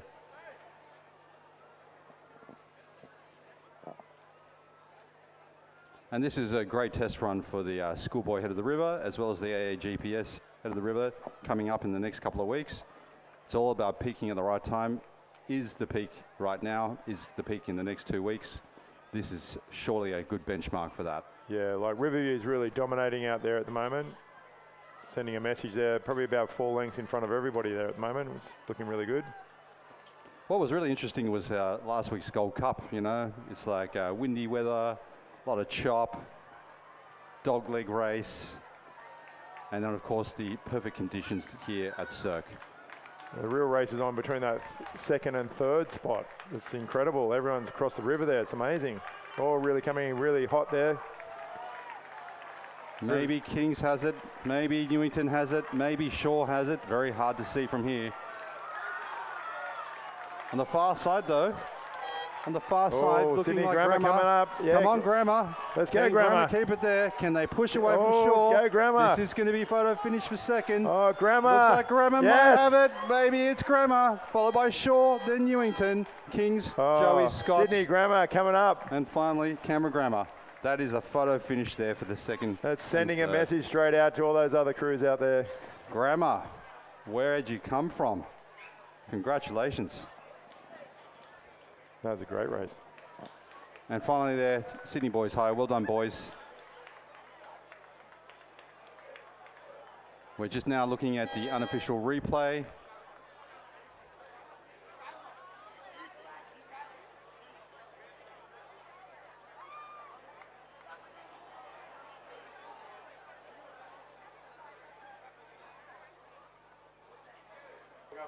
This is like a really tight photo finish. The video referee is having to scroll back and forward multiple times now just to get that. Ignore the computer vision there.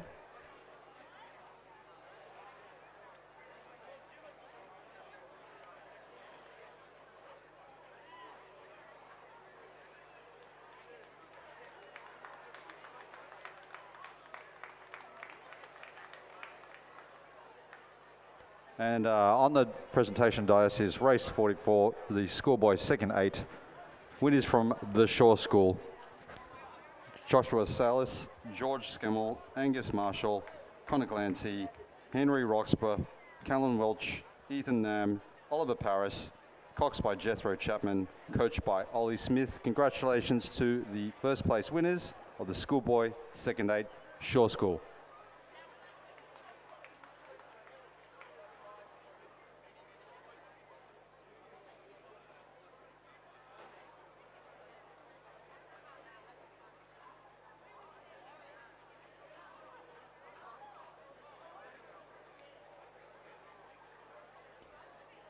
So on the course now, we have race 46, the schoolgirl year 10 Cox Quad Scull Division 1.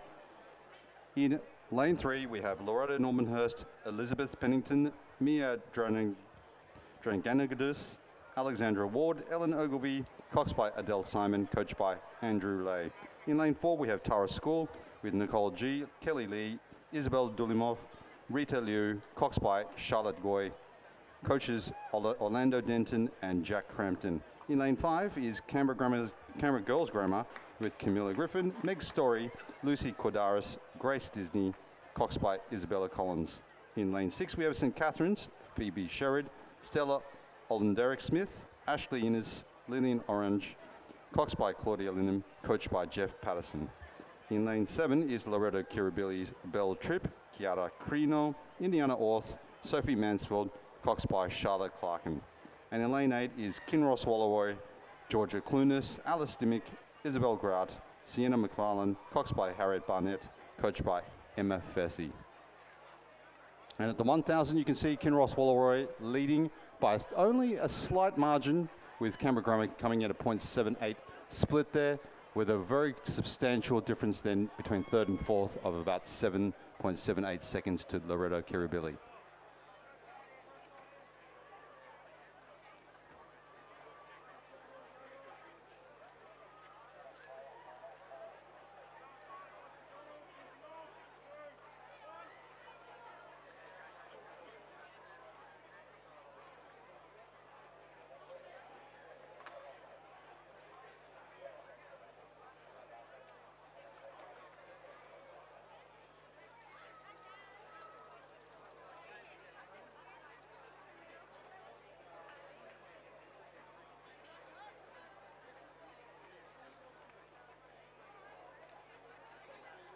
And we're excited to welcome a guest commentator from the PLC Sydney School. Why don't you introduce yourself to the live stream guests and those in the grandstand? My name is Emily Barrett. In year 11 at PLC Sydney. Yeah. And how long have you been rowing for at PLC Sydney? Just over 3 years now. Show me your hands. You got blisters? Oh, Yeah. Yeah, wow. I can see it. So welcome to the commentary team. On the course right now, we have the Schoolgirl Year 10 Cox Quad Scull Division 1. And at the 1,000 metre mark is Canberra Girls Grammar still in the lead at 5:33. Kinross slight behind 0.89, so nothing much in there. And Loretto Kiribili in third place. Substantial 15-second gap there. Yep. And then next in fourth place we have St Catherine's.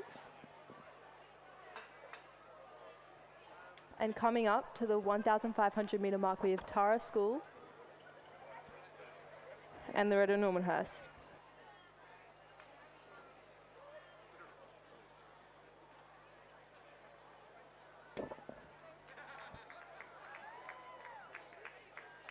And now looking towards the podium, we have the schoolboy first 8.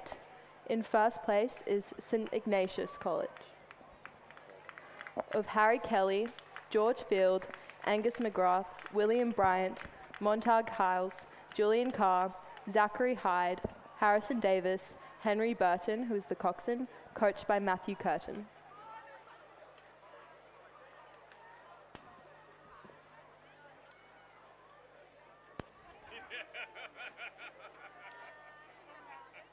And coming through now towards the finish line, the last 30 strokes, looking like they've still got a substantial lead there, is the Canberra Girls Grammar, closely followed by Kinross Walleroy. Looks like it was a pretty solid battle there, but Canberra Girls still in an insurmountable lead at this last stage.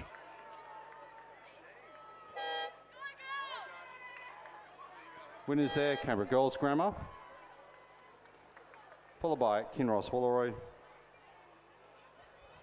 and then Loretto Kiribili coming in third, followed by St Catherine's, and then what looks like to be Well done, girls! Well done, Tara, everybody! then Loretto Normanhurst.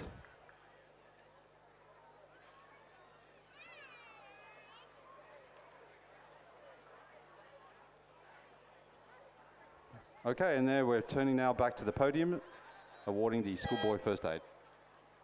Congratulations to Riverview College, St Ignatius incoming first in the schoolboy first aid.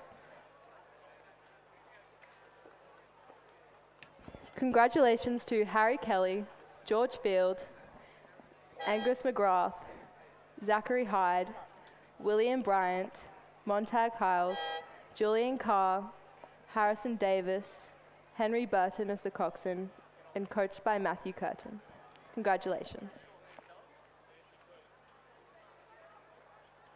And on the course right now, we have race 47, schoolgirl year 10 Cox Quad Scull Division 2 of Division 1. In lane 3, we have Sydney girls, Ashlyn Costadin, Alison Rao, Mia Williams, Camille Zenkel, coxed by Jenny Joel. In lane 4, Queenwood, Isla McMillan, Sally Fanganaku, Charlotte McWilliam, Charlotte Garner, coxed by Alice Home. In lane 5 is the Aspen team crew of Caitlin Hild, Charlotte Turigan, Lara Drower, Anouk Lafferty, coxed by Jessie Campbell. In lane 6, Redlands, Ava Ford, Grace Ford, Livia or Liv Goodland, Lillian Forsyth, coxed by Jack Feller, coached by Beth McLennan. In lane 7 is Mossman, Isabel Armstrong, Amelia Reed, Amelia Darcy, Amelia Kemper Massey, coxed by Alexandra Pearson, coaches Ben Whitewolf and Josh Hewitt. In lane 8 is PLC Sydney, Grace Moody, Kiara Ewing, Jessica Burrows, Claire La, and coxed by Marinda Conatali. So tell us, do you know this PLC crew from in lane 8? Yes, we do. We train with them often, as yeah, they're doing quite well this season. Had quite a few PBs recently, and looking very strong and in time during training. So that's fantastic. And looking from the tower, there doesn't seem to be much in it from where we can see now as we pass through the 1,000.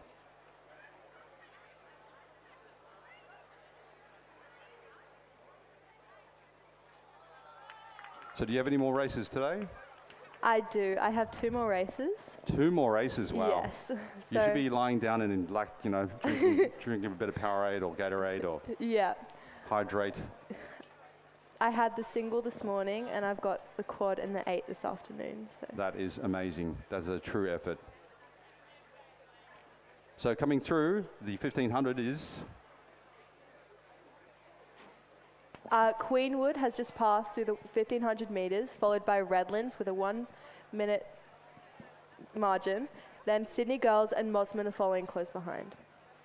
So yeah, that's a big gap between the first and second place of Queenwood and Redlands. And then the next batch of Sydney Girls and Mossman. 10 seconds there, 5:50, then 1.26 seconds. So the battle between Queenwood and Redlands is still on at the 1,500, and then a fairly substantial gap for Sydney Girls and Mossman and PLC.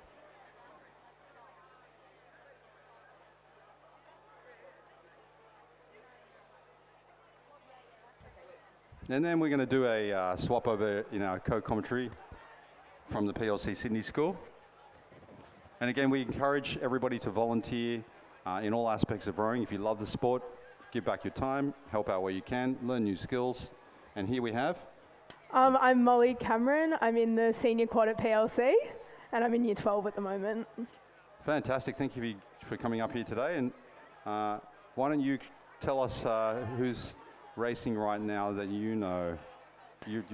Yeah, so in the PLC boat we have Grace, Jess, Claire, and Kiara, coxed by Marinda, and they're a really strong crew coming into year 10. We've been training with them a lot, like Emily said, and they've been going really well. So hopefully they have a really strong race today, coming through at 5th place, I believe, at the moment. Fantastic, and looks like Queenwood and Redlands there have a pretty solid split there. Very hard battle there, but it looks like Queenwood definitely an insurmountable lead there for 1 boat length.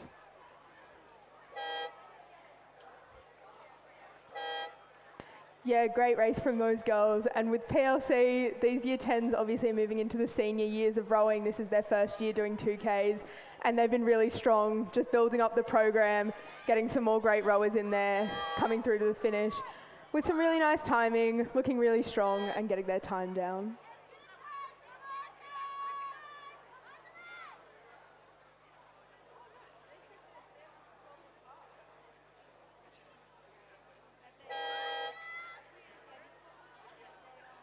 And I think you're right. I mean, it does take multiple years. You need a 5-year plan to really build a crew, to build a squad to that level where you have 150 athletes across the whole school ready to participate and fill out all those boats? Yeah, definitely. Like at the moment, PLC has about 60 rowers, and we're trying to build it up, but that was a really strong race from the girls in year 10. Back and found the line nicely, but I think overall it was just... Yep. Yep. So from the next race coming up the course, we have St. Catherine's with Evie Lloyd, Aroha Tumo Campbell, Georgie Smith, Zoe Elliott, and Bridie McGregor as their cox, coached by Jeff Patterson. Then in lane 3, we have Loretto Normanhurst of Portia Gill, Ava Smith, Gracie May Lander, Emily Johnson, and Ava Forrester as the cox, and they're coached by Andrew Lee. Lane 4, we have Loretto Kirribilli, which is Meg Warburton, Gracie Morell, Zara Luce, Charlie Reeves, and their cox, Adelaide Russell. We can call them out. Lane 5, we have Canberra Girls Grammar, which is Chloe Ryan, Hannah Watch, Olivia McBride, Abby Barlow, and Elizabeth Tarver as their cox. Queenwood in lane 6 is Lara Scalina, Lauren King, Chelsea Yates, Bronte Hannah, and Lara Verheyen as their cox. MLC in lane 7 is Megan Coote, Liana Way, Mina Kanthathis, Isabel Warusa-Vitan, and Miranda Hudson as their cox, and their coaches are Rafe Stanford Maisel and Robert Glendenning. And finally, in lane 8, we have the Kinross Walleroy crew, which consists of Annabelle Maslin, Ruby Hilda, Charlotte Doyle, Zara Brewham, Harriet Bird as their cox, and they're coached by Emma Fessy. Those were some tough names in there. We just missed the podium presentation of the winners of the schoolgirl Year 10 Cox Quad Scull Division 1. Canberra Girls Grammar, Camille Griffin, Meg Story, Lucy Kadaris, Grace Disney, cox by Isabella Collins. Congratulations to those girls from Canberra Girls Grammar. And as we pass through the 1500 metre mark, look, Regatta Kirribilli leading the pack there with Kinross with a 7-second split behind, followed by Canberra Girls Grammar. So normally when you're rowing at the 1500 metre, do you feel like you've got the ability to catch 7 seconds at the 1500? Getting into 1500, it's probably a bit close to catch 7 seconds, but for our race plan at least, we start building into the finish from the 400 metres. So that's when we start to bring up the rate. We really, empty the tank. You don't want to be leaving anything left on that course. And so, yeah, it's a bit tough to catch 7 seconds, but definitely has been done before and could be done. Never say never out here at Cirque. That's true. Never say never. It's all about... and what's interesting is you see how long some of these strokes are. So people can frenetically go high rating, but you'll see the strokes are really short. And then the ones that are calm, they just seem to have that grace to allow them to push through and win. And it just looks so effortless. And that's really a lifelong journey to try to make it look so effortless. And it looks like between Kinross looking pretty effortless there, and a Loretto Kirribilli there on lane 4, also looking very relaxed.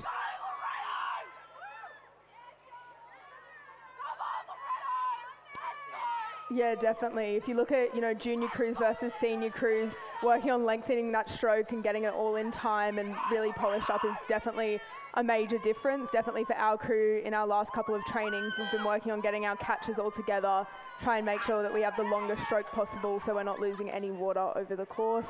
But these crews are rowing very nicely. Kinross Walleroy just crossing the finish line.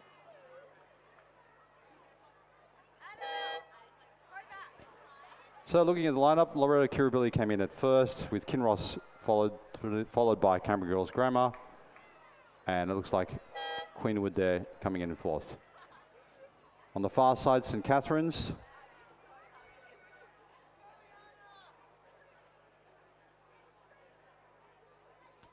And then we have MLC followed by Normanhurst.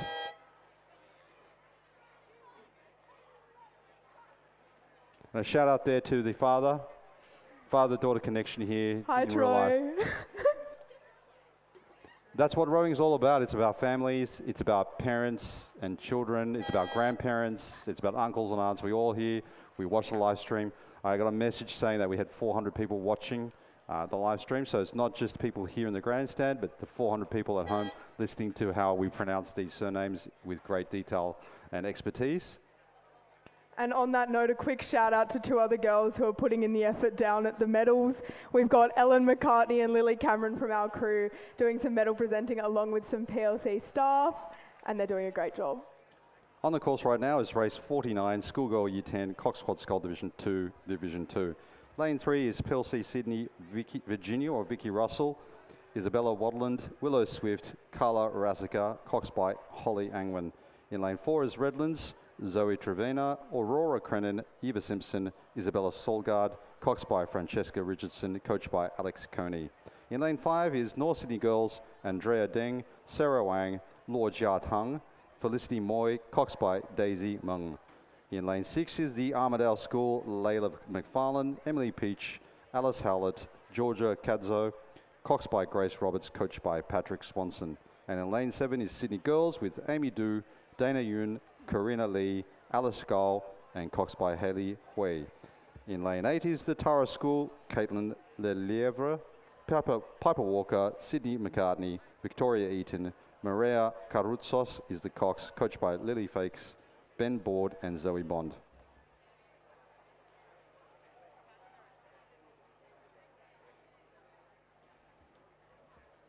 What I have to say in observing rowers in general is that we have to be very organised because we have to get up early, and before everybody else is kind of waking up and having breakfast, you're done for the day.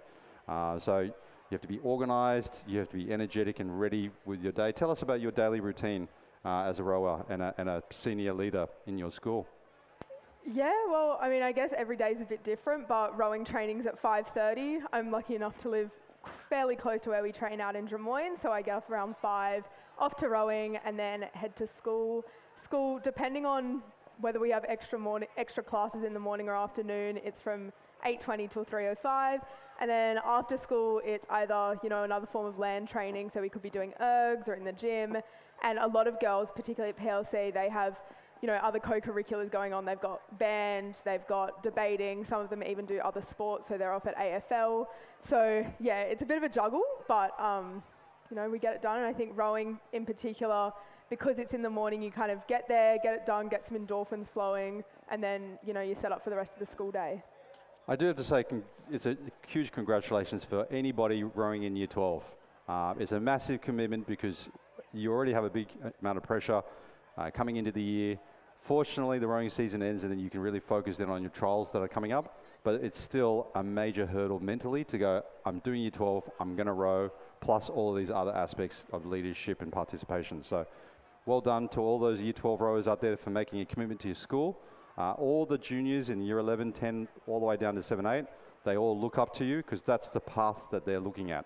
So if they can see you succeed as a rower, as well as academically and socially and personally, this is the role that you play, not just to represent your school to win, but also to be highly organised and to be continuing what would be a 5-year, 4-year rowing journey. Yeah, definitely. And as much as it is a time commitment, I think doing rowing throughout school and particularly throughout the senior years into Year 12 or any sport really is really helpful for keeping something, you know, outside of studying. It can get a bit much, so having something that you can do apart from that is really great. Or it could be the other way around. Study is the distraction to your rowing career. So we're now reaching the last 250, and it looks like the lead seems insurmountable now in the Schoolgirl Year 10 Cox Quad Skull Division 2, Division 2.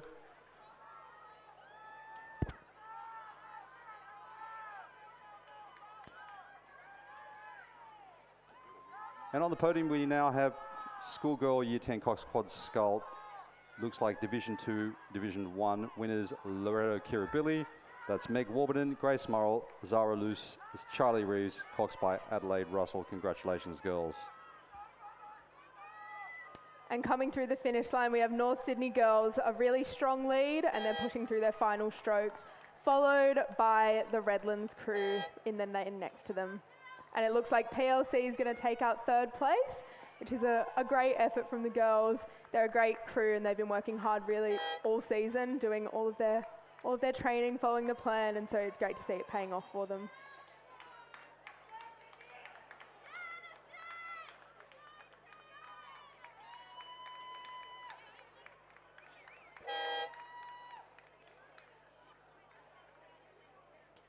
And that's great representation there from the North Sydney Girls High School. I don't think we've seen many podiums from them recently, but it's a testimony to them building their rowing plan, their rowing program, bringing in the talent. So congratulations to those girls.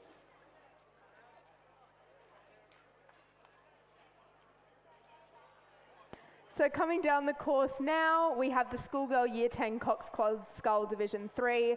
And in lane 2, we have Sydney Girls with Maya Reid, Meta Anil, Chelsea Dam, Betty Lynn, coxed by Anna Gandhi. In lane 3, we have Queenwood, which is Gemma Wirrell, Juliet Talbot Stern, Eloise Lintvelt, Elsie Hood, coxed by Stella Tumbers.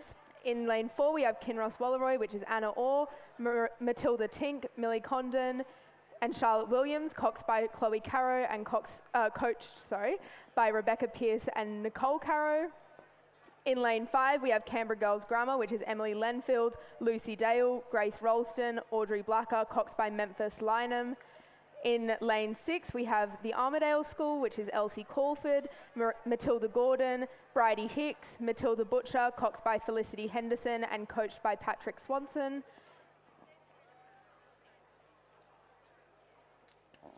And then in lane 8, we have St Catherine's, which is Talika Vakasiwa, Stella Copeland, Delphi Walsman, Matilda Inez, coxed by Andrew Elfie, and coached by Annabelle McIntyre. And at the 1,000 mark, you saw there Kinross Walleroy in the lead.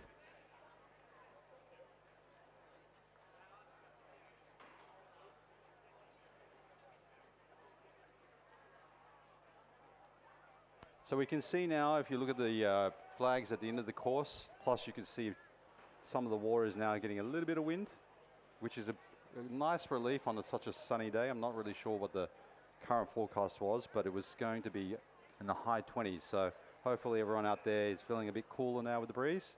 Doesn't look like it's going to have that much of an impact on the course, although it looks like it's a headwind, so the times might get slower. Yes, it looks like it's probably a headwind.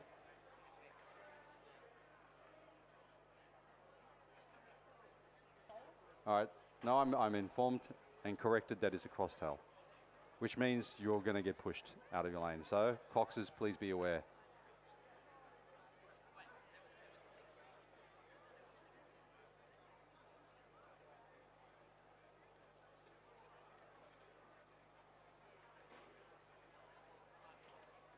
And as we pass now the 1,500 metre mark, we have Kinross Walleroy taking out that first place at the 1,500, and it looks like they've got a pretty strong lead there, so it'll be tough to see second or third place make that up.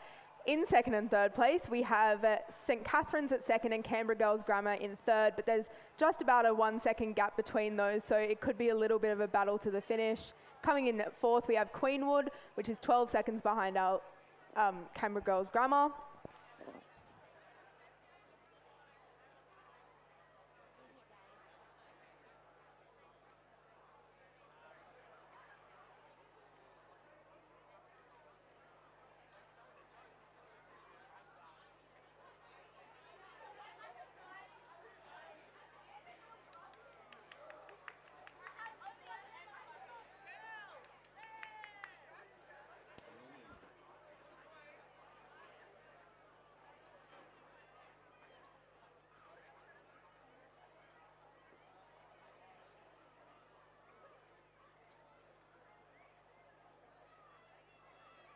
And presenting the medals right now is our Director of Sport, Christy Gench. Miss Gench joined PLC a couple of years ago, and it's great to have her out here at our regatta presenting some medals.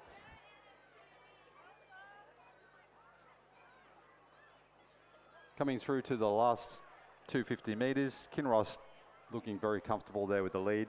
The battle between second and third looked like it was tighter before, but don't think that there's much there to be made up there.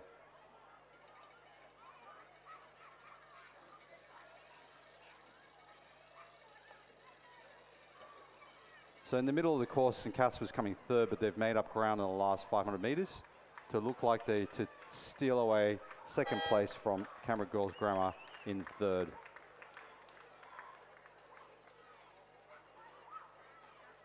And on our podium now, we have the North Sydney girls crew from the Cox Quad Scull Division 2, and that is Andrea Deng, Sarah Wang, Luogia Tang, Felicity Mo, Cox by Daisy Meng. Congratulations, girls.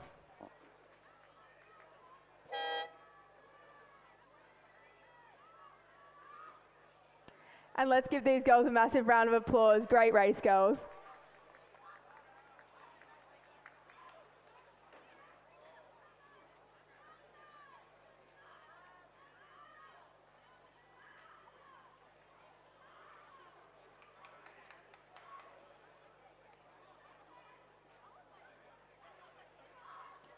And coming through, the Armadale School and Queenwood, as well as Sydney girls. On the course, we now have race 51, the schoolgirl Year 10 Cox Quad Scull Division 4. This is a consolidated 4s and 5s race. We have Canberra girls with Emily Roy, Scarlett Ridd, Sophia Tremopoulos, Abby Irvine, Cox by Arla Davidson in lane 1. In lane 2, we have St. Cath's 4, Gabriella Griffin, Ava Jameson, Georgia Love, Charlize Morgan, Cox by Sibylla Howes, coached by Jeff Patterson. In lane 4, we have Loretta Normanhurst 5, Sahara Bornstein, Alexandra Hare, Ruby Mullins, Amelia Edwards, Cox by Charlotte Fagan, coached by Isaac Shepherd. In lane 5, we have Loreto Kirabili, Julia Kearney, Morella Di Giovanni, Claudia Campbell, Jasmine Smith, Cox by Chloe Olesnicki.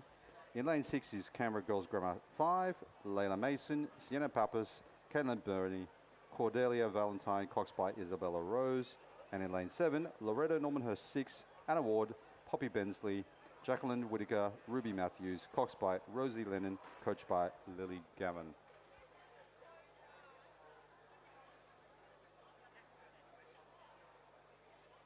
So at the 1,000 metre mark, it looked like Loreto Normanhurst had the lead, but not by much.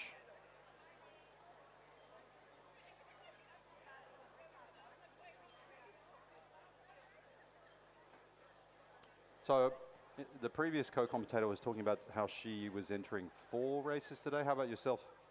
I'm a one-hit wonder today. I'm just in the senior quad.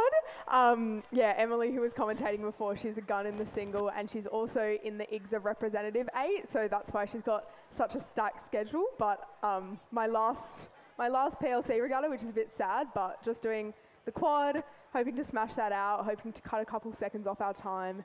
But yeah, we'll see how that goes. Well, you do a lot of things, so am I actually on? Hello. That's a lot of different activities for you to do as a senior prefect, so we excuse you, and you're going to go hard in that single race that you're going to do today. I don't know how anybody can do 2, 3, 4, 5 races in a day, so congratulations to all those people that have that energy and passion to do that. Yeah. So does that mean that you're also doing club racing? Not today, but you are a member of a club in order to learn all of those different boat classes. So for those girls and those boys who are really interested in furthering their racing career, we strongly encourage you to also fold into club racing eventually one day with the support and the coordination of your school coaches. And there are plenty of clubs out there that would welcome you. So current at the 1500 mark, we've got Loreto Normanhurst 5 and Loreto Normanhurst 6 in first and second, followed by St. Catherine's 4.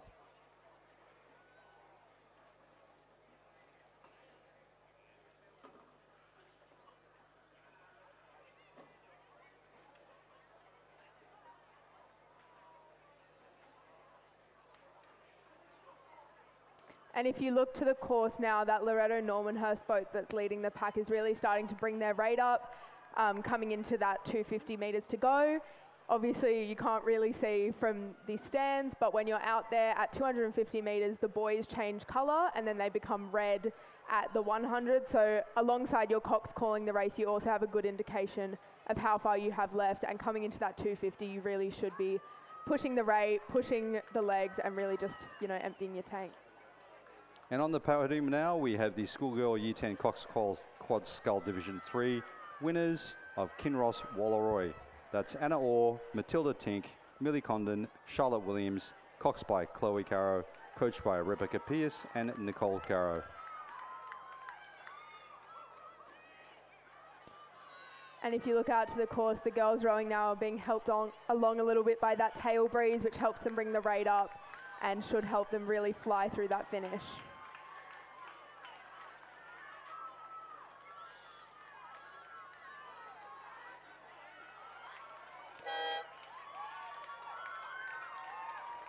And coming through is first place is Loretto Normanhurst 5. Followed by Loretto Normanhurst. No, it's a tie finish now between St. Cat's and Loretto Normanhurst, but it looks like Loretto Normanhurst held them off. Loretto Normanhurst 6 coming in as second, with St. Cat's 4 coming in as third.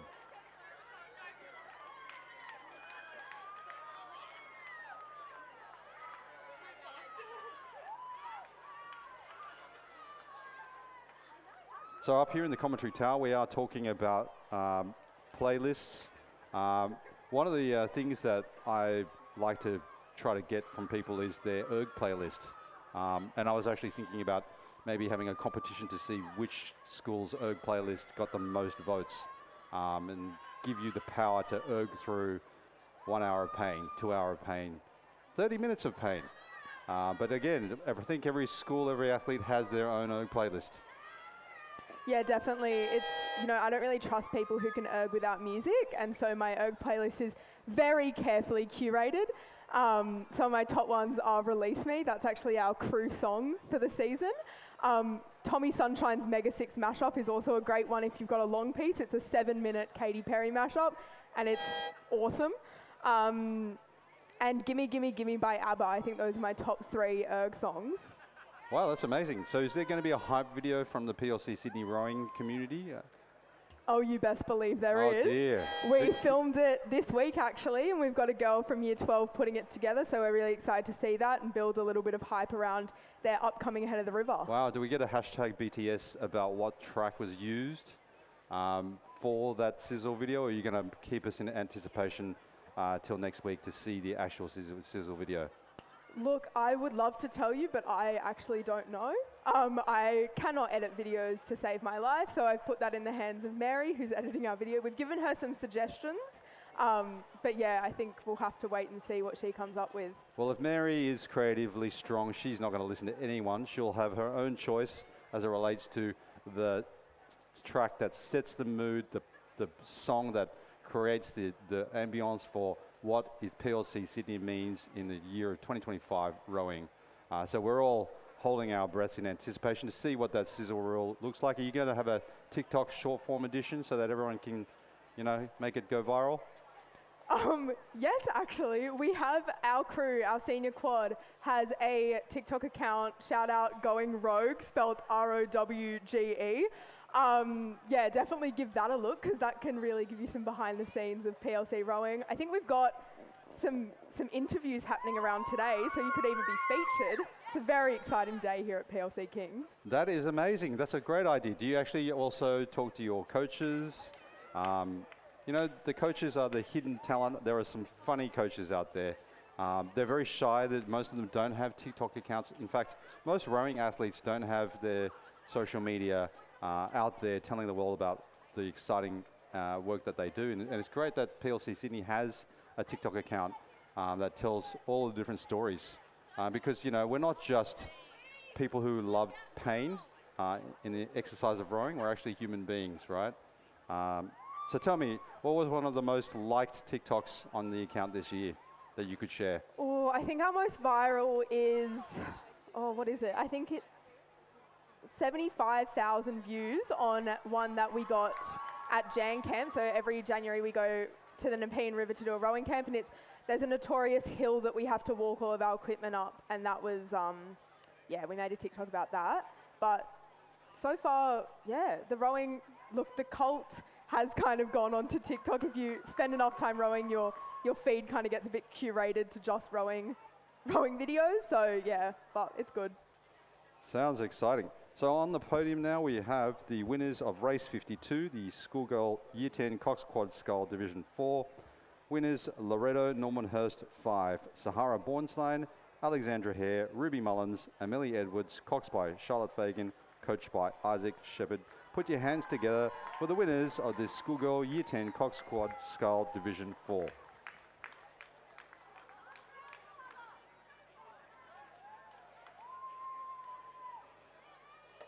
So now we're going to switch to lunchtime.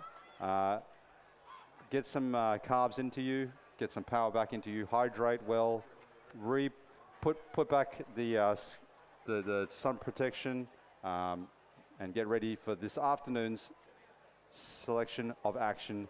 More exciting schoolboy and schoolgirl racing to be had at the PLC Kings Regatta. Thank you again to the PLC Sydney commentary team. Oh, thank you for having me. And if you need any entertainment while you're eating your lunch, check out Going Rogue on TikTok. Yeah. And let's see a battle between the rowing TikTok accounts and see, you know, who's more entertaining and, you know. Absolutely. I think Pimble's Instagram account, Blister's Sisters, is probably our main competition, but wow. I reckon we can take them. Are there any boys accounts out there? I'm only hearing 2 girls accounts. Do any of the boys do TikToks, or are they completely shy? Look, I haven't seen any, but one of my teammates is saying she has. I don't know. Maybe we need to get some boys' schools doing some TikTok accounts, get a little inside look into their boat sheds. But yeah. I think so. And of course, let's have a look at their erg scores. Right? It's not secret. You should be out there. So for those of you looking or entertaining the idea of studying overseas, the Australian and New Zealand athletes that are winning scholarships to study in America are getting larger and larger. I believe last year there was 180 Australians on sporting scholarships for rowing in the United States. So again, this is becoming a trend. So one of the things that head coaches look at is your social profile, obviously your erg score as well. But again, communicating about your daily life, your leadership, all the things that you enjoy besides rowing, plus your rowing erg score, make up for that application for you to go study overseas, which is an excellent way to bridge what you've been doing for the last 5 years into the next phase of your life. And again, enjoy your lunch, and we'll see you later.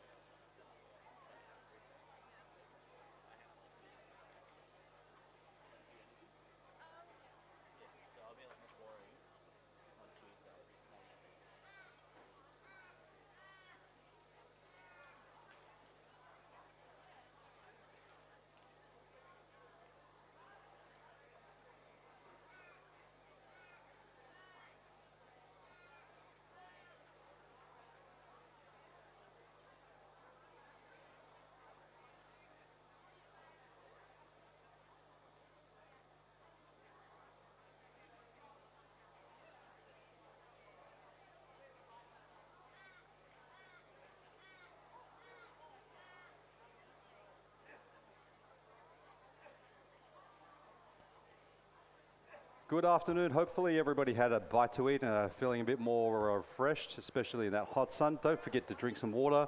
Don't forget to also put on some sun protection, your hat. Those of you riding a bicycle, wear a helmet. Do I see that? Yes, that gentleman wearing the white t-shirt is not wearing a helmet. I look forward to you providing a donation to the New South Wales government. Lining up next, we have a new commentator with us here from the King's School. Why don't you introduce yourself? Hello, my name's Henry Hazlitt. I row in the 5th 4 and the 3rd 8, and row bow seat. So Henry, tell us, how long have you been rowing at King's for?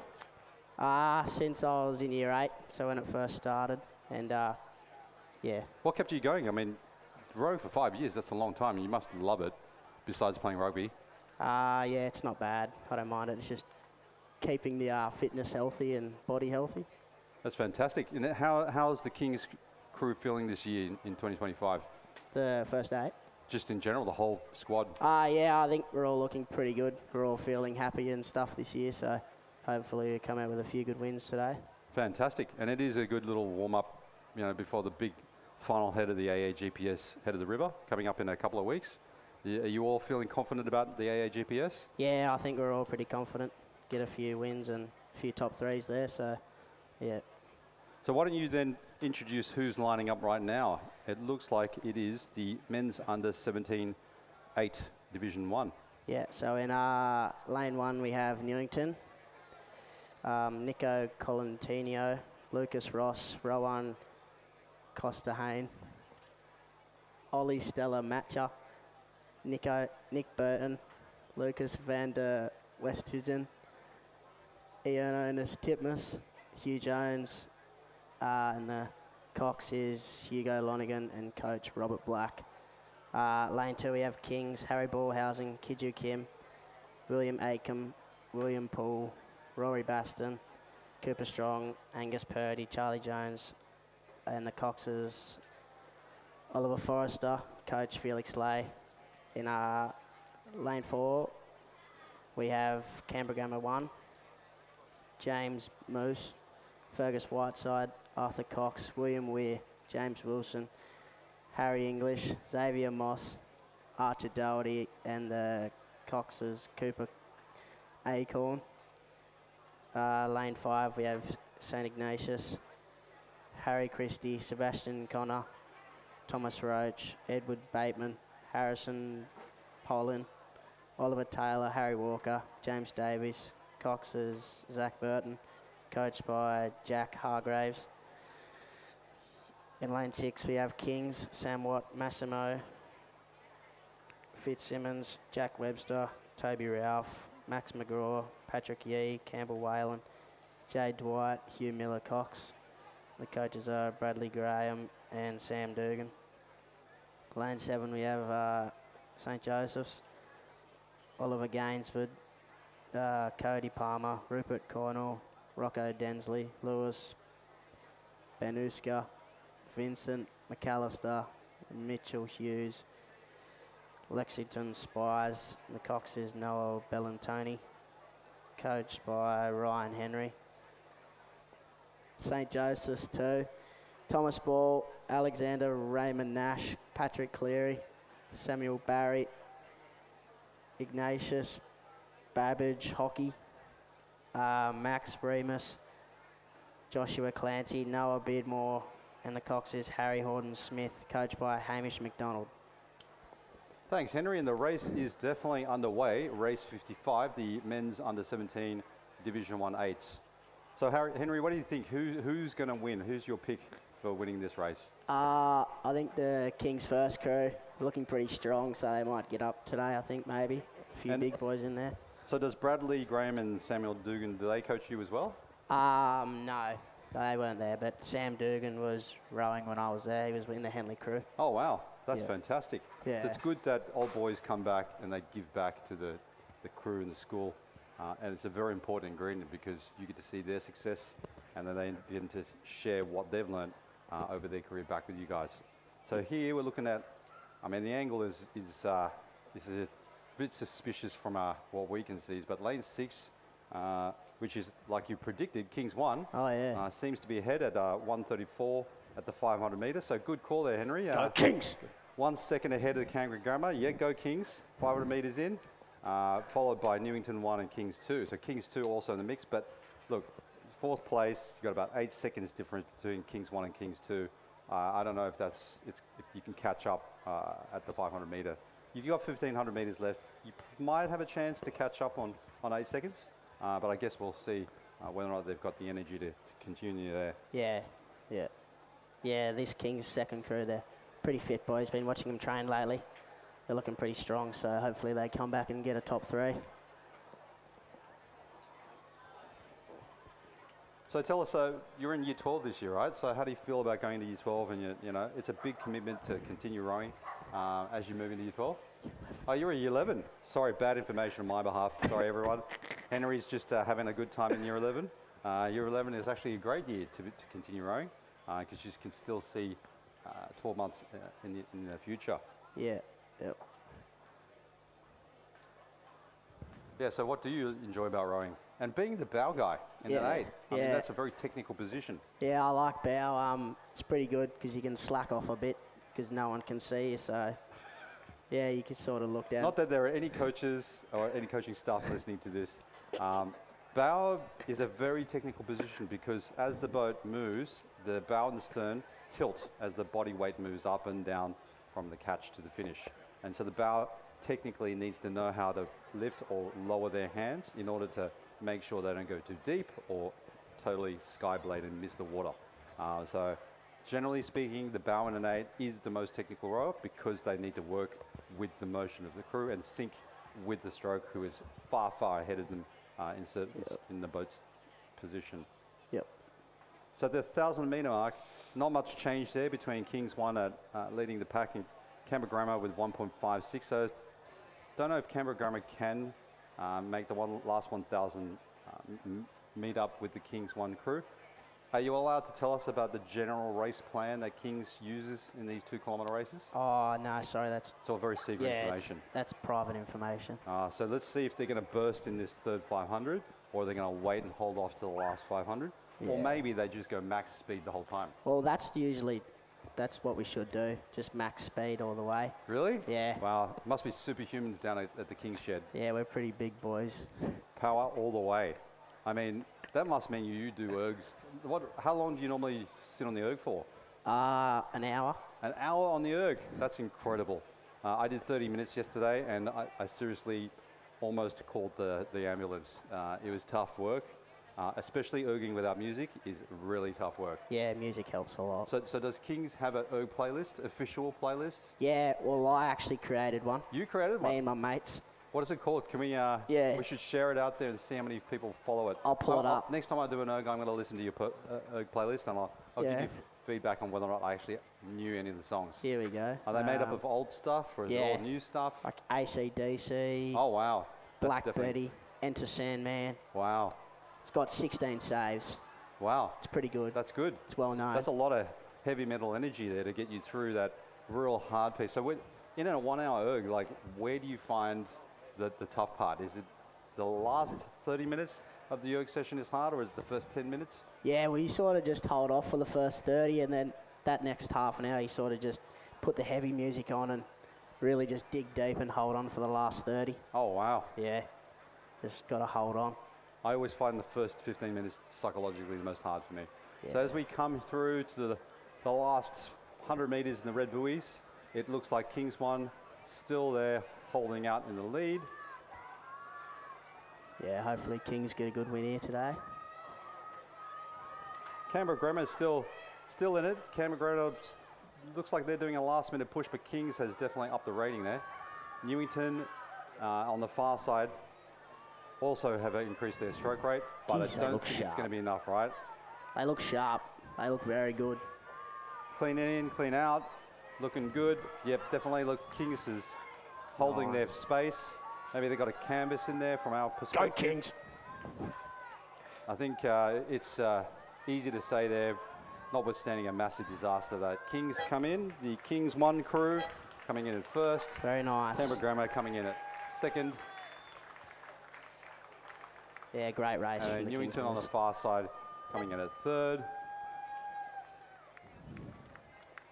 I tell you what, this King's second crew, they may not look good, but I tell you what, they train hard and they come here every weekend and put in a big effort. And that's what it's all about. I mean, rowing is the purest form of performance sport. Yeah. Yeah. Well done, boys, from the King's second crew there. Finishing off there at 6 minutes and 40 or so. That's still a remarkable time there in the unofficial results. So the next race underway is race 56, and now we have swapped over with a commentary from St. Joseph's College. G'day everyone, my name is Charlie Duncan. Charlie's here to help us out. Are you in year 11 or year 12? Year 12 this year. Year 12, okay. So, Charlie, why don't you tell us who's rowing in race 56? So I've got race 56, here we go. So this is the men's under 17-8. I've got Newington 2, Andrew Lee, Oscar Sharp, Jaden Sadoga, Rory Begg, Sailor Allen, Oscar Wong, Jeremy Cooper, Nicholas Savicio, Lachlan Hay as a coxswain, Cameron Gordon, Lachlan Arizon, Ashley Masson, Lachlan Cable, Max Gable, Denzel Zimmy, Reggie Stanford, Xavier Currans, and Archie Farrer as the coxswain. For Review 3, we've got Jagger Short, Jack Whitson, Ignatius Bryan, Maximilian Nick, Charlie Forshaw, Hugh McWilliam, Archie Cable, Angus Field as Elliot Summons as the coxswain, coached by Marcus Bamiotki. In the St. Joseph's 2, we've got Ed Sidley, Albie Jameson, William Verrill, Oscar Habusha, Samuel Sidoti, James Morsehead, Harry Adamo, Thomas Sieve, coached by Will Croker. Cam Grammer, Lucas Wendell, Cameron Snow, Oliver Listing, Angus Healy, Blake Sim-Smith, Benjamin Padilla, Harrison Pabes, Jacob Thompson, Charlie Wu as the coxswain. Joey's 3, Lachlan Farrell, Oliver Friends, Thomas Chan, Ed Stevens, Finn Garland, William Bailey, Lockie Wilho, Remy Hernandez, Cooper Chan as the coxswain. For Review 4, Tommy Burton, James Puffian, Ned Connors, Charles Filler, Angus Gilbin, Sydney Roach, Tom Simons, Henry Jaywell, Ignatius Kong as the coxswain, coached by Thomas Gerald. For Newington 3, Aaron Hagel, Bird Lockie, Tom Harris, Lucas Knox, Joshua Caron, Tom Parrott, Aidan Evans, Ashton Timmerlipin, Andrew Bushgetton as the coxswain, coached by Angus Moss. And it was passed through that 1,000 mark. Newington 2 were in the lead, followed by St. Joseph's 3 and Canberra Grammar 2. With a then 10-second split difference between Newington 3 and St. Joey's 3 after that. So looking like the stroke rate is looking relatively positive there for that middle 500. So how many of these Joey's boys do you know? You must know all These of are them, right? all, yeah, I know all of them pretty well, especially that Cox. Will Croker for Joseph's 2. He's got quite a loud mouth. Oh, perfect for a Cox. Yeah, great. So what's his favourite call? Do you remember what his favourite call? I haven't had him personally as a coxswain, but from what I've heard, he's pretty good on the microphone. Yeah, he gets them to switch on, does he? Absolutely, to say the least, yeah. I'd love to hear some of those favourite hashtag kind of Cox calls. That's it. When I had my daughter Paloma on co-commentary, she was telling us about how some Coxes breathe with the crew to get everybody to breathe together and focus. So yeah, that's one of those opportunities there. So now on the presentation podium, we have the men's under 17 8 Division 1, the crew from Kings 1. Congratulations to Sam Watt, Massimo Fitzsimmons, Jack Webster, Toby Ralph, Max McGraw, Patrick Yeh, Campbell Whalen, Jay White, Hugh Miller is the Cox, coached by Bradley Graham and Samuel Dugan. Congratulations to Kings 1 winners of the Race 55 Men's Under 17 8 Division 1. Put your hands together. Go Kings. And at the 1500 mark, back on the course for the Men's Under 17 Division 2 8s, Newington still ahead there, Newington 2 leading the pack there with Canberra in second place. Not much change there, 8 seconds difference. I don't think that there's much anybody can do with a 8-second lead between, oh no, well, the timing has changed. It's Joey's 2, then Canberra 2. So Joey's 6 seconds, 7 seconds. What's your feeling there? Do you think Joey's can make a comeback? Hopefully they can push through. These fellas have been putting in the work every Wednesday on the works. Especially Will Crocker's giving them this. What's he saying to them? Push? Oh, it's the last 10? Let's go, fellas. Bring home the bacon. Come on, where is that pork? Show me that fried pork. Get the bacon. Get it now. Come on, boys. Bring it home. I don't know if the smell of bacon is going to be strong enough for them to overcome this Newington crew. No, but they made a podium. And that's what it's all about, having a good crack at Joey's. That's true. That is true. Newington looking strong. I don't think there's going to be much change there. They're looking very calm, very smooth. Same with St. Joseph's. Looking good.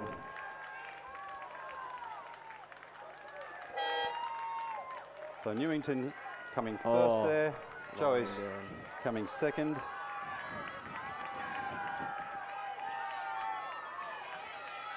In third position is Canberra Grammar. And Joey's and Newington battling out for third. Here we go. Looks like Joey's going to have it.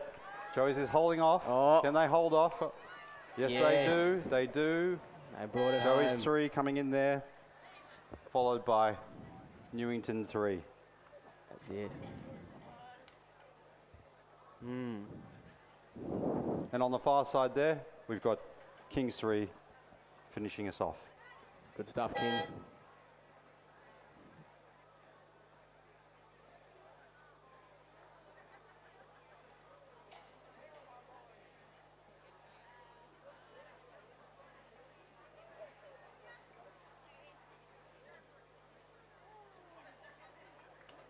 So underway on the course is race 57, the men's under 19 Cox Quad Scull Division 1.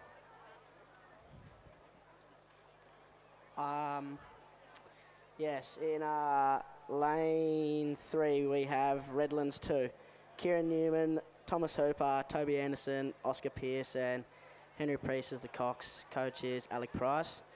Lane 4 we have Kinross 2, Angus Sortel, Xavier Zinger, Heathcliff Bell, Ash Robinson, Sam Thomas is the Cox, and the coaches are Benjamin Watt and Will Stanley Davies. Lane 5 we have Armidale, Jack Welch, Archie Quinn, Tyler Nelson, Joseph Gordon. The Cox is Hamish Pengilly, coached by Martin Inglis. Lane 6 we have Redlands 1, Jack Meek, Henry Dobson, Connor Morrison, Angus McLinnis, and Anuka Lee as the Cox, coached by Timothy Robinson. Lane 7 we have Kinross 1, Jackson Davis, George Hunt, Finn Price, Harper Shaw, and the Cox is Zoe McKay, coached by Will Stanley Davis and Benjamin Watt. Lane 8 we have St Augustine's, Henry O'Hare, Jesse Bray, Rory Parker, Hamish Wise, Henry Godsworthy as the Cox, coached by Amos Noon and Judith Unjamak. Thanks to you, Henry. Yeah, we were just remarking about how this role in commentating is actually a lot of multitasking. I know I've seen people who TikTok and stream while they play gaming and do 4 things at once. This is a little bit like that because we've got 4 different things that we've got to be paying attention to. So at the 1500 mark, Redlands 1 is coming first there with a 6-second difference for St Augustine's in second. Kinross, Redlands 2, Kinross 1 close behind that. So it is quite a tough job, right? Reading off the names, then looking at the results, keeping it excited, keeping it high energy. That can be hard doing that for hours and hours.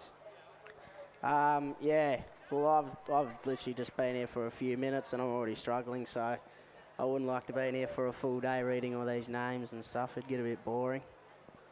Well, that's the difference, right? Sometimes you know the people who you're calling out to, and then that makes it a bit more special because you actually put a name to the face. When it's hard and you don't actually know who's who in the zoo, it can be a bit challenging there. But as we reach the last moments of this race, Redlands still looks like it's keeping up in the lead, but can Kings and Redlands, and it looks like St. Augustine's have also got a pretty good lead on second position. The battle is for third, second, third and fourth. Oh, it's going to be close. It's going to be close. Come on, Kinross. Kinross, what a marvellous rowing school. Very fortunate to have their own body of water there. We got Redlands coming in strong and long in lane 6. Redlands 1. God, it's tight. Augie's coming in, I think. I don't think anybody can challenge that position from St. Augustine's in lane 8. But the battle is out there on the far side between lanes 3 and 4. Redlands 2 and Kinross Walleroy. Looks like Kinross just lost. Redlands takes third with Kinross in 4th.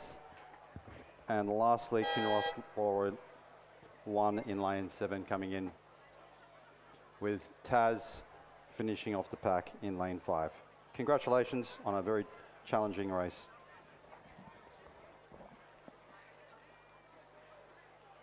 So down on the presentation dais, we have the men's under 17 8 Division 2, the crew from Newington 2. That's Arnaud Lee, Oscar Sharp, Jaden Sukia, Rory Begg, Silas Allen, Oscar Wong, Jeremy Cooper, Nicholas Softis, coxed by Lachlan Ha.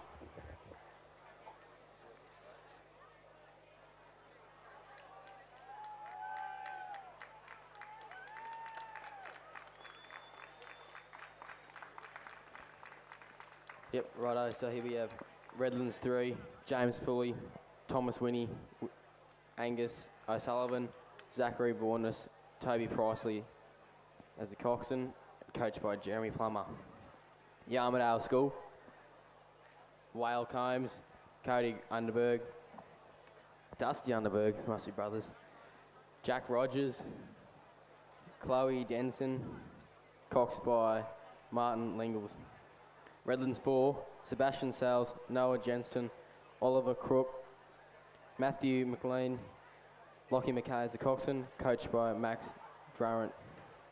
Another Armidale School, Ryder Korsh, Clancy Munsey, Julian Jakins, Saxon Moonhead, Syllabel Bradford as the coxswain, coached again by Martin James. Redlands 5, Nicholas Tebbett and Alexander Featon, Sam Turin, James Conlon, Lyndon Chen as cox. Kinross 3, no, that's just Kinross. Kinross, Matthew Lowen, Joe Dunworth, Jack Burke, Austin Carrata, Harry Granter as cox. So at the 1,000, you can see that Redlands 3 is leading the pack with Kinross Walleroy 3, 7 seconds behind that, and then Armadale School another 5.87 seconds. So Redlands 3 with what seems to be a commanding lead of a 7-second lead there. The question is, will there be a crab? Will there be some type of mishap that dislodges someone's positioning? Have you ever caught a crab before in a race? I've caught a few in my time. But not in a race? I caught a little one. I had a good one in Gold Cup last year. Oh really? Did you recover? How'd you go in the end after the crab? Oh, it threw us out of the placing, but yeah. Did you have nightmares after that, or did you get through it? Oh, look, I tried to put it in my pass and just row through it, one stroke at a time, they say. That's true. It is very hard. Did your coach tell you, what happened? Was it because you're tapping out too late? You're just trying to get too long a stroke out of it? Just trying to rush the slide too much. Rushing the slide, the age-old key problem that we all face. Trick in the trade. Can't rush the slide. It's got to be smooth. It's got to be slow. It looks like Redlands 3 here, looking very smooth. They're definitely very slow. Smooth, yeah. No, that was probably the colour of those oars is Kinross closer to us on lane 2, with Redlands in the far side out of the shot. But again, at 5:13 and Kinross 3 coming at second with 13 seconds behind that, that'll be a difficult pickup to make in a quad boat.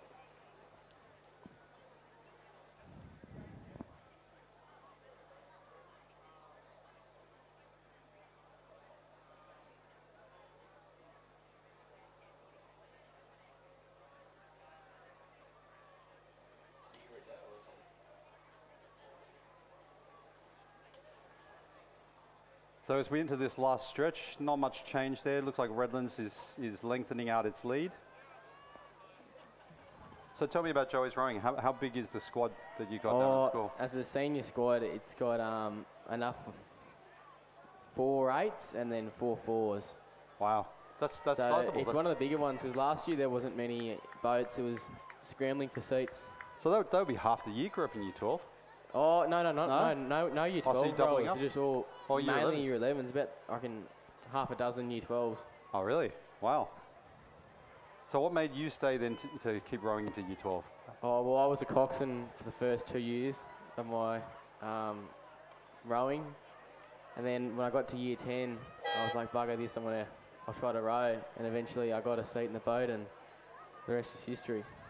I tell you, do not underestimate tenacity. There's no reason why anybody shouldn't be able to make it in the boat. That's right. So coming in now, we got Redlands 3 in first place. We got Kinross coming in second, Kinross 3. Taz. It's Taz. And then Taz there in lane 4. Bring it home. And third.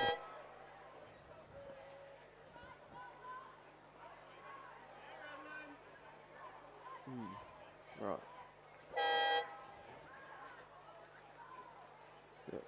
Way out or?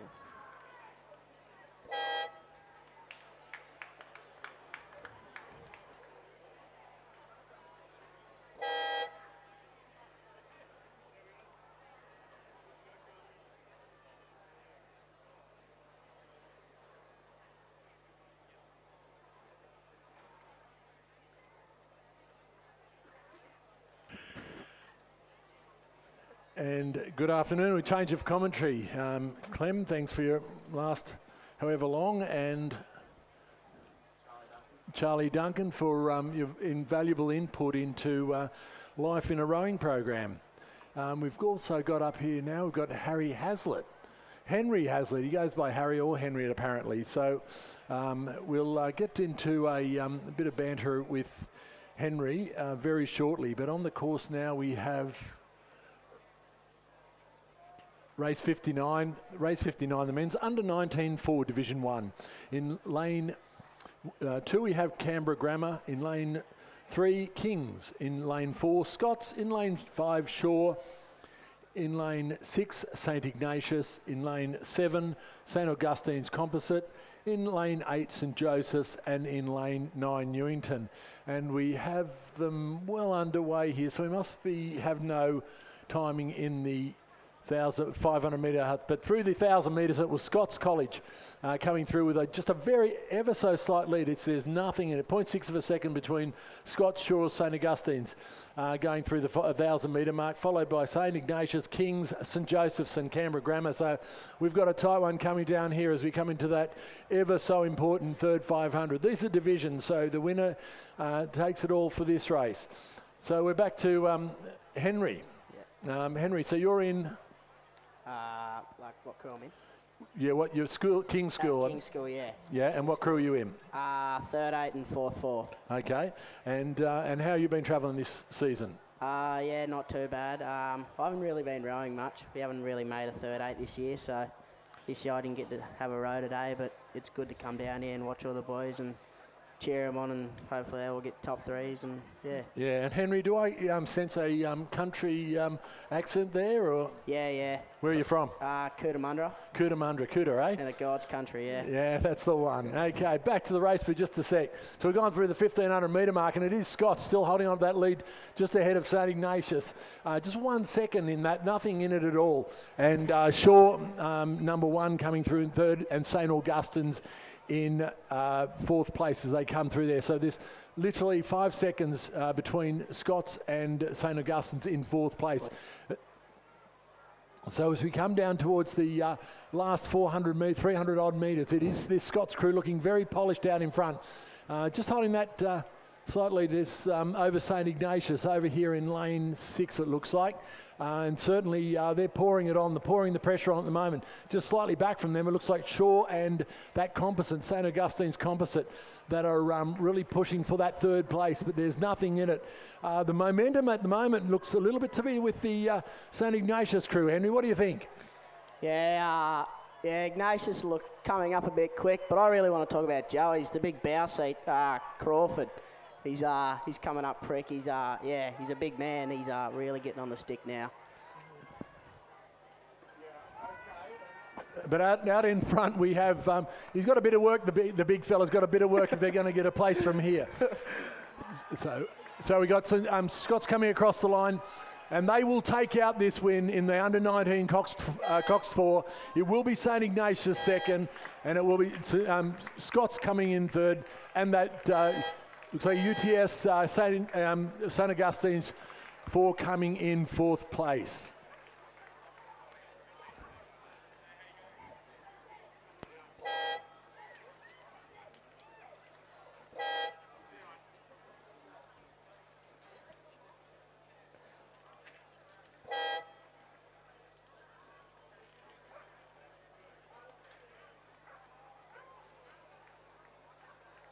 So we have the unofficial results at the moment, but will be official. Scots coming across the line in first in a time of 6:43.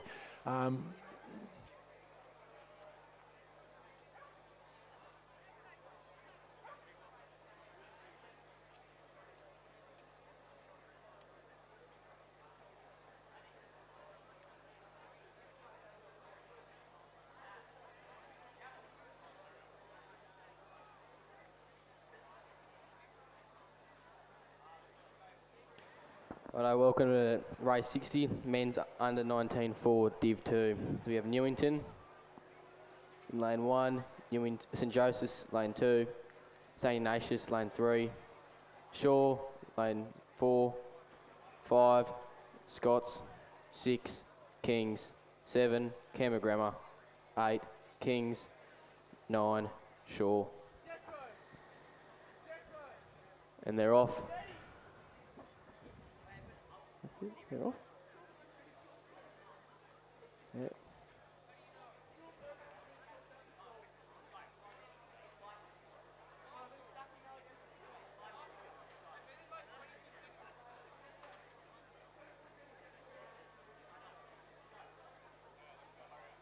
Right, I set the 1,000 metre mark, reviews in front, then it closely followed by Shaw by about 3 seconds, and then after that the gap's pretty small. The Scots crew is about 0.28 of a second behind them. Hopefully I can close that gap in this middle bit.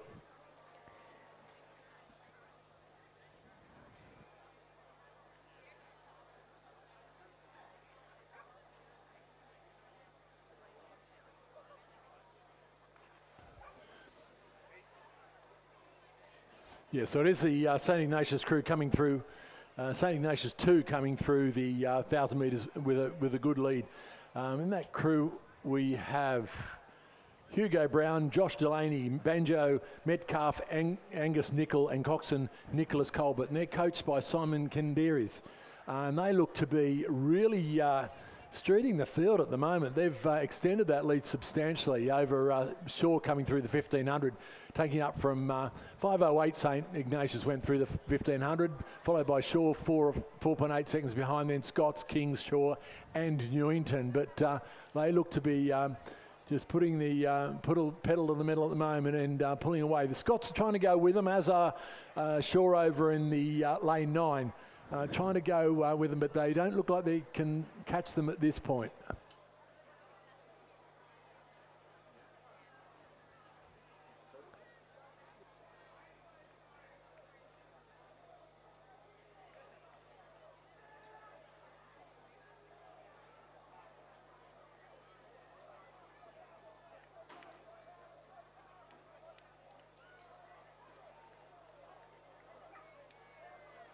But it is this St Ignatius crew looking very polished as they come down towards the line.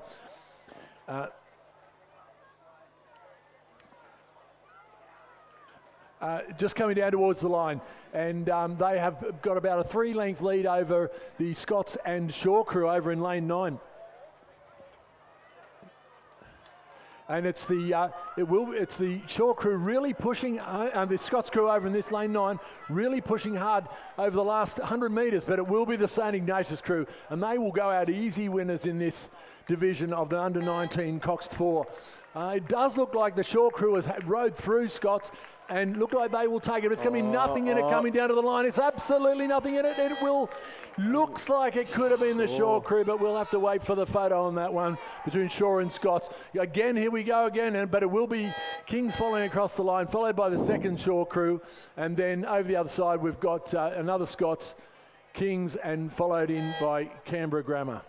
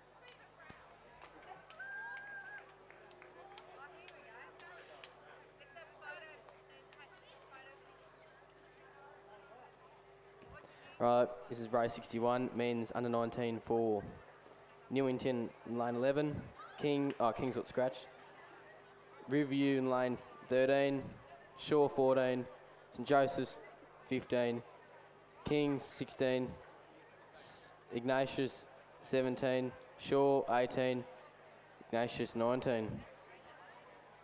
There's 3 Ignatius crews in this race here. We'll see how they go. They've had quite good depth among the program and review this year. Nothing less of the Kings boys.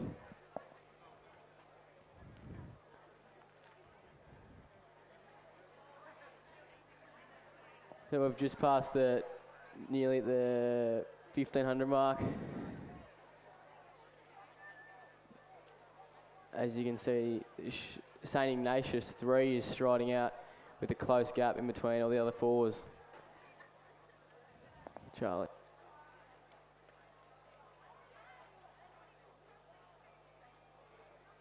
So as we're coming down to the 1500 metre mark, once again we're with Charlie Duncan, Harry Hazlitt, Izzy McFarlane and Meg Wilson. Yeah, so we've got quite the complimentary things. But on the podium at the moment, we're just doing the medal presentation for the men's under 19-4. So it was Scots in first and place and gold medalists, Max Berkelou, Edward West, Lucas McGregor, Samuel Stewart, and Finlay Cardno-Coxon, coached by Judith Ungemark.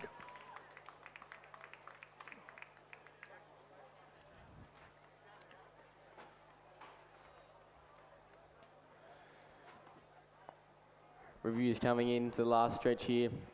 A good 2 seconds. Oh, yep, that's it. They're stretching out now. Hopefully they can hold off the other boys. They had quite a successful weekend last week down at Riverview Gold Cup in their home turf. And as you can see on the outside, what's that, Shaw? Shaw's doing a little push on the side of them. See who comes home first.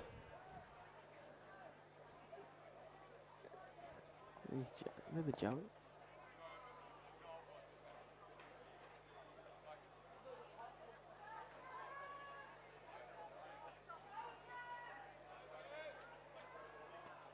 And here they're just Riverview and Shaw just entering the red boys here. Less than 250 to go. Here we go. Who's going to bring it home?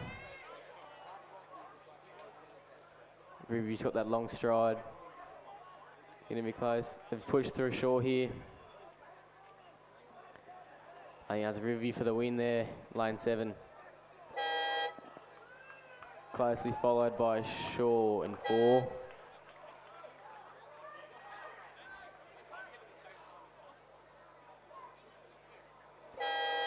Well, oh yeah.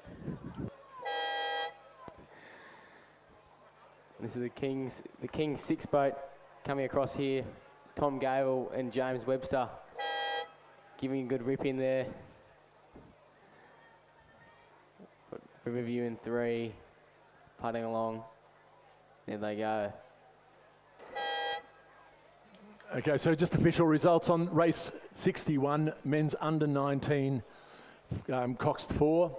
It was St Ignatius 3 in first position in 7 minutes, 0.15. In second, Shaw 4, and in third, St Ignatius 5. So we move straight onto the course, and we have race 62 underway. And in that race we have lane 3 is Shaw, lane 4 Kings 1, lane 5 St Ignatius 1, in lane 6 Canberra Grammar, in lane 7 St Joseph's, and lane 8 Newington, and in lane 9 Scots. This is the men's under 19 8 Division 1. So through the 500 metre mark, we're actually through the 1,000 metre mark, and we have St Ignatius 1 going through the 1,000 metre mark with about a length lead, about 2 minutes 55.38, with a length lead over Kings 1, Shaw, Newington, Canberra Grammar and Scots. Nothing in it in the over the first 5 positions, so it's going to be a very tight race coming down to the 1,500 metres and onto the finish. Yeah, Kings coming in second. A lot better than the first race. They struggled in the first race, but coming back a lot harder. But obviously Riverview out in the front with their big crew. Going to be hard to beat this year.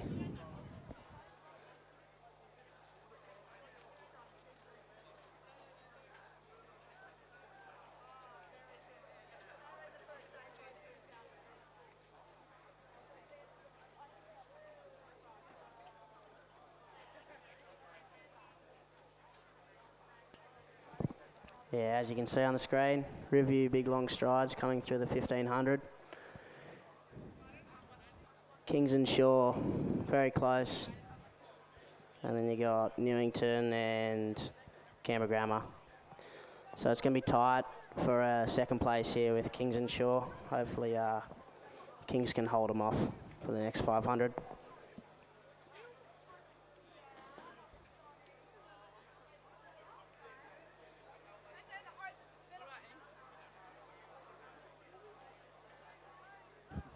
Yeah, so coming down to the last 300 metres, and we have certainly this St Ignatius crew looking extremely strong out the front. They've got about a 5-second lead. The real race is on though between Shaw and Kings in second and third place. It does look like Shaw might have overtaken Kings, so they look a little bit stronger. They've had a better third 500 than what Kings had by the look of it. But this St Ignatius crew looking very, very strong as they come down towards they don't look like they can be overtaken from there. Just had a bit of a wobble in the Shaw crew, but they look like they've got King's measure now, and it does look like they will go all the way and take second place, unless notwithstanding any sort of major catastrophe. But it is this St Ignatius crew looking very strong coming down to the wire, and they will go over the line to take first place in this race. So St Ignatius over first, will be Shaw second, Kings third, Newington fourth, Canberra Grammar fifth, and it will be Shaw rounding out the field. It does appear that St Joseph's crews have largely scratched from these races. Let's go, Finny! Pull, Finny, pull!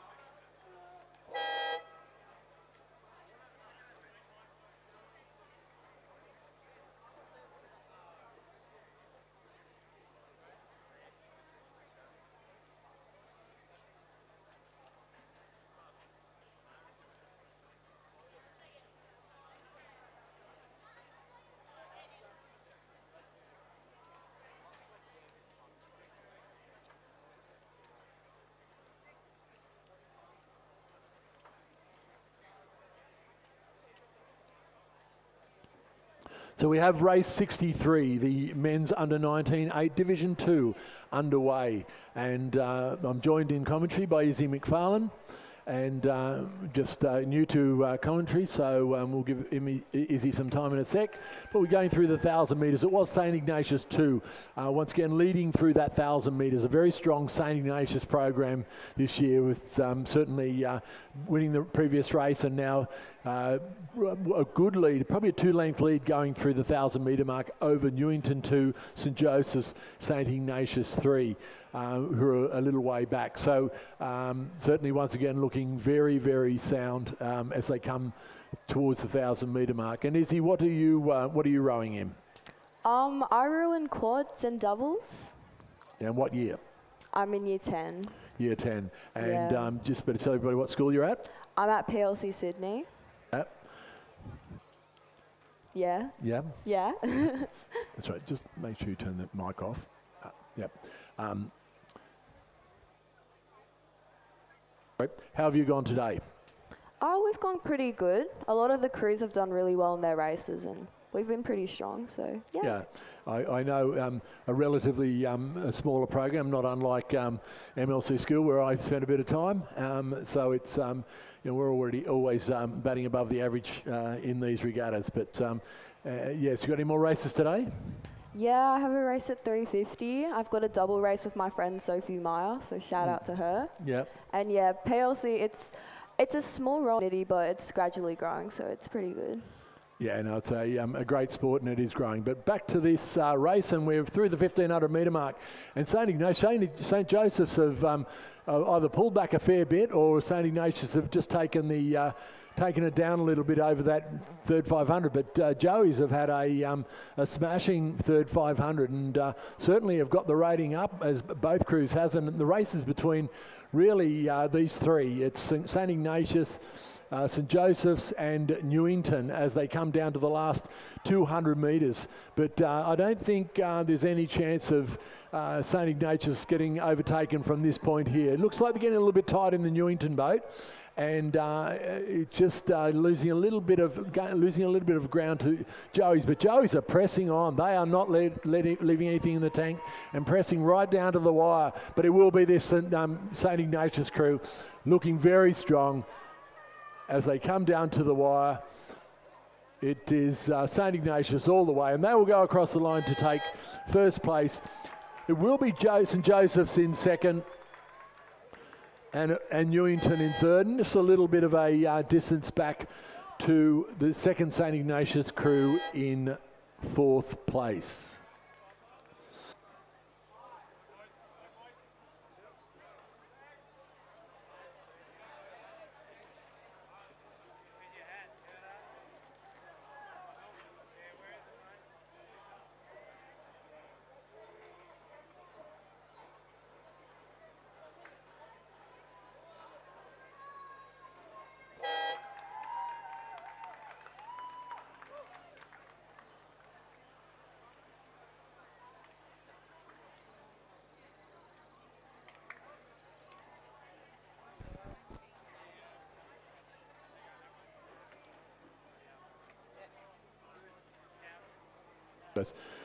Ladies and gentlemen, we move on to the medal presentation for the men's under-19 8 Division 1. In first place, and gold medalists, St Ignatius College, Harry Kelly, George Field, Angus McGrath, William Bryant, Montague Hiles, Julian Carr, Zachary Hyde, Harrison Davis, coxswain Henry Burton, and coached by Matthew Curtin. Please join me in congratulating St Ignatius College, gold medalists in the men's under-19 8 Division 1.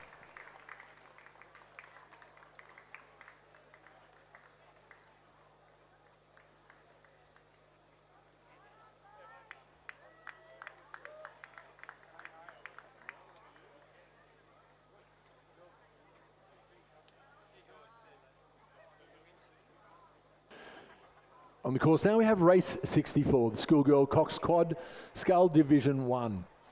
And we have in lane 2 the Armidale School, in lane 3 Redlands 1, in lane 4 Canberra Girls Grammar, in lane 5 Roseville College, lane 6 MLC School, lane 7 Canberra Grammar, lane 8 Mossman, and in lane 9 Kinross Walleroy. And through the 1,000 metre mark, it was Canberra Girls Grammar going through the 1,000 metres at 3:34 with a little bit of a gap back to a MLC School crew, and then Redlands, Kinross, the Armidale School and Mossman. So the positions at the moment are well established, but there's nothing in it after the first two crews for the 3rd, 4th and 5th place. So that's where all the action will be, but it does look like this, the Armidale School is, the Canberra Girls Grammar School has a good lead at this point in time.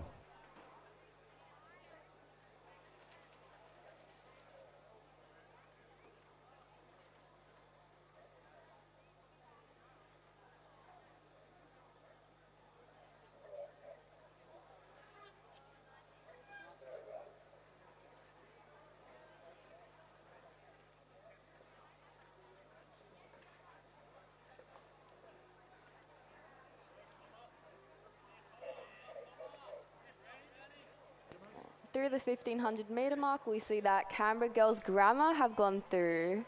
And then close up is Redlands, then MLC, and then Kinross Walleroy.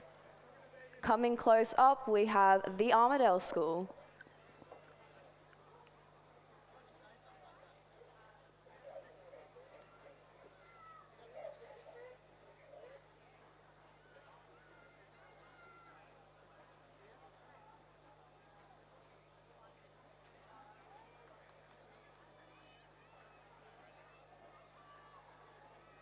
So as we come down to the last 300 metres, it is this Canberra Girls Grammar crew. They are certainly got a fair lead on, but the MLC school and the Redlands are in a ding-dong battle for that 2nd and 3rd place. It looks like Redlands have just come over the top of the MLC school in the last 500 metres, but certainly MLC lifting the rating and trying to regain that ground that they've lost on the Redlands crew. But certainly this Canberra Girls Grammar crew looking very, very strong out in front. These crews no doubt will be fronting up in 2 weeks' time for the schoolgirl head of the river, and in fact probably at least Canberra Grammar and MLC for the ICSA Regatta, which is on this course tomorrow. But certainly it's on Canberra Girls Grammar, got the rating down, looking really strong as they come towards the line. The MLC crew really pushing to regain that position that they held through the 1,000 metre mark. I don't know if they've got enough room to do it. The Kinross Walleroy coming home very strongly in lane 9, and they are a real threat unless the other two pick it up. But it's going to be very tight on the line for these two crews coming down to the line, and it looks like Redlands just have it at the moment. But look at Kinross Walleroy coming home over this side. But it will be the Redlands crew, followed by MLC, and then Kinross Walleroy coming in 4th place, followed by the Armidale School, Mossman and Redlands, and then it will be Canberra Grammar rounding out the field.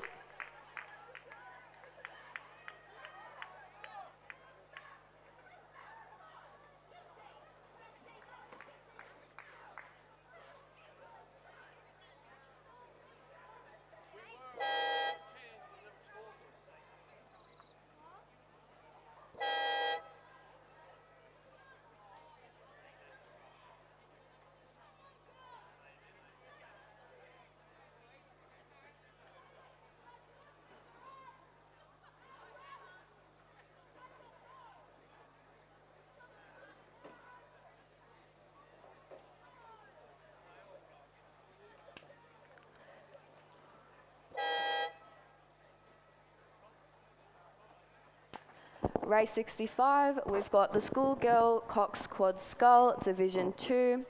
In lane 2, the Armidale School. Lane 3, Mossman. In lane 4, PLC Sydney. Lane 5, Pimbles Ladies. Lane 6, Redlands. Lane 7, Tara School. Lane 8, Sydney Girls, and Lane 9 MLC School.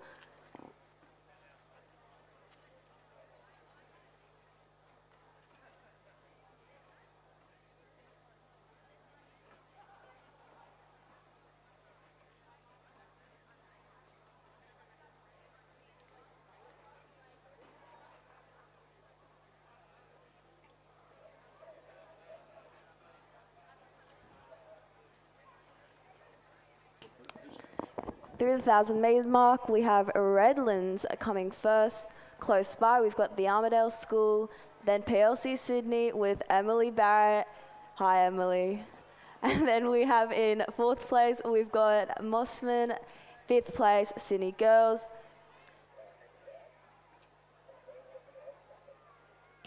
6th place, Pymble Ladies. 7th place, MLC School. And then 8th place, Tara School.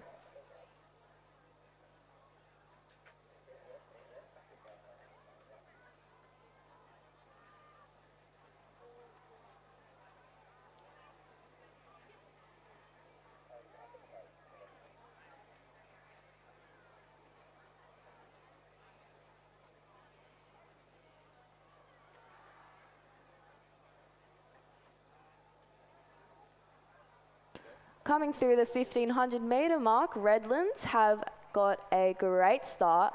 Then the Armadale School. Coming close by, we've got PLC Sydney again.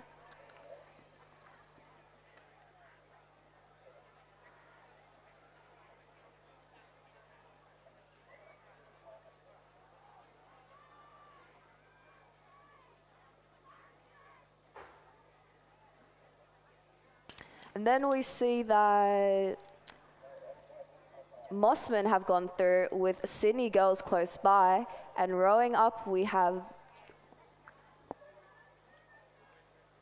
Pymble Ladies College.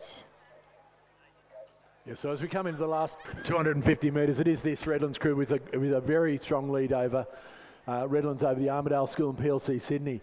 Does it look to be a race in two halves? It's a bit of a gap back between the PLC crew and the chasing pack, which is Mossman number 2 with Abby Wrightson stroking that crew. But this Redlands crew, as we come down towards the line, looked very untroubled coming down there, look right in control. The Armadale School doing very well in those bright green fluoro hats, and certainly making a statement out there as they come down into the last 200 metres. The PLC school also from Sydney making a great show of it, and they will push the Armadale School all the way to the line. Does seem to be a fair bit back to the remaining crews in this field, and certainly a big difference in the performance of these crews. But it is the Redlands crew coming down to the line with about 5-6 strokes to go, and they will take out Division 2 of the schoolgirl coxed quad scull, and a great win for Redlands. Close. Oh, and the PLC coming home like a train here, and it will be touch and go. Looks like the Armadale, it's all spent out there, but they will hold on just long enough to take out second place. It will be the PLC crew, from PLC Sydney crew, coming across the line in third. The Mossman, there's still a few crews out on the course. The Mossman crew, once again, got the rating right down. They look like there is some very tied horse people in that boat, but they look like they will hold on to take out fourth position. Although the Sydney Girls High crew on this side might actually just bump them off. No, but the Mossman crew will hold on for fourth position. It will be Sydney Girls after that, followed by Pymble Ladies,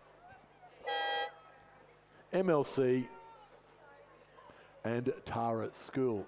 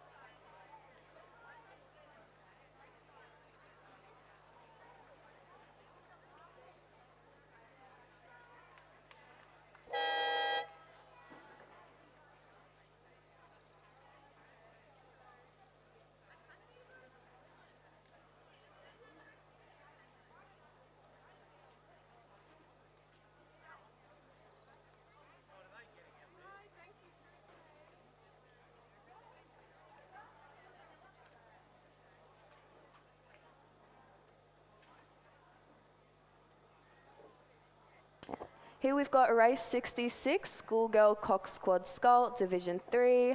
And right through the 1,000-metre mark, we've had Canberra Girls Grammar coming through, then the Armidale School, Redlands, Roseville, the Armidale School 3, and coming close by,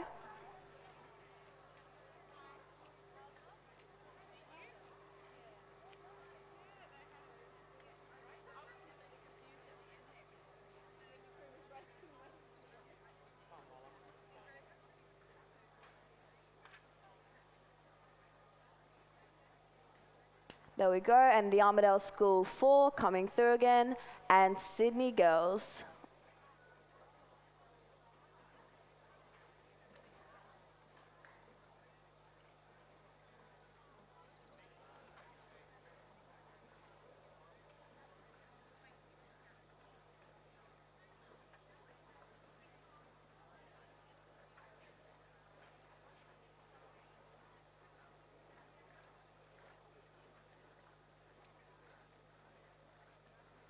So through the 1,000-metre mark, it's Canberra Girls Grammar, the Armidale School, Redlands and Roseville.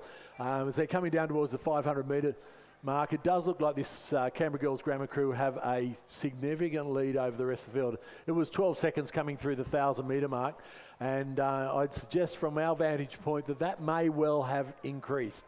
Over on the far side in lane 3, it is the Armidale School, and once again, the Armidale School performing very well in these open quads, schoolgirl quads. So there's some great performances, and certainly, for a small program, they are certainly batting above their averages here. So it is the Canberra Girls Grammar School, once again, a very, very strong program.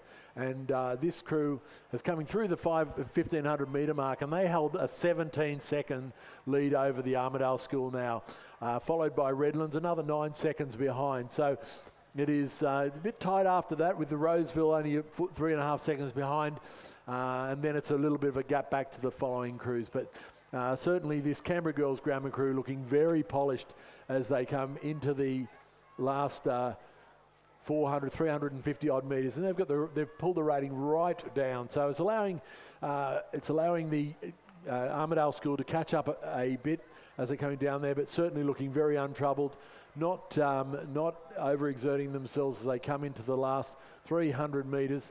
It does look like, notwithstanding any sort of disasters, that this Canberra Girls Grammar crew will take out the win in this event. No, I think their rating's probably down to about 26, maybe 24 at the moment, so looking well in control, and certainly showing why they're in front of this race.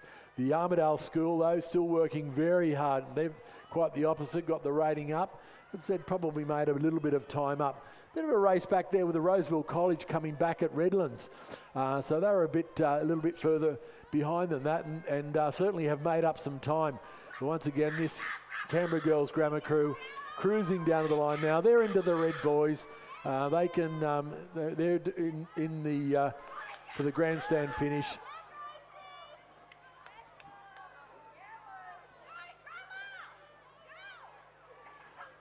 And across the line they will go, just having a little bit of a look to make sure everybody's watching, and they will go across the line to take first place. It will be the Armidale School coming across. The Armidale School coming across in second place, then followed by Redlands. Roseville couldn't go on with that challenge that they put on coming through the 500 metre mark. The second Armidale crew will come in fifth. Then a little way back, so there were a total of 4 Armidale crews in these races, but a bit of a race on for the final position, with Sydney Girls High and Armidale battling it out for that final place.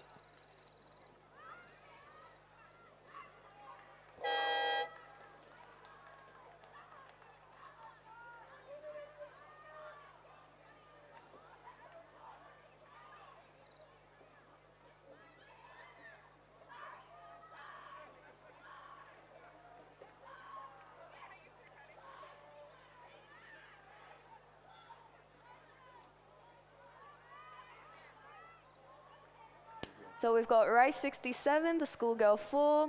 In lane 1, Loretto Normanhurst. In lane 2, Roseville. Lane 3, Loretto Normanhurst.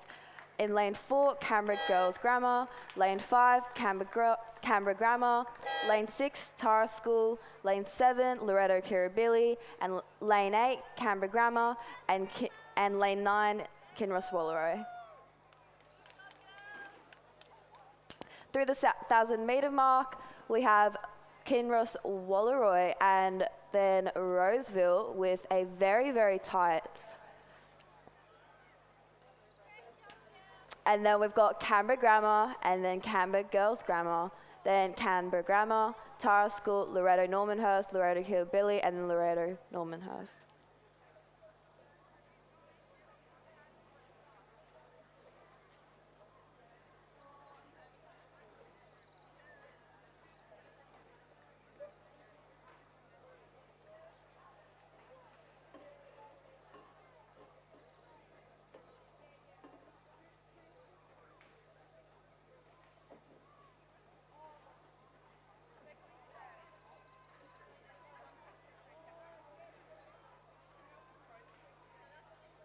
And through the 1,500 metre mark, we have Kinross Wallaroo, followed by Roseville, Canberra Grammar, Canberra Girls Grammar, Canberra Grammar. It's a Canberra affair out there, and they're all very, very tight for those top 3 positions as they come down to the last 400 metres.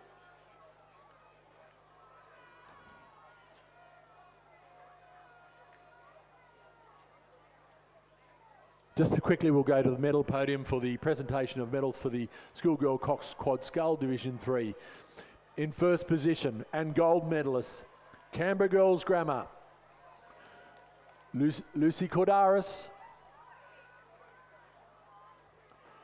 Meg Story, Grace Disney,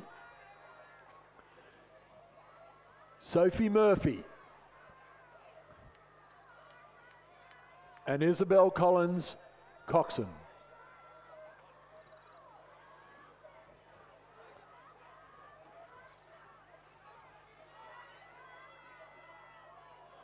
Please put your hands together and congratulate Canberra Girls Grammar 2, winners of Division 3, the Schoolgirl Cox Quad Scull. And moving straight over to the course, and it is a very tight race. Kinross Wallaroo, between Kinross Wallaroo, Canberra, and over in the Roseville on the other side. It is coming into the last 100 metres. There's nothing in it between Canberra Grammar and Kinross Wallaroo. And it's going to go down to the wire at the moment. The Kinross Wallaroo might have their measure, but there's nothing in it. 2 strokes to go. It is an absolute photo finish. It looks like Kinross might have got there, but it is going to be a photo finish. We'll have to wait for the results on that one. But it was Kinross Wallaroo, Canberra Grammar and Roseville coming across in first, second, third. We just need clarification as to who won that race. So it's coming across the line now was Canberra Girls Grammar, followed by Canberra Grammar 2. And it will be Tara School crossing the line now. Loretto Normanhurst, and we still have Loretto Kirribilli and Loretto Normanhurst 2 just coming down to complete this field.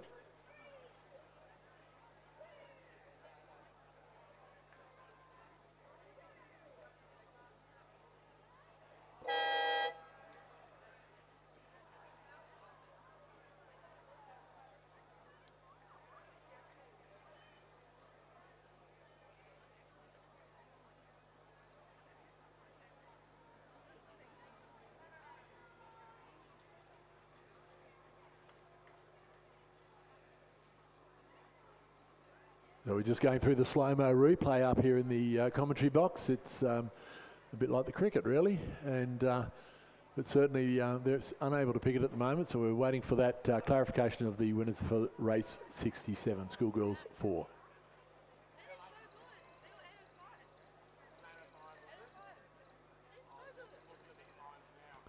Out of the course at the moment, we have the Schoolgirl First 8, race 68. Loretto Kirribilli, we have Eva Eels, Avery Bramble, Grace Woodward, Chloe Alsop, Sarah Holt, Sophie Mansfield, Georgia Moran, Elizabeth Roberts and Lulu Warren is their coxswain. Lane 4, Kinross Wallaroi 1, Belle Clinton, Laura Chudley, Emily Wise, Rani Jarek, Lucy Reedy, Olivia Searle, Xanthi Staniforth, Tessa Wong, and coxswain Philippa Martin. In lane 5, Loretto Normanhurst, Stella Moore, Sabine Walton, Juliet Mason, Sophia Terry, Annabelle Roche, Penny Rose Collins, Poppy Russell, Patricia Boland, Indy Witten, Coach Hannah Cowart.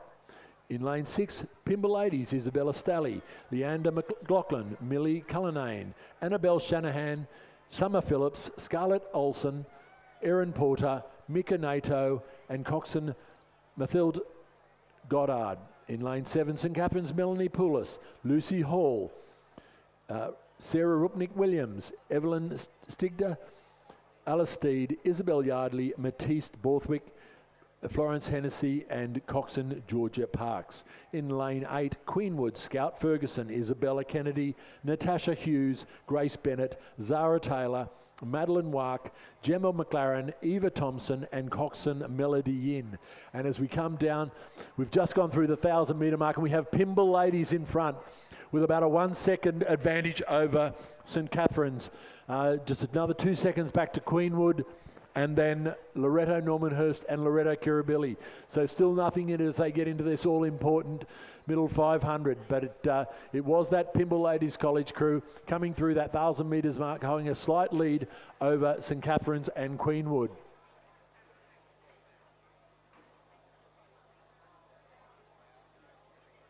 The conditions out on the course this afternoon are fantastic for rowing. We've just got this ever so slight tail breeze, which are helping the crews down the course. So we should see some fairly sharp times this afternoon. Looks like it is a race of 2 out the front here now, and it does look like the Pimble Ladies College and St Catherine's may well have cleared out a little bit from the Queenwood crew. It would appear from this point in time. So the lanes 6 and 7 have just got a little bit of an advantage over the trailing pack, but there's nothing in it for 3rd, 4th and 5th. So it's a great race out on the course at the moment. So through the 1,500 metre marks, it was indeed St Catherine's going through with a slight lead over Pimble Ladies College. So that is a turnaround. So certainly they've had a very good 3rd 500, that's St Catherine's crew, and they hold a 3 second advantage over Pimble Ladies, with Queenwood another 3 seconds back, followed by Loretto Normanhurst and Loretto Kirribilli. So it certainly has been a big move by the St Catherine's crew, but it looks like Pimble Ladies are staging a comeback here, and whether they can go with this St Catherine's crew, they obviously had some pace going through that 3rd 500 metres, and it does look like they may well have just pulled a little bit over the top of Pimble now. But certainly Pimble leaving nothing in the tank here to try to bridge that gap, and have made another big move, and it looks like they've just had a slight step in rating, and they've gone for the big sprint out about 300 metres. They're trying to sprint it home, but St Catherine's holding a slight advantage as they come into the last 200 metres, and it will be, looks like it, about half a length that St Catherine's now have over the Pimble Ladies College crew. Still tight race back there between Queenwood, Loretto Normanhurst and Loretto Kirribilli, but it is this very strong St Catherine's crew now that is pulling away from the Pimble crew. They've got no answer for this power as they come down towards the line, and it will be St Catherine's going across the line to take out the final of the schoolgirl first 8, followed by Pimble, Queenwood, and then a very close race, but it will be Loretto Normanhurst just holding off Loretto Kirribilli for 4th and 5th place.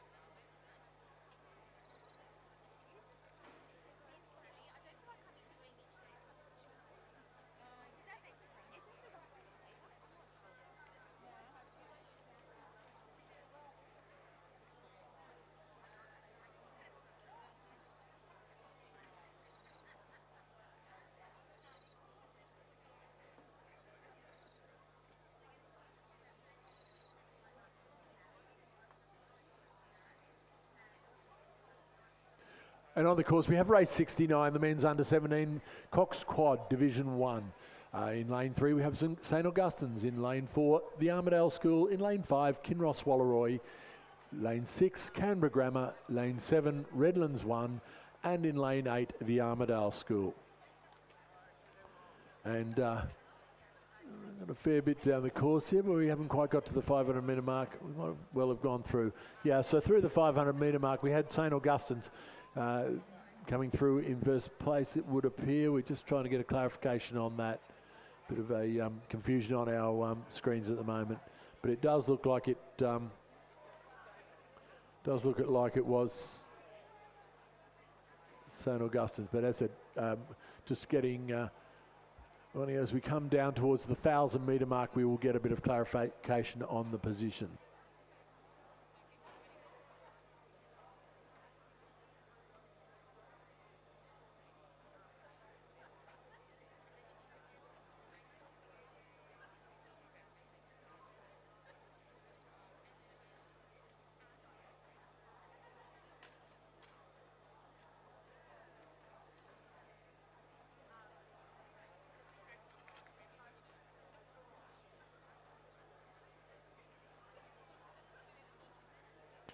Through the 1,000 metre mark, we've got Canberra Grammar in front, and then we've got Kinross Wallaroy very close behind, with St Augustine's behind that, and the Armidale School.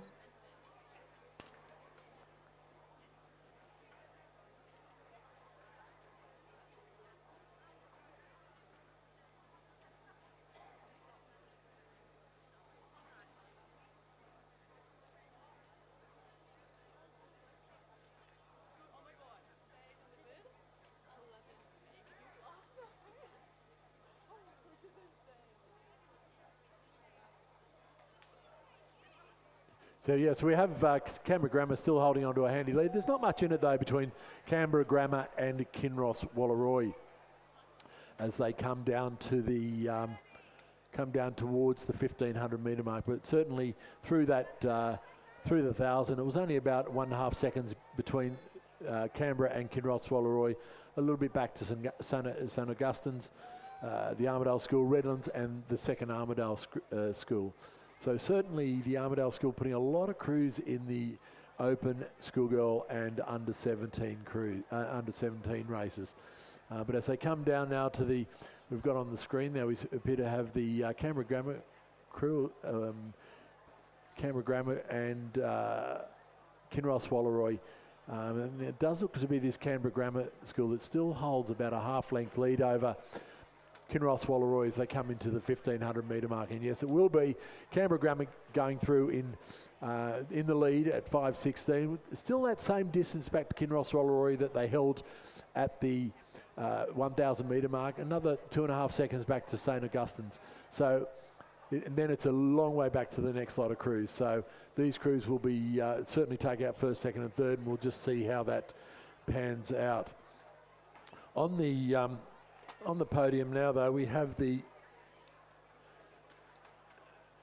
medal presentation for the schoolgirl first 8.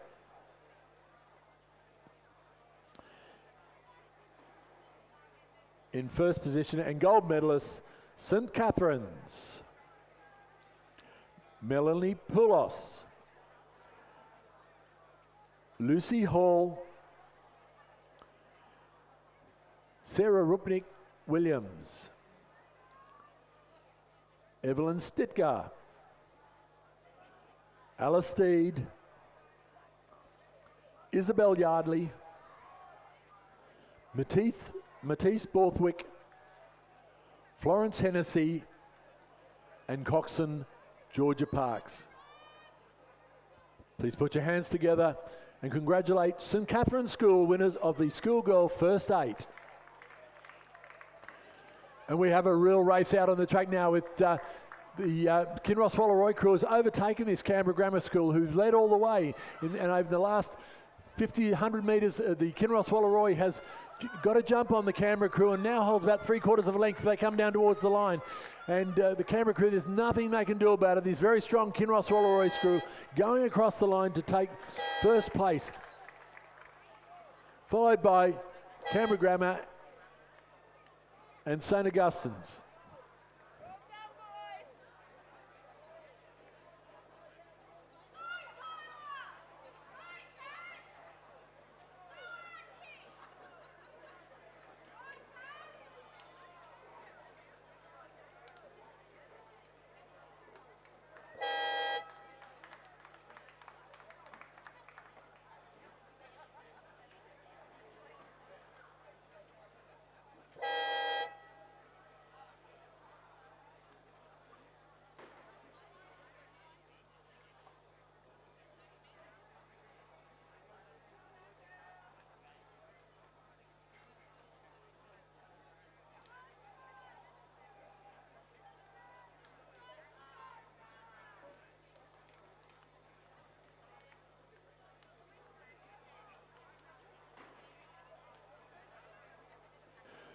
So we thank Izzy McFarlane for her commentary this afternoon. She's just setting off to do some of that racing stuff that we do out here. So thank you, Izzy, and we shall hopefully hear from you again soon in the commentary box.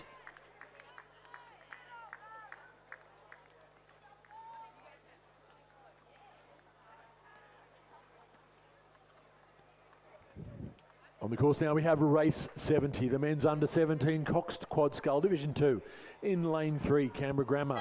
In lane 4, the Armidale School. In lane 5, Kinross Wallaroy 3. In lane 6, Kinross Wallaroy 2. And in lane 7, the Armidale School 2.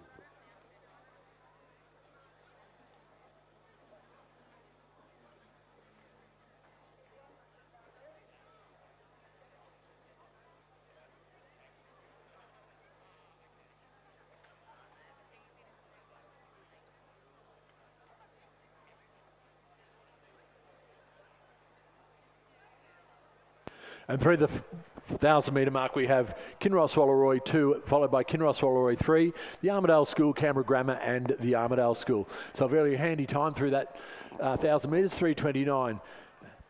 But it was the Kinross Wallaroy holding a substantial lead, as it turns out, over the Kinross Wallaroy 3 crew. About 12 seconds and about another 9 seconds back to the Armidale School and another 9 back to Canberra Grammar. Through the 1,500 metre mark, and that trend has continued, and it looks like the Kinross Wallaroy number 2 crew has pulled some more time on the rest of the field.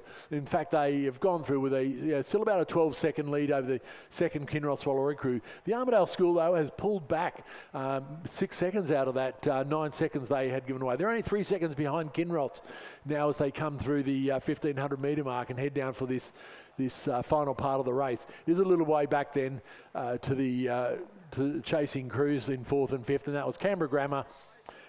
Canberra Grammar just going through the 1,500 metre marks now, and the second Armidale School crew coming through the 1,500 now. But coming in down into the last 300 metres, and this Kinross Wallaroy crew is really turning it on. It does look to be a little bit more gap between the Kinross Wallaroy 3 and the Armidale School. So this is an all-country affair in this race, with Kinross certainly out of orange, and the Armidale School out of Armidale, strangely enough. And we've also got Canberra Grammar just to round out that interstate feel about this race. But coming into the last 150 metres, this crew looks very untroubled. They are a very strong crew, and they will come down to the line pretty well unchallenged now. But the second Kinross Wallaroy crew has now pulled a bit more time back over the Armidale School, so they look like they're consolidating that second place. But it will be a win to the very strong Kinross Wallaroy number 2 crew of Matthew Lowther, Joe Dunworth, Jack Burke, Austin Cutter, and Harry Grinter is coxswain. They cross the line in first. It will be the Kinross Wallaroy 3, Ted Sheedy, William Latham, Samuel Attenborough, Reuben Cleary, and coxswain Jackson Bodine in second place. And the Armidale Schools, Thomas Peach, Cody Ubergang, Dustin Ubergang, Jack Rogers, and Chloe Dennison as coxswain are coming in to take third place. Still out on the course, we have the Canberra Grammar 2 crew and Armidale 3, and they'll come across the line to round out the field in this men's under 17 coxed quad scull Division 2.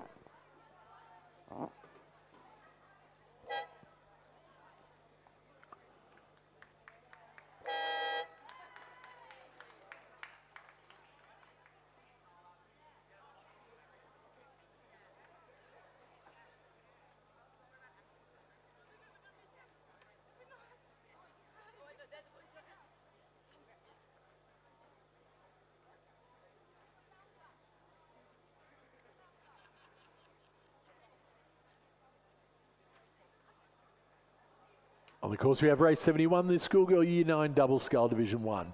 In lane 2, Sydney Girls, Amy McDonald and Iris Yang. In lane 3, Redlands, Alice Connell and Rose Collier. In lane 4, Loretto Normanhurst, Beatrix Germain and Zoe Naden. In lane 5, PLC Sydney, Isabel Graves and Ava Lane. Lane 6, Roseville College, Lucy Ryan and Hannah Ryan. Lane 7, MLC School, Megan Kewitt and Maya McBrien. In lane 8, Canberra Girls Grammar, Chloe Owen and Zoe Train.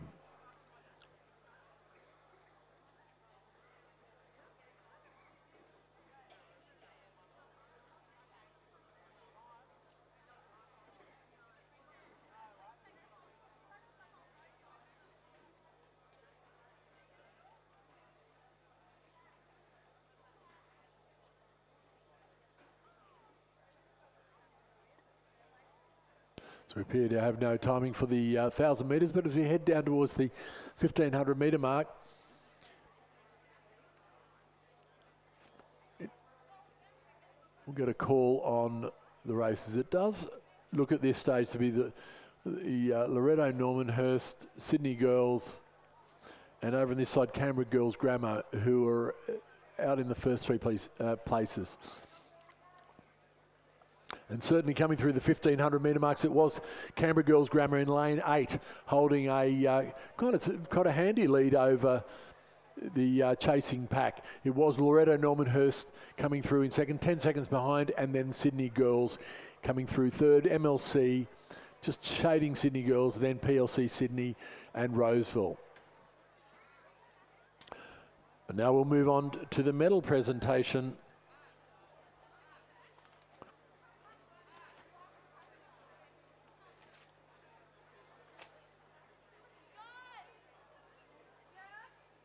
For the men's under 17 Cox Quad Scull Division 1.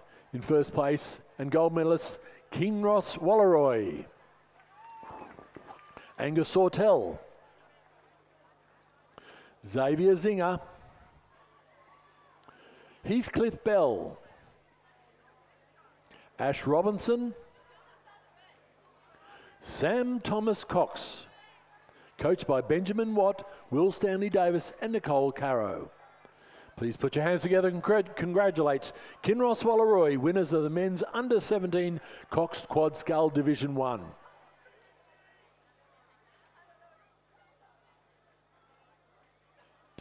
And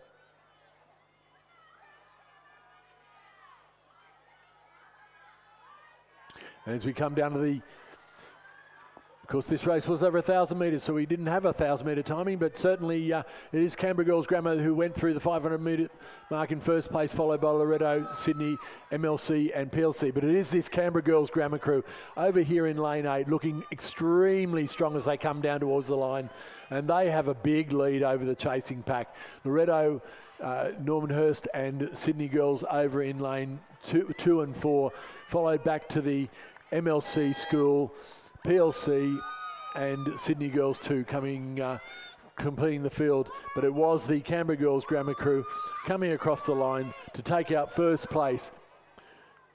Loretto Normanhurst coming across in second.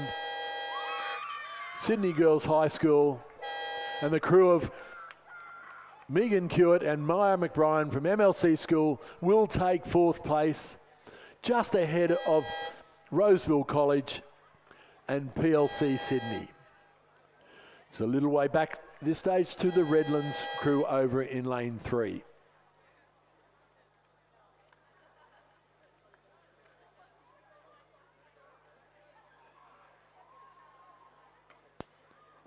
Now on the podium we have the medal presentation for race 70, the men's under 17 Cox Quad Scull Division 2. In first place and gold medal winners, Kinross Walleroy, Matthew Lowther, Joe Dunworth, Jack Burke, Austin Cutter, coxswain Harry Grinter, coached by Will Stanley Davies and Benjamin Watt. Please join me in putting your hands together and congratulate winners of the men's under 17 Cox Quad Scull Division 2, Kinross Walleroy.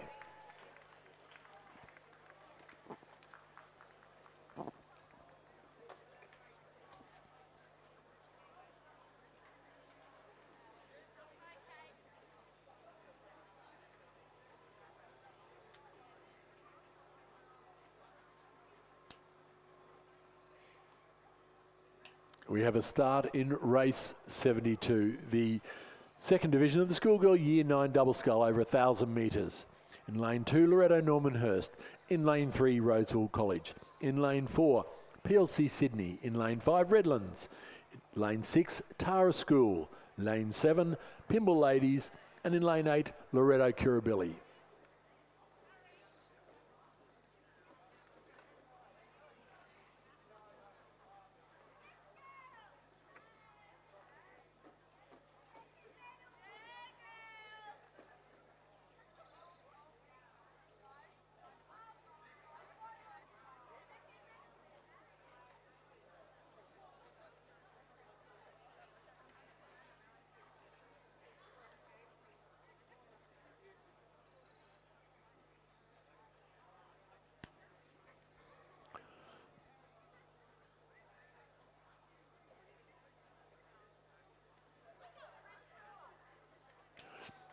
And as we go through the 500-metre mark, it was indeed Loretto Kirribilli. It's just slightly ahead of PLC Sydney and Redlands 2, followed by Loretto Normanhurst.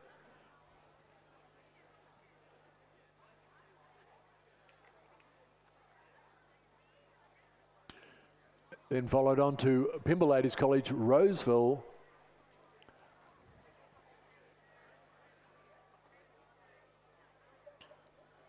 We'll move on to the medal presentation for the schoolgirl Year 9 Double Scull Division 1. In first place and gold medalists, Canberra Girls Grammar, Chloe Owen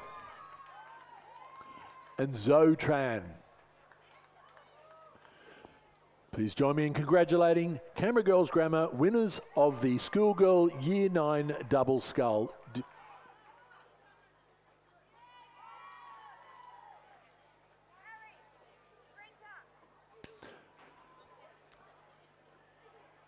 And as we come down towards the line, it's a very tight race across the field. It does look to be the Loretto Kirribilli right over here in lane 8 that may hold a slight advantage. Not too far back though, and it's a great race between the PLC and the Redlands crew in the middle two in lanes 4 and 5. But it does look as if this Loretto Kirribilli crew of Rosie Massara and Xanthi Psychogis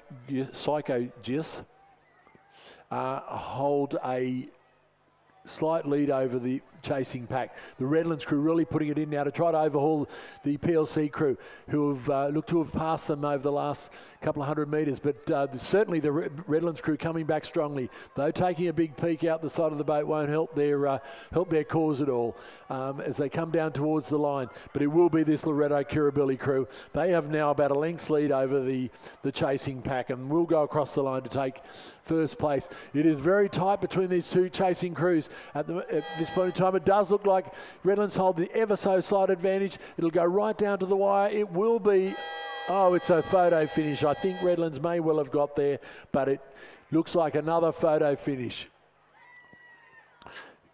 Coming in fourth, it will be the Loretto Normanhurst crew, followed by Roseville College, a little bit further back to Tara and Pymble Ladies College.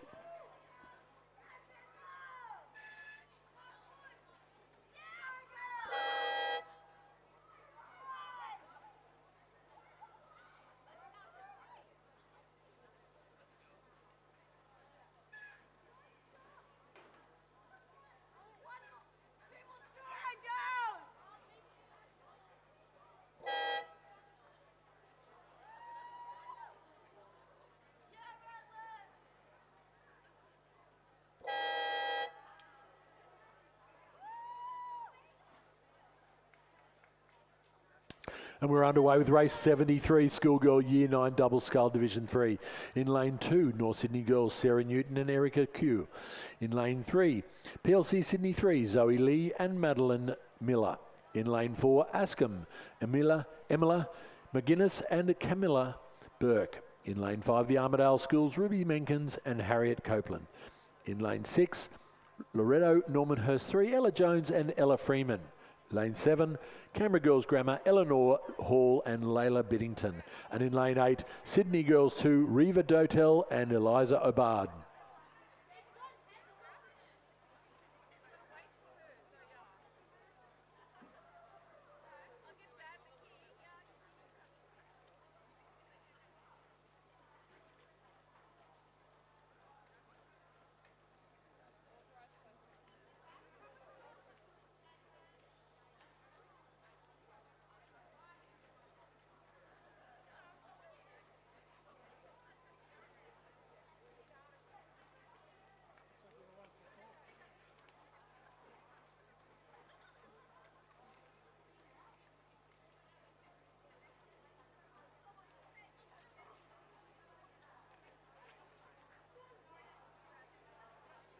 So as we move towards the 500 metre mark, there's a boat upside down in the middle of the course there, so that's not going to do their progression to the finish line too much good. But certainly it looks like it could be crew in the middle of the field. The Armidale School perhaps not seeing their hats at this point in time, but there is the umpire's boat is in attendance, so hopefully everybody's all right. It does look to be the Armidale School indeed. I can see their hats now, but both look to be safe. They're turning the boat back over and no doubt will be on their way very soon. But it was Canberra Girls Grammar going through the 500 metre mark with a handy lead over PLC Sydney, North Sydney Girls and Sydney Girls, followed by Askham and followed by Askham. So we're moving on to the medal presentation for the Schoolgirl Year 9 Double Scull Division 2. In first place in gold medalists, Loretto Kirribilli, Rosie Massara and Xanthi Psychogius. Please put your hands together and congratulate the winners of the Year 9 Double Scull Division 2, Loretto Kirribilli.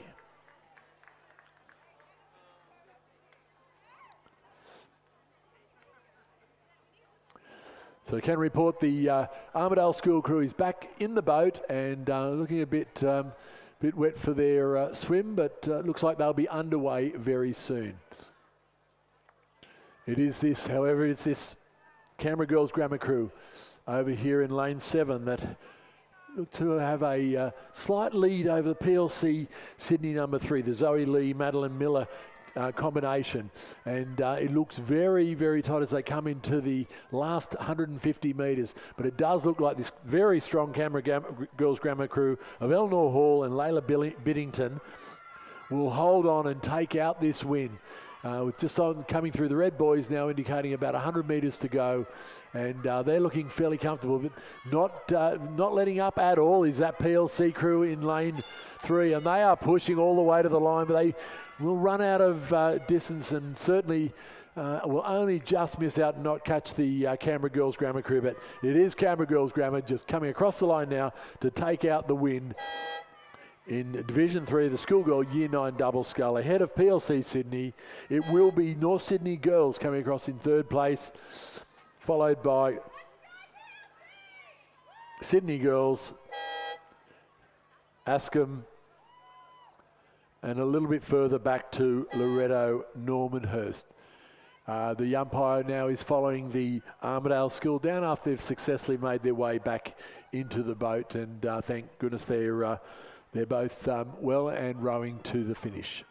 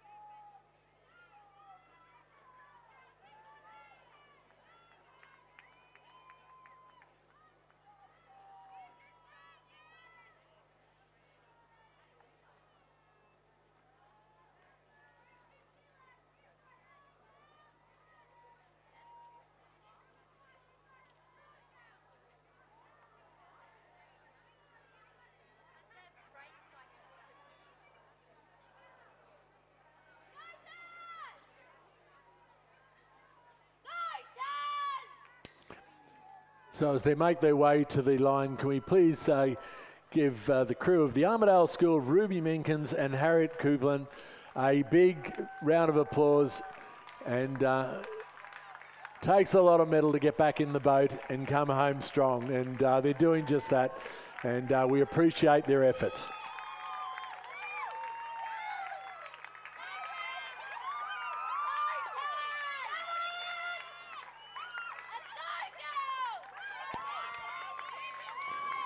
So well done, the Armidale Schools, crossing the line.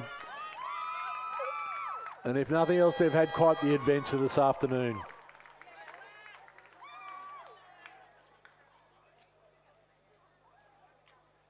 We do have a start in Division 4 of the Schoolgirl Year 9 Double Scull. Once again, a very strong event. We have a lot of entries in this event, which is great to see. In lane 2, Askham, Victoria Zhao and Ingrid Sabota. In lane 3, Loretto Normanhurst 5, Laura Dwyer and Lucy Meek. In lane 4, PLC Sydney 4, Lily Sabowal and Orby Cohen. In lane 5, Loretto Normanhurst, Eloise Moore and Jazz Burgoyne. In lane 6, North Sydney Girls, Sarah Liu and Gabriel Grant. In lane 7, Loretto Normanhurst, Eloise Leve and Amelia Bassotti. In lane 8, North Sydney Girls, Angelina Wang and Jasmine Nguyen. And as we come through the 500 metre mark, it was indeed the Loretto Normanhurst number 5 crew, Lara Dwyer and Lucy Meek, holding a 10-second lead over the Askham crew, followed very closely by Loretto Normanhurst. So it is very tight between those two crews. A little way back now to North Sydney Girls, Loretto Normanhurst, PLC Sydney, and North Sydney Girls following, coming through that 500 metre mark. But it certainly is this Loretto Normanhurst crew in lane 3, and they look to have extended that lead even since we've gone through the 500 metre mark, and looking extremely strong. The Askham crew is probably still holding over there in lane 2, is probably still holding down that second place, but certainly getting a big challenge from Loretto Normanhurst number 4, who are in the middle of the field there in lane 5. We're looking at some great pictures there at the moment, which appears to be the North Sydney Girls double.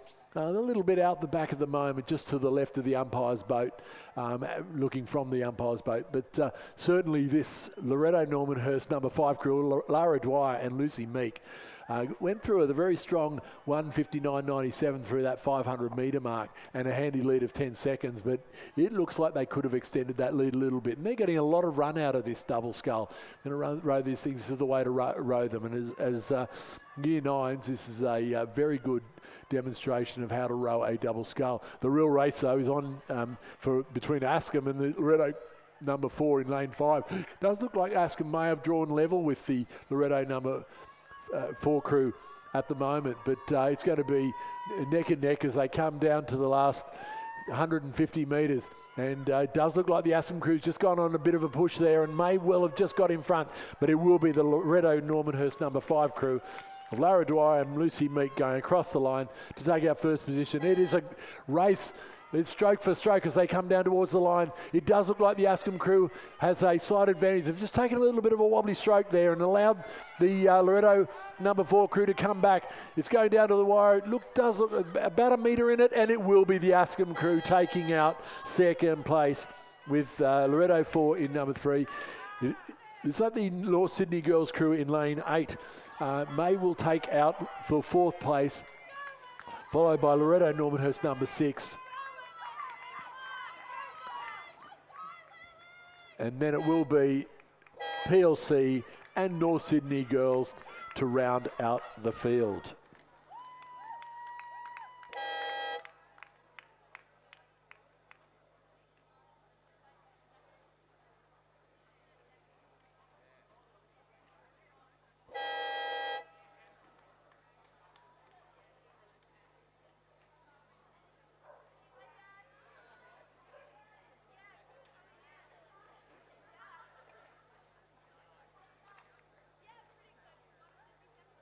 We have a start in race 75, the Schoolgirl Year 9 Single Scull Division 1. In lane 2, we have Loretto Normanhurst, Tiffany Morley. Lane 3, Loretto Kirribilli, Charlotte Mutton. In lane 4, Sydney Girls, Evelyn Chu. In lane 6, PLC Zolisha. In lane 7, Ascom, Inksa Dive. In lane 8, Loretto Kirribilli. Scratching MLC, Grace Likely.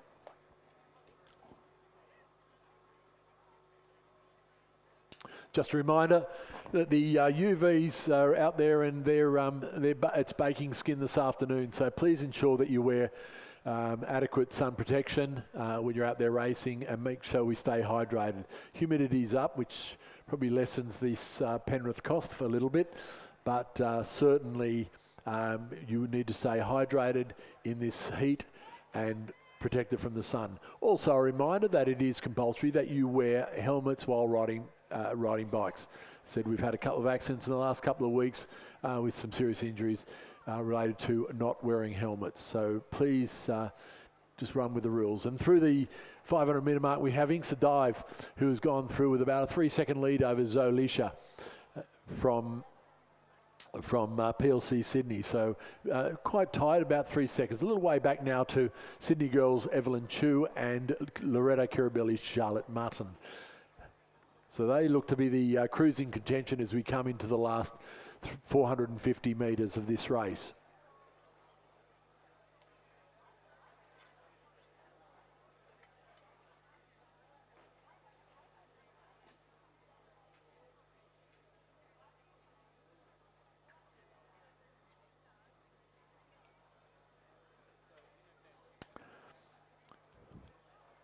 As we can see over in lane 7, the Inksa Dive, the very distinctive red colours of Ascom, and beside her, PLC Sydney. So certainly standing out in the red, those two crews.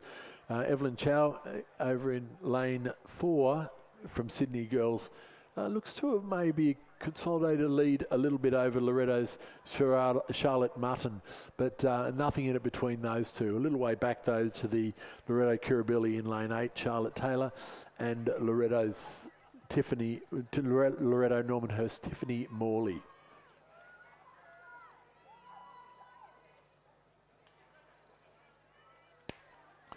But as we come down to the last 200 metres, it is Inksa Dive looking very strong out in front. Maybe being Zolisha though from PLC Sydney really holding on there and certainly not letting her get away, and both have got the pressure up, so it's not an easy win here for Inksa Dive. Certainly Zolisha testing her out all the way, and these two will take out first and second place in this event. It will be a long way back, as it turns out now, back to Evelyn Chu, but it is Inksa Dive going across in first place for Ascom School, followed by Zolisha from PLC Sydney in second. It will be Evelyn Chu, just holding a slight advantage over Charlotte Mutton from Loretto Kirribilli. Looking very tight as she comes towards the line is Evelyn Chu, but she will hold on to take out third place. It will be Charlotte Mutton in fourth. Well, we're at that. We'll just turn our attention to the medal presentation. And it is, in fact, the Schoolgirl Year 9 Double Scull Division 4. It was Loretto Normanhurst, Lara Dwyer and Lucy Meek. Please put your hands together for the winners and gold medalists of the Year 9 Double Scull Division 4, Loretto Normanhurst.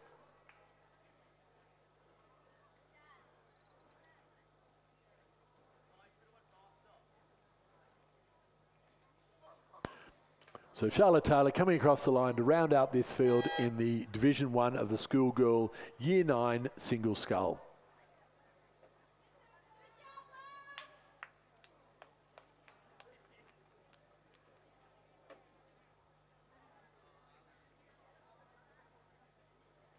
And we have race 76 well underway, the Schoolgirl Year 9 Single Scull Division 2. In lane 1 we have Sydney Girls Harper Kepi. Lane 3, Sydney Girls Mia Zhang. In lane 5, PLC Sydney Lily Sullivan. In lane 6, Loretto Kirribilli's Virginia Dixon. In lane 8, PLC Sydney 2, Madeline Barrett. And in lane 9, Sydney Girls Feiyang Zhang.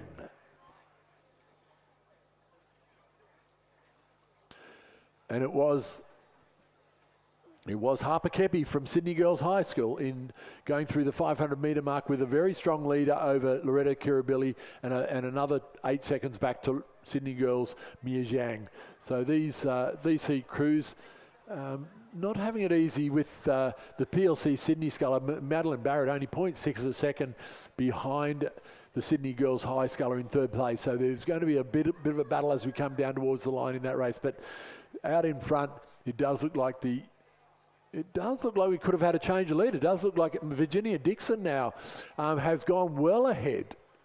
Oh no, we've got right over on the other side. No, it is in fact, we just lost sight of it for a moment, but it is the Sydney Girls Harper Kepi over there in lane 1. It's a lot of gap between them, who is holding down that lead as they come down towards the last 200 metres.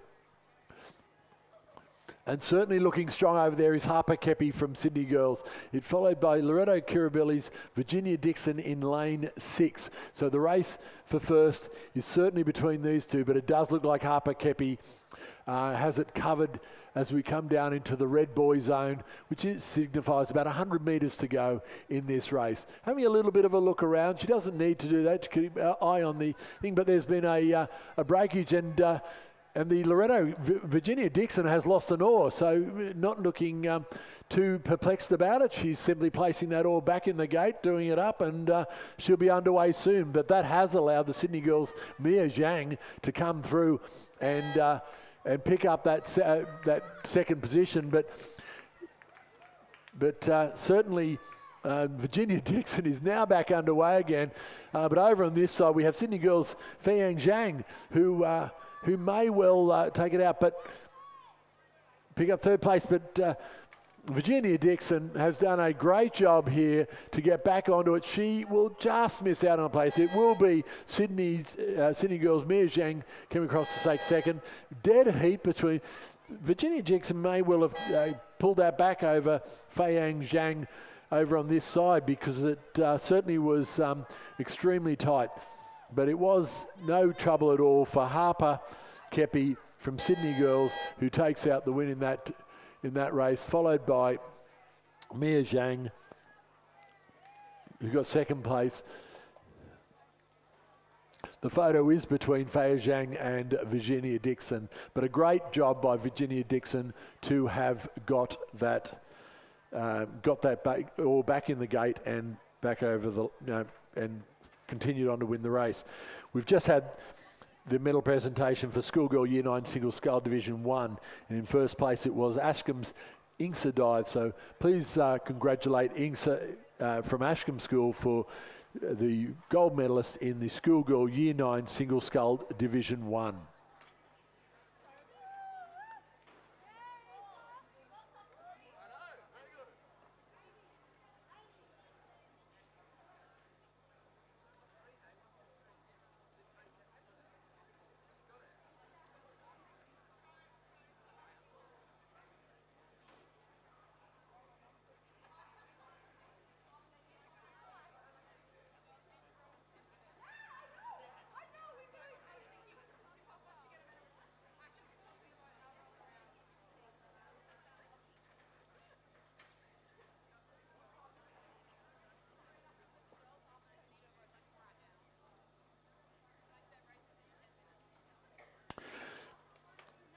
Currently have race 77, the Schoolgirl second 8 lining up in the blocks.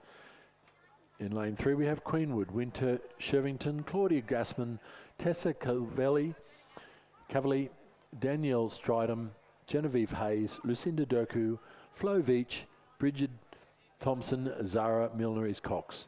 In lane 4, Loretto Norman Hurst, Hazel McPhail, Nessa Kinchington, Alice Montano, Libby Lacko, Amelia Johnson, Grace Luffman, Amelia Branley, Matilda English, and Annika Clark Cox. In lane 5, Loretto Kirribilli, Phoebe Ahrens, Lily Loiterton, Mary Dunstan, Ella Chidney, Gemma Ronan, Annalise Rodicha, Maddie Wellahan, Amelia Charlson, and Coxon Lucy Karamanian. In lane 6, Kinross Wallaroy, Sienna Wilkin, Katie Smith, Molly Mason, Ruby Lago, Grace Tancred, Sophie Lulf, Jemima Scammell, Maggie Kirby, and Emily Caro is the coxswain. In lane 7, Pimble Ladies, Charlotte Blacklock, Lucy McLean, Madeline Woods, Arabella Murphy, Matilda Gilmore, Caitlin Bilney, Claudia Hodder, Alice Anand, in coxswain Mia Solomons, and in lane 8, St Catherine's, Eden McGregor, Tilda Dunn, Jaslyn Morgan, Emily Plowman, Genevieve Links, Darcy Connell, Tali Morgan, Ada Lloyd, and coxswain Zinnia Shu. They're in the starting blocks, and we look like we have a line. The regatta just running about 10 minutes behind time, but every opportunity to pull that back over the next few races.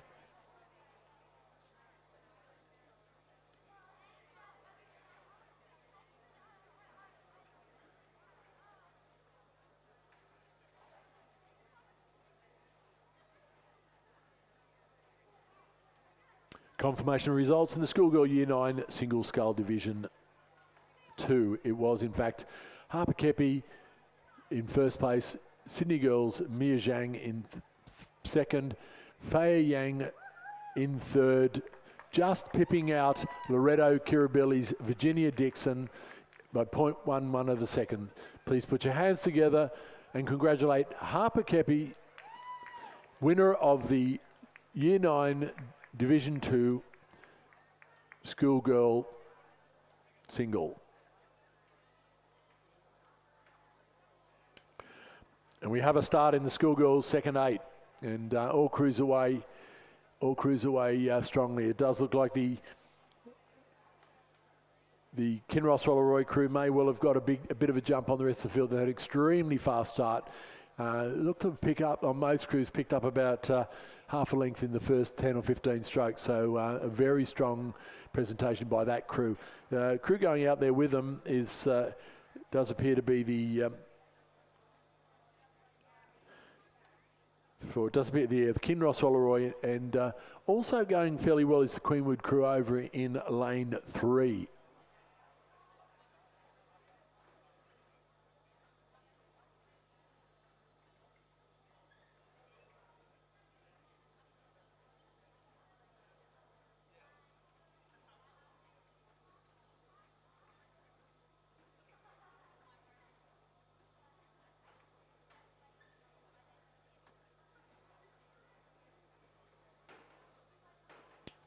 And as we can see out on the course, the conditions up at the first 1,000 metres are very, very good at the moment. Just a slight ripple going through the water.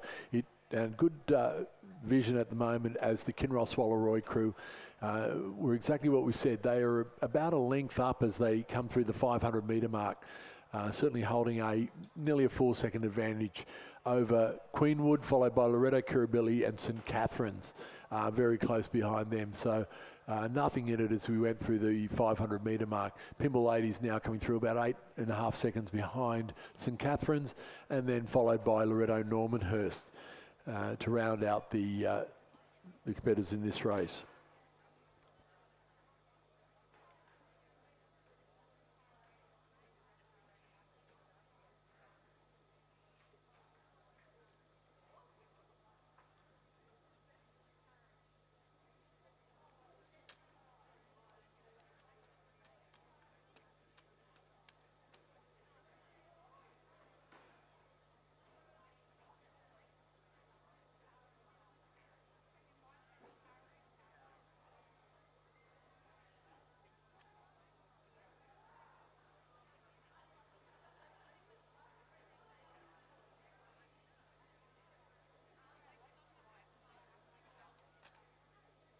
So there we have some sight-on vision of looks like to be the Loretto Normanhurst crew, and certainly some great vision coming from our umpires' boats following them down the course. But I fear that looking up the course that'll have to end pretty soon, because their pathway is blocked by crews coming out onto the course. But it is this Kinross Rolleroy, very strong Kinross Rolleroy crew, who now look to have extended their lead a little bit as they come down towards the 1,000 metre mark.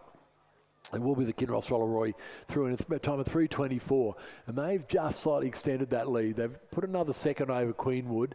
Queenwood look to have extended their lead over Loretta Kirribilli, and then a little bit further back to St Catherine's, and to round out that top 4 places.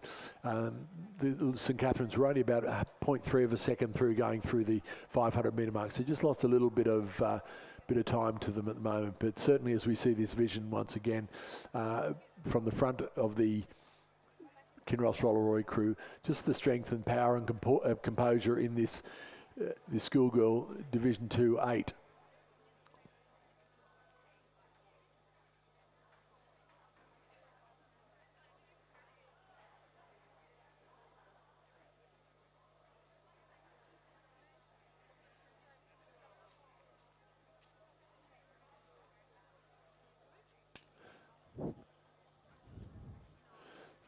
So as we know, we make our way down to the 1500 metre marks. It's still a very strong performance by this Kinross Rolleroy crew, just showing what some power and composure in the boat can do, and certainly looking fairly well in trouble. Working hard, but looking very hard, very economic in their movements, and very efficient as they're coming down. We can see in the background, the crews out to their the Queenwood crew, probably overrating them by a couple of points as they come down towards that 1500 metre mark, but moving quite quickly as they move into crossing the 1500 metre mark, and they will go through in a time of 5:09, that Kinross Rolleroy crew. And yes, they've indeed increased that lead that they had over the Queenwood crew. They're now 7.5 seconds in front of that. They in turn have increased the lead over the Loretto Kirribilli crew.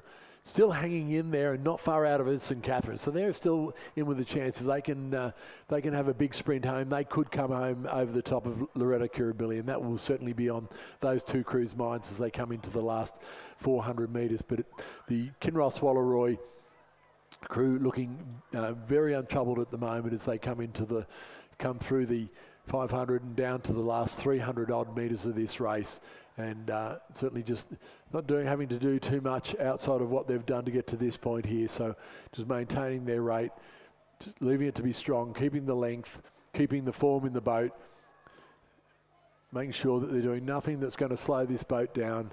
Just keep the boat moving and reaping the rewards of some strong rowing. It is the Queenwood crew over in lane 3 that is still holding in there in second place. And as they come into the flat water, it's very still down this end. The breeze has dropped out. It is this very strong Kinross Rolleroy crew powering towards the line now. And they've just picked it up over the last 100 or so metres. Just gone for a little bit of a push just to get them home, and just probably practicing, for races to come, just making sure they've still got the sprint down pack. But it will be Kinross Rolleroy coming across for a great win. It will be the Queenwood crew in lane 3 coming across for second place. They've in turn got a fair bit of a gap now on the Loretto Kirribilli's crew. St Catherine's really pushing it home, but once again will run out of water and won't quite get there. Bay will cross the line to take out fourth. A little bit further back now to the Pymble ladies crew, and Loretto Normanhurst will come in 6th to close out the field.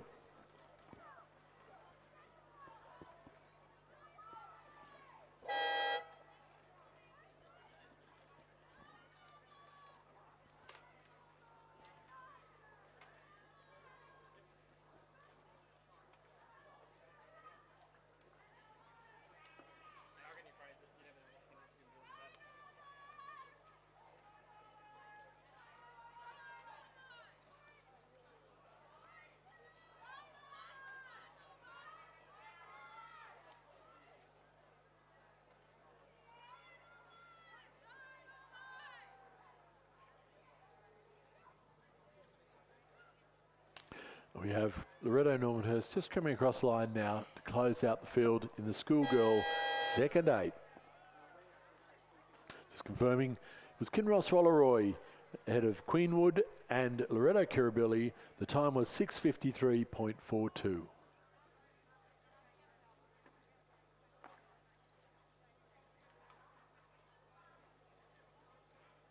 We have a start in the men's under 16 Cox Quad Scull. This race over 1,000 metres, race 78.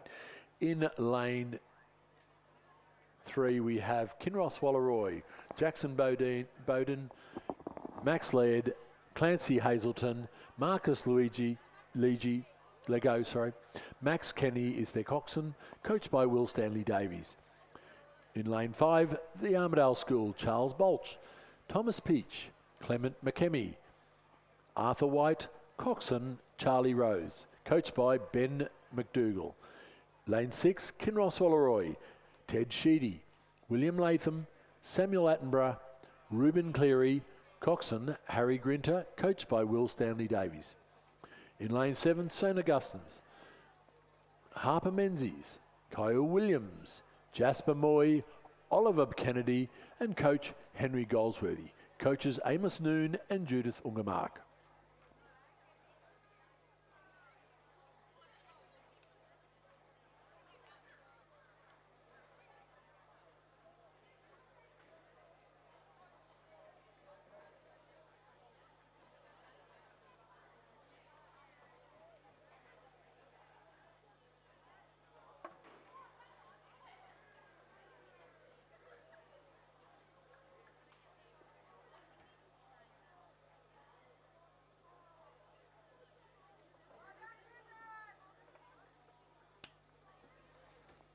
And through the 500 metre mark, it was the St Augustine's coming through with a time of 1:45.9, just ahead of Kinross Walleroy 1 and Kinross Walleroy 2 a little bit further back. But the race is on up front, St Augustine's and Kinross Walleroy 1.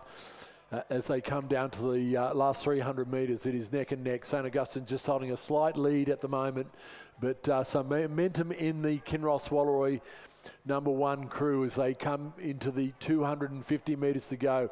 St Augustine's look like they might just have them covered, but Kinross Walleroy going for the big push now as they come towards the line, and it is going to be neck and neck. The rate's gone up in the St Augustine's boat, trying to hold on to this lead, but Kinross coming home very, very quickly. And as they come towards the line, they're into the red boys.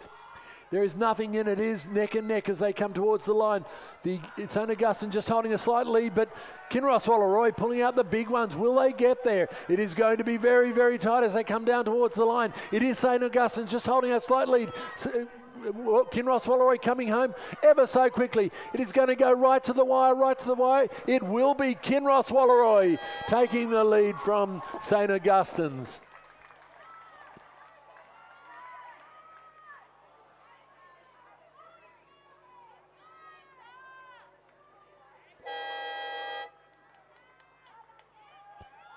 Kinross Walleroy 2 in third, and the Armidale School will come across to take 4th position.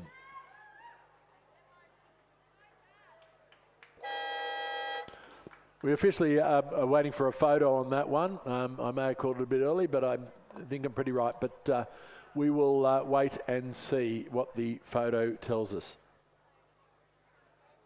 We now move down to the medal presentation for the schoolgirls second 8. In first place and gold medal winners, Kinross Walleroy, Sienna Wilkin, Katie Smith, Molly Mason, Ruby Lego, Grace Tancred, Sophie Lilf, Jemima Scammell, Maggie Kirby, and coxswain Emily Caro. Coached by Andrew Gannon, Emma Fessy, and Nicole Caro. Please put your hands together and congratulate Kinross Walleroy, winners of the schoolgirl second 8.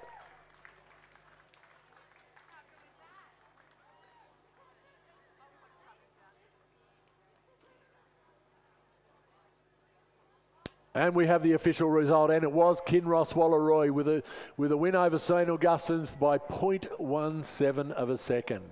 So well done, Kinross Walleroy, on that win in the men's under 16 quad scull.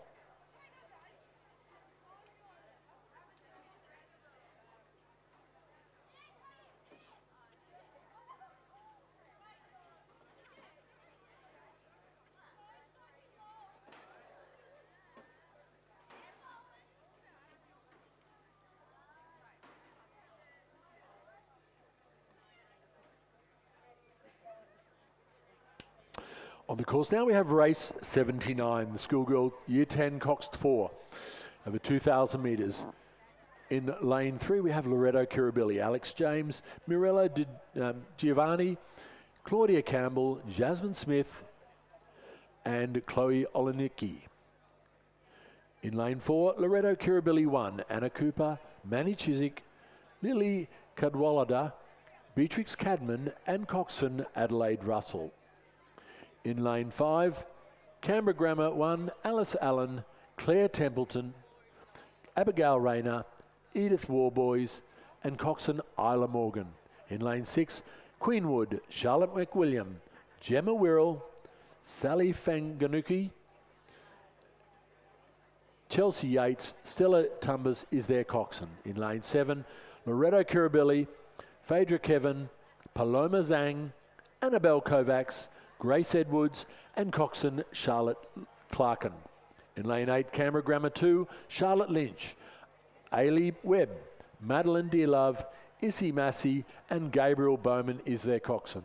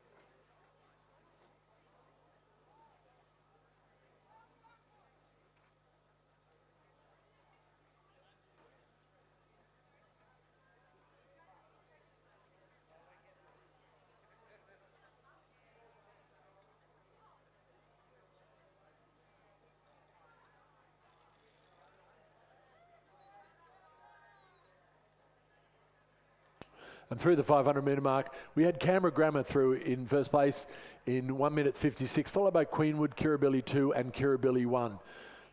Certainly not a lot in it, but only 0.8 of a second between Canberra Grammar and Queenwood. A further 3 seconds back to Loretto Kirribilli 2 and only a 0.15 of a second back to Loretto Kirribilli 1. So very, very tight race in this schoolgirl year 10 coxed 4.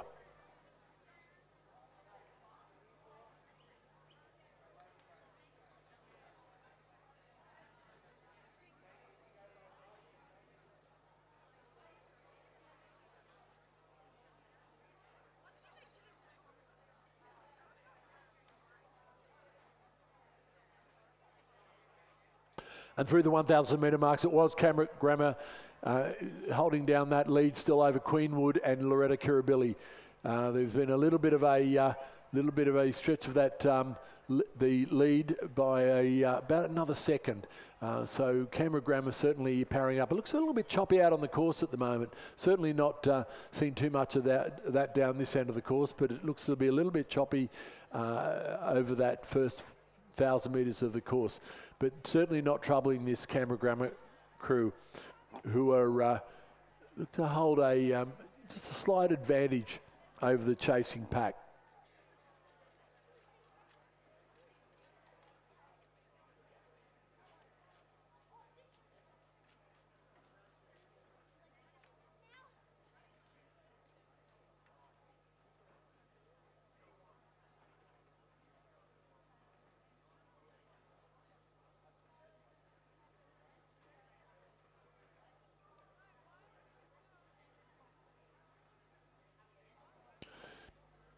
And as we can see, as they come down towards 1,500 metre marks, they come into sight now.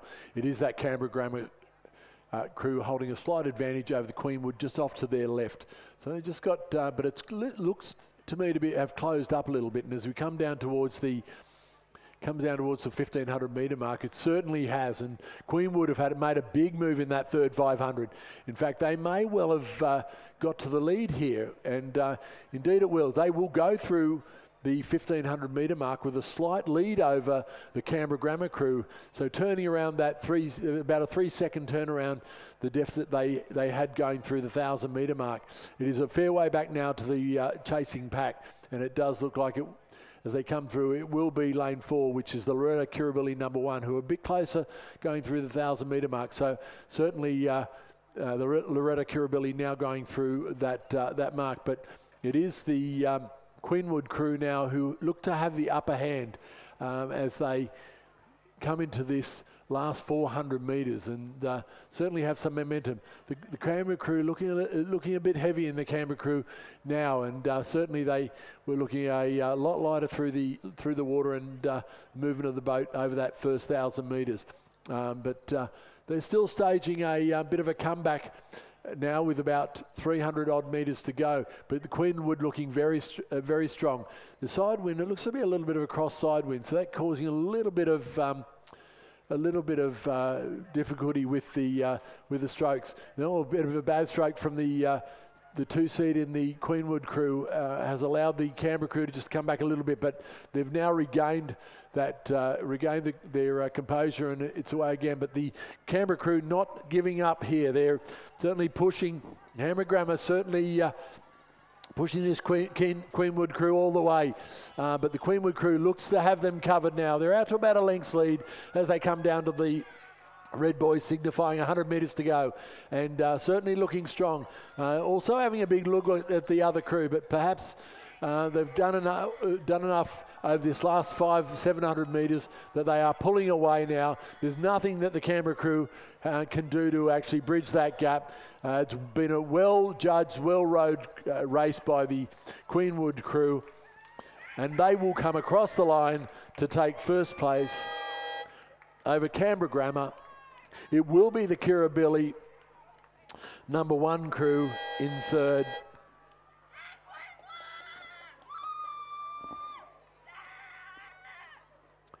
So coming down towards the line now, the Regatta Kirribilli #1 will cross the line in third place.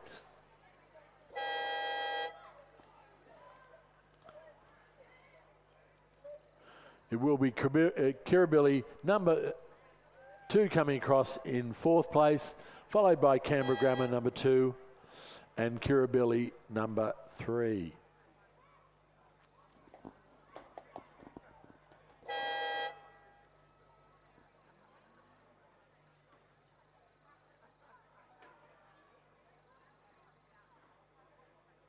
We now move our attention to race 80, the Schoolgirl Year 10 Double Scull Division 1, over 2,000 metres.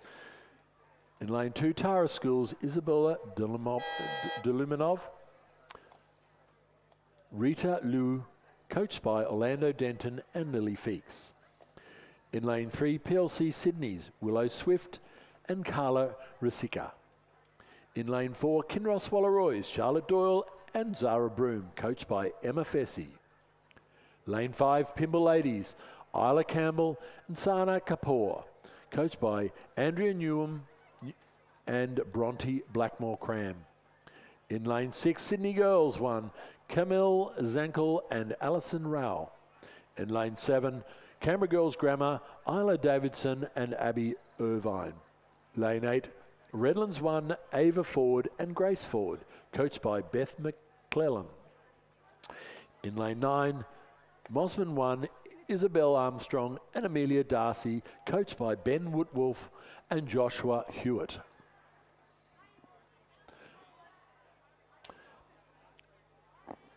And through the 1,000 metre marks, it was indeed lane 9, Mossman's, Isabel Armstrong and Amelia Darcy, holding about a 1-length lead over Sydney Girls, Camille Zankel and Alison Rowe, and Tara Schools, Isabella Delimov and Rita Liu.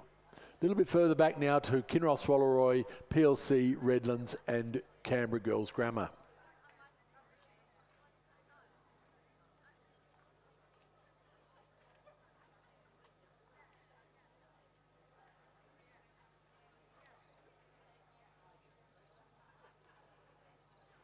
And through the 1,500 metre mark, it is that Mossman crew of Isabel Armstrong and Amelia Darcy, holding now an 8-second lead over the Sydney Girls crew. So looking very strong, and they look to have a handy lead over the rest of the field. These two crews have really cleared out now. There's about a 10-second gap between Sydney Girls and Tara School, so it does look fairly clear at the moment between those first two places. Tara School only has about a second over, or 2 seconds over the top of Kinross Walleroy in fourth place. So that's where there's going to be a bit of a challenge, I would imagine, as we come into the final stages of this race. But this crew over here in lane one, Mossman crew of Isabel Armstrong and Amelia Darcy, looking very strong as they come down into the last 300 metres. And certainly they're handling the conditions very well, although it's flattened right out again, so not too much wind at all on the course at the moment.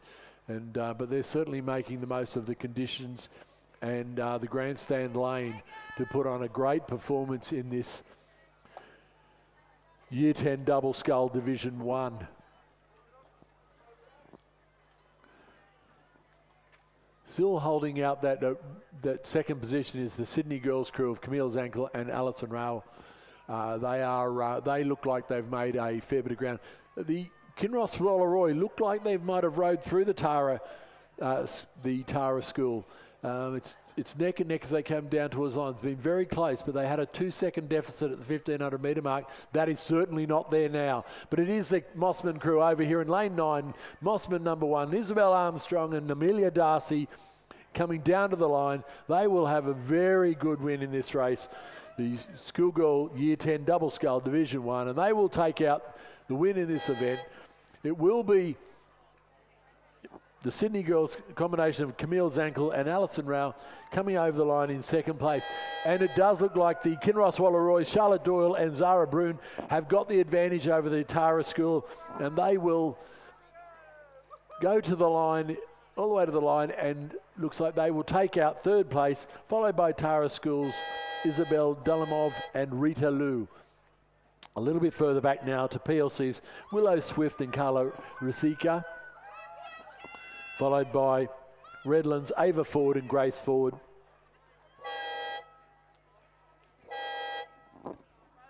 And a little way back to the Canberra Girls Grammar.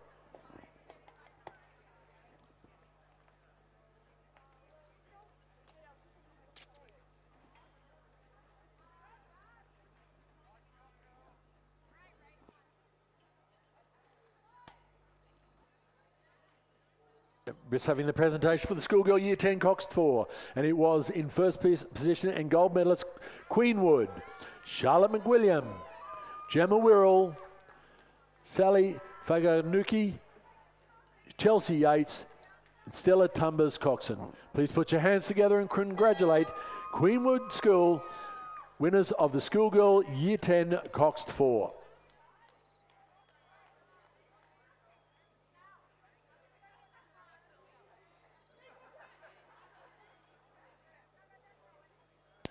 The racing is coming thick and fast, and we have the Schoolgirl Year 10 Double Scull Division 2 on the course at the moment. Mossman 2, Amelia Reid and Emily Kemper-Massey in lane 2. St Catherine's Florence Vinnell and Emily Fletcher in lane 3. In lane 4, North Sydney Girls Loya Tang and Felicity Moy. In lane 5, PLC Sydney, Jessica Burrows and Claire La.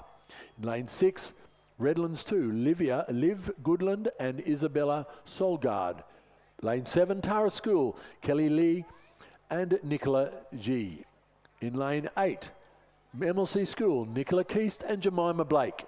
And in lane 9, the Armidale Schools, Isabel Coddington and Georgia Henderson. And through the 1,500 metre mark, it was The Armidale Schools, Isabella Coddington and Georgia Henderson in a time of 6:03, followed by about 14 seconds behind by the combination, the MLC combination of Nicola Keast and Jemima Blake.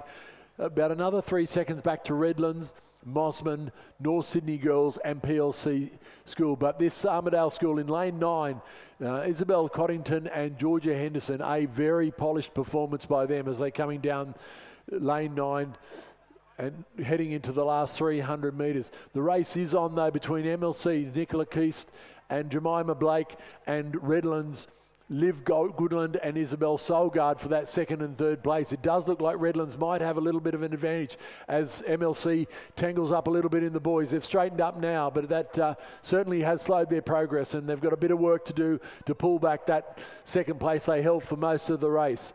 But it is this crew from the Armidale School, Isabel Coddington and Georgia Henderson, coming down to the last 200 metres and holding a commanding lead over the rest of the field. Certainly some steering problems in that MLC boat, and once again toying with the boys. So they need to get that sorted out if they're going to not lose so much ground over the Redlands crew. They led through the 1500 metre mark. Over in lane 1 though, the Mossman crew is coming home very strongly, but it will be the Armidale Schools, Isabella Coddington and Georgia Henderson, who will cross the line with a big advantage over the rest of the field. It will be the Redlands number 2 crew coming home in second place. MLC and Mosman now fighting it out for that third place. So that bout of poor steering certainly hasn't helped MLC, who went through the 1500 metre mark in second place and are now heading down towards the line, and they will be beaten by Mossman in lane 2, and it will be MLC School in lane 8 coming across for fourth place, followed by North Sydney Girls,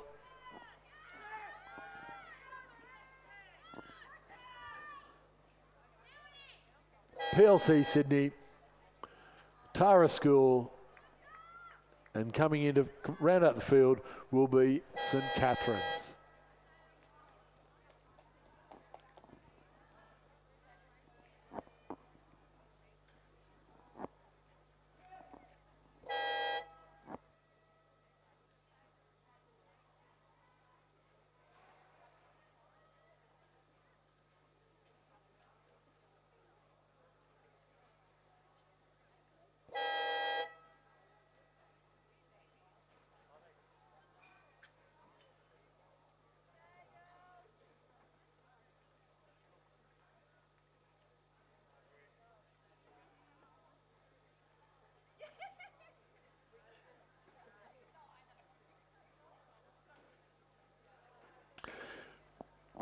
On the course we have currently race 82, the Schoolgirl Year 10 Double Scull Division 3.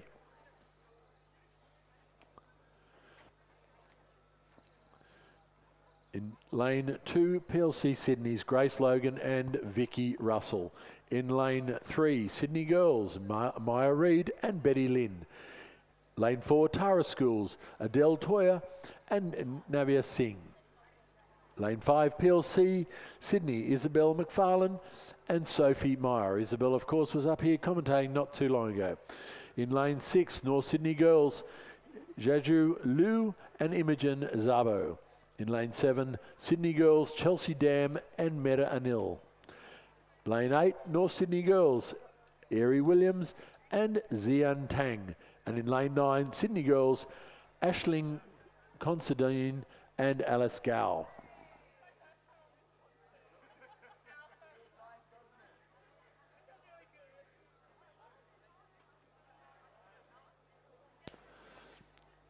On the pontoon at the moment, we have the medal presentation for the Schoolgirl Year 10 Double Scull Division 2. And in first place, and gold medal winners, the Armidale School. Isabel Coddington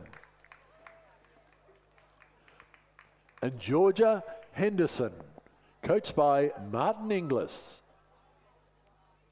Please join in congratulating the Armidale School gold medalists in the schoolgirl Year 10 double scull Division 2.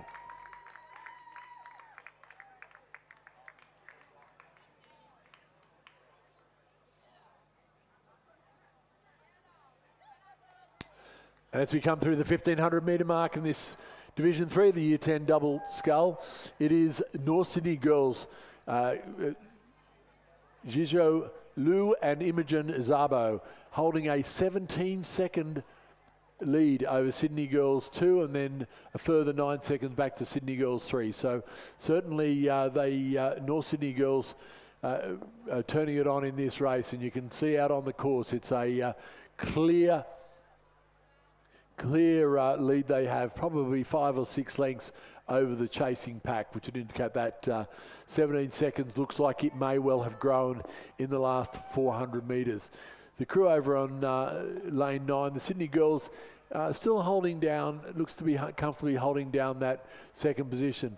It is very close though over on the lanes 2, 3 and 5, which are PLC, both the PLC crews and the Sydney girls number 3 crew for this third position as the Sydney North Sydney girls crew comes into the last 250 metres. They hold a commanding lead in this race, and certainly looking untroubled as they come down towards the line. But good to see that they're not backing it off here as they head towards the finish line. Just maybe now they've just decided that it might be in the bag, and they've just slowing down as they come in for the grandstand. They're just going to take a little bit easy, maybe having a little bit of a chat. How did we go? We went fantastic, thank you very much. But we're not across the line yet, so I think they've realised that now and picked it back up again. And it will be the North Sydney girls who will go across the line to take the win in this event. It is the Sydney Girls High School crew of Aisling Considine and Alice Gow who are holding down second place, and they look like in lane 9, and they look like they will hold their position. The real race is on between the PLC number 4 and the Sydney Girls crew over on the other side of the race course, and it does look like PLC has a slight advantage over the Sydney Girls at the moment, and it will be PLC just taking out third place over the Sydney Girls, followed by the second Sydney PLC Sydney crew.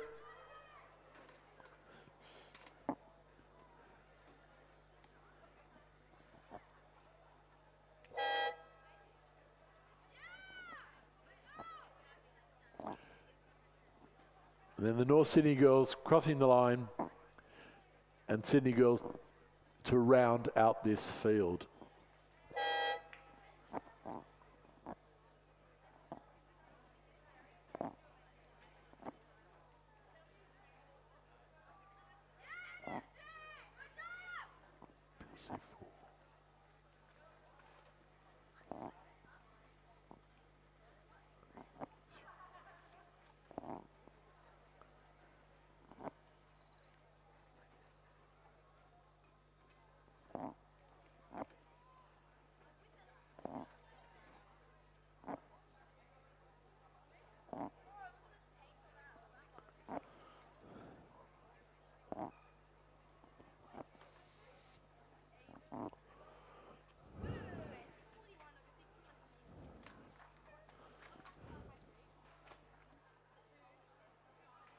We now have race 83, the schoolgirl Year 10 single scull Division 1.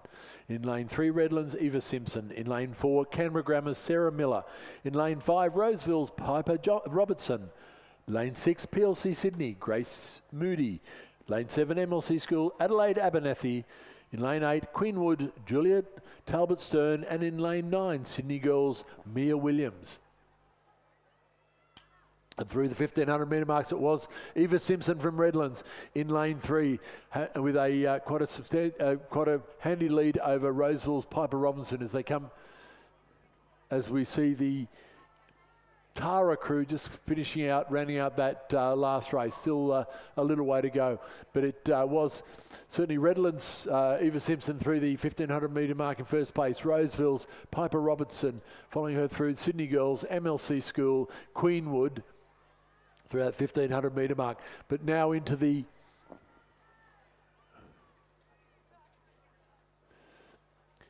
last 200 metres. And it does look to be the Redland Sculler just holding a slight advantage over Roseville's Piper Robinson as they come into the 150 metres to go. And the Redland Sculler just lifting the rating up now. She's just trying to cover the Roseville Sculler just off to her left. Further over on this side, Sydney Girls' Mia Williams holding down third place. A little way back then to MLC's Adelaide Abernethy.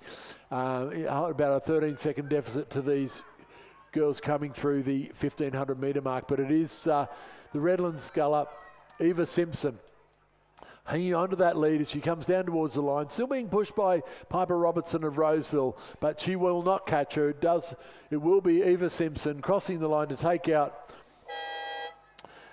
this race, followed by Piper Robertson.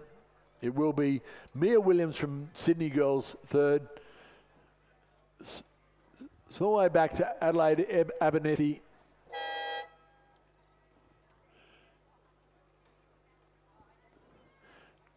And then a ways back to Queenwood's Julia Talbot.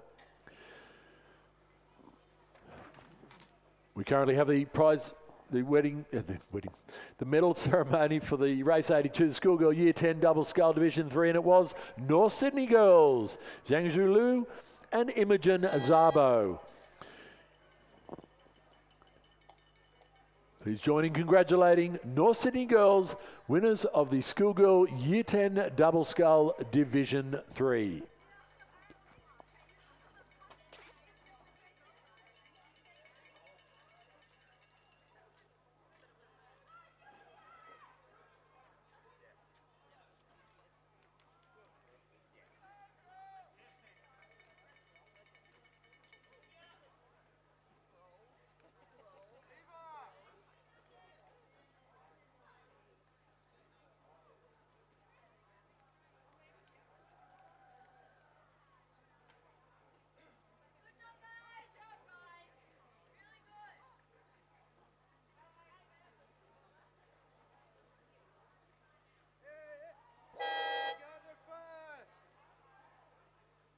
You have Julia Talbot from Queenwood crossing the line to close out the field in Division 1 of the Schoolgirl Year 10 Single Scull.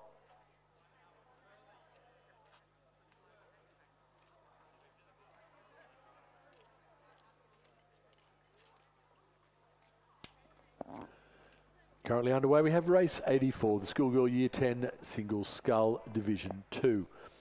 In lane 2, Redlands, Lillian Forsyth, coached by Alex Coney.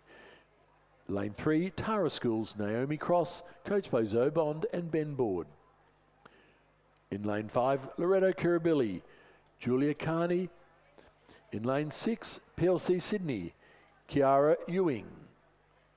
Lane 7, North Sydney Girls, Ada Poe. In lane 8, Sydney Girls, Amy Dew. And in lane 9, Mossman's Abby Wrightson.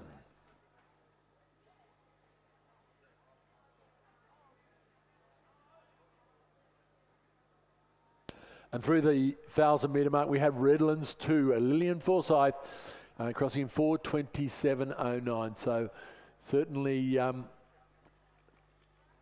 holding a commanding lead over the PLC. Kiara Ewing, 11 seconds in deficit, and Loretto Kirribilli's 33 seconds behind Julia Carney. So this is a really well spread out field, and certainly the visible out on the course distance between the scullers is fairly obvious. The Redland Sculler certainly has moved right away from the rest of the field. PLC's Kiara Ewing, though, doing her best not to get left behind too much, but it is a big distance then back to the chasing pack.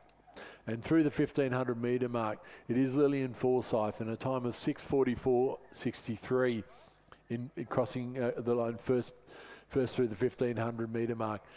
Still waiting for the chasing pack to go through, and it will be coming through any time now. We expect it to be Kiara Wang of PLC, 26 seconds behind. So she was only 10 seconds behind, 11 seconds behind at the 1,000. So certainly Lillian Forsyth absolutely extending her lead here. It's going to be a while back before we get to the next lot of crews through. In the meantime, we'll move to the medal presentation of the Year 10 Single Scull Division 1, Schoolgirl Year 10 Single Scull. And in first place and gold medalist from Redlands, Eva Simpson, coached by Alex Coney. Please join me in congratulating Eva Simpson from Redlands School, winner of Division 1 Schoolgirl Year 10 Single Scull.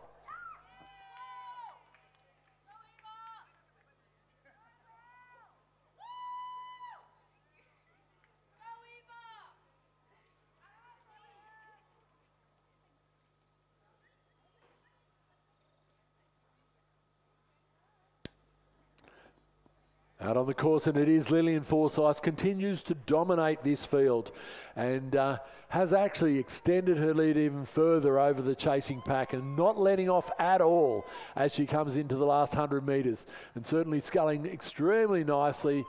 Very, very efficient movement there, and certainly the rating's up, so pushing all the way to the line, which is great to see. It is now many lengths back to the PLC sculler, who has done her best to stay with Lillian Forsyth from Redlands, but Lillian will go across the line to take out Division 2 of this Year 10 Single Scull.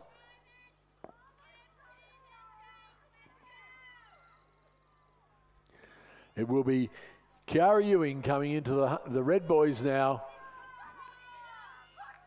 Just having a little bit of a run down the boy line, which you'll need to just keep an eye on as she comes down towards the line. She just banged one then, but looking fairly untroubled now. And Kiara will come in to take second place in this field.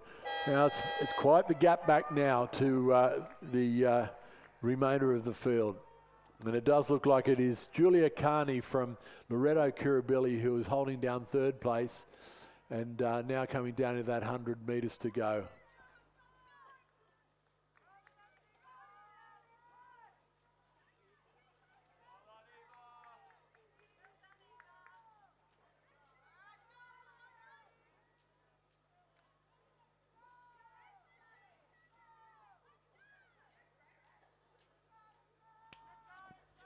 As we come down towards the line, it is Julia Carney with about 5 strokes to go, and she will go across the line to take out third place. A little bit further back now to Ada Poe from North Sydney Girls, but she'll be safely home in fourth place in this race. Some very tight scullers out there, but Ada goes across the line to take out fourth place. Back over on the other side, it will be Naomi Cross, who will come across in fifth. And a little bit further back, Amy Dew,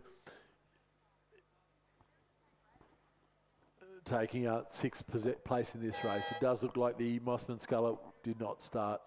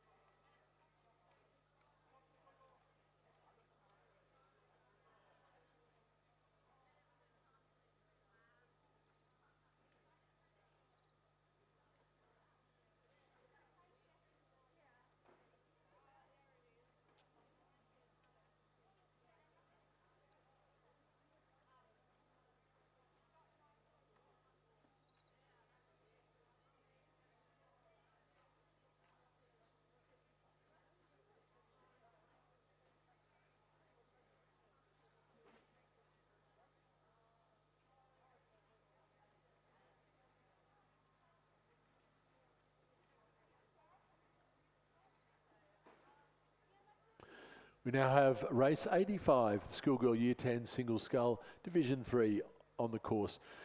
In lane 3, Sydney Girls, Dana Yoon. In lane 4, Redlands 3, Aurora Crennan, coached by Alex Coney.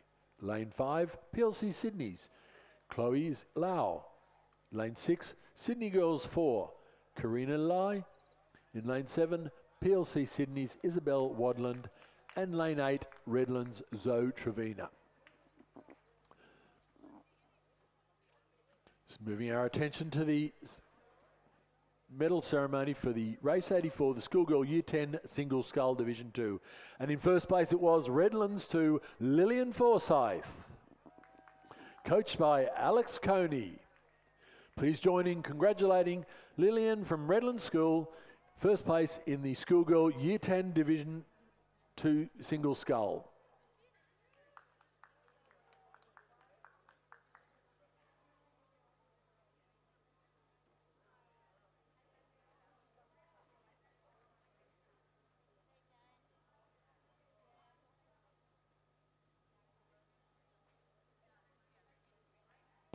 As we go through the 1500 metre mark, it is Aurora Crennan from Redlands. Certainly the Redlands Scullers doing very well in this Year 10 single scull. But Aurora went through the 1500 metre mark with about a 12-second lead over Sydney Girls' Karina Lee and Sydney Girls' Dana Yoon. Further 4 seconds behind. Then it is quite a gap back to the chasing pack. But it is Aurora Crennan who now is coming into the last 350 odd metres of this race. So getting pushed along by Karina Lee from Sydney Girls to her left. She now has pulled a bit more time on Dana Yoon, also from Sydney Girls. A little bit further back now to PLC's Isabella Wadden, PLC's Chloe Lau and Redlands Zoe Trevina.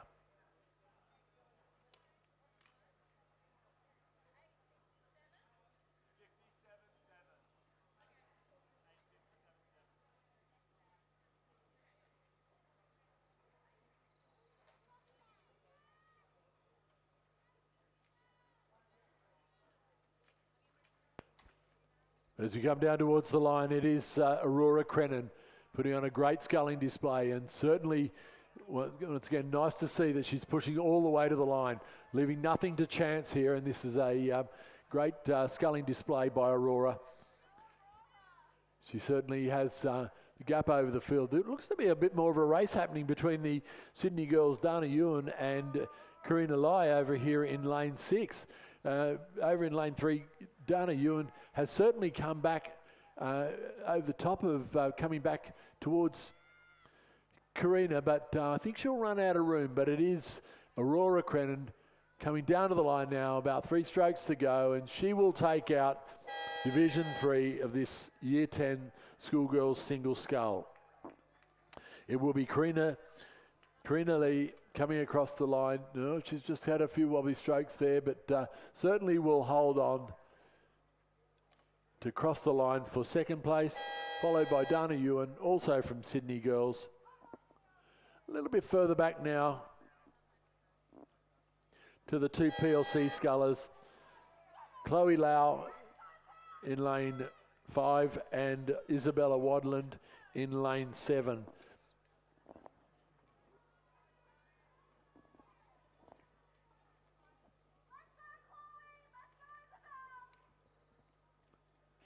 And they will come across the line to take out 4th and 5th, and a little bit further back to Zoe Trevana from Redlands.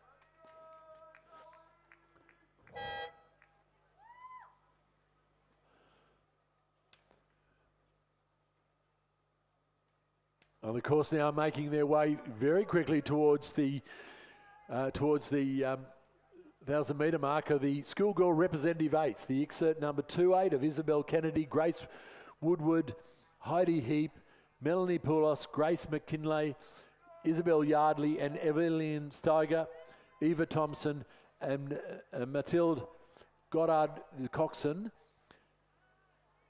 In lane 5, ACT Schools, Sophia Smiths, Nellie Byron, Sophie Frost, Isabel King, Charlotte Bowen, Emily Walker, Estelle Robertson, Hannah Griffiths and Coxton Sophia Matz. In lane 6, IGSA number 1, Emily Barrett, Isabel Bugg, Lucy Yabsley, Patricia Bolins, Summer Phillips, Chloe Hitchens, Gemma McLaren, Mika Nato, Georgia Parks Coxon.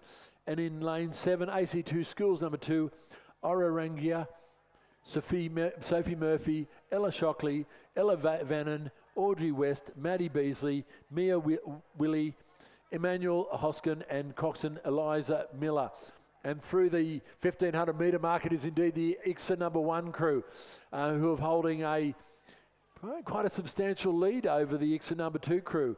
So about 6-second lead as they come into the last 500 metres. A little way back now to the AC2's number 1, about another 6 seconds behind. A little bit trailing off the back there is the AC2 Schools number 2 crew.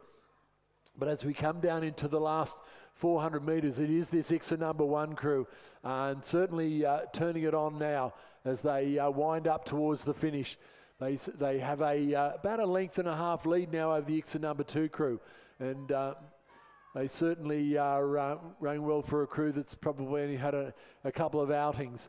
But as they come into the last 300 metres, it is the IGSA number 1 crew holding that commanding advantage. Still looking very good though are the IGSA number 2 crew and the Canberra AC2 number 1 crew as they make their way towards the line. But it is this IGSA number 1 crew, and they are looking very good at the moment as they come down. They've got a lot of run in this boat, a lot of power, a lot of run, and certainly holding that advantage over the number 2 IGSA crew over there in lane 4. But it will be the IGSA number 1 crew as they're powering to the line now.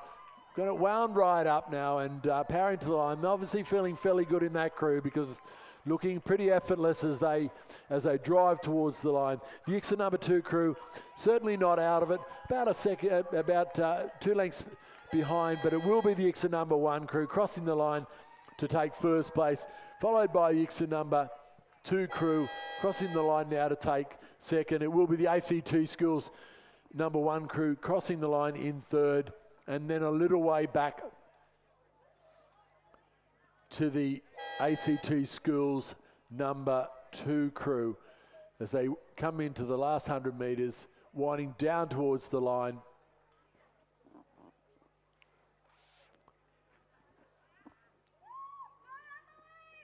Crossing the line now to close out the schoolgirl representative 8s.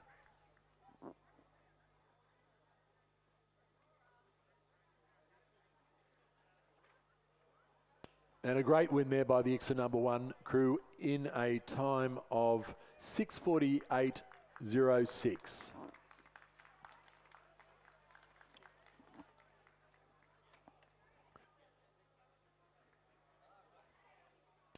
And the last race of the program, we have race 87, the schoolboy representative 8. Unfortunately, we only have 2 crews in this race, the AC2 Schools number 2 crew and the ACT Schools number 1 crew. Number 2 crew comprises of Maxwell Chesworth, James Wilson, Oliver Pracey, Archie Vag, Alistair Bridgewater, Harry English, Xavier Moss, Archer Doherty and Coxon Teniola Balagun, coached by Riley Taylor and Thomas Hart. In lane 6, the AC2 Schools number 1 crew, Lucas McLean, Marcus Trimopoulos, Nicholas Vanderwalt, Magnus Dafter, Ethan Murphy, Benjamin McGregor, Cameron Smith, Alexander Griffiths and Coxon Timothy Robson, coached by Scott Chesterton.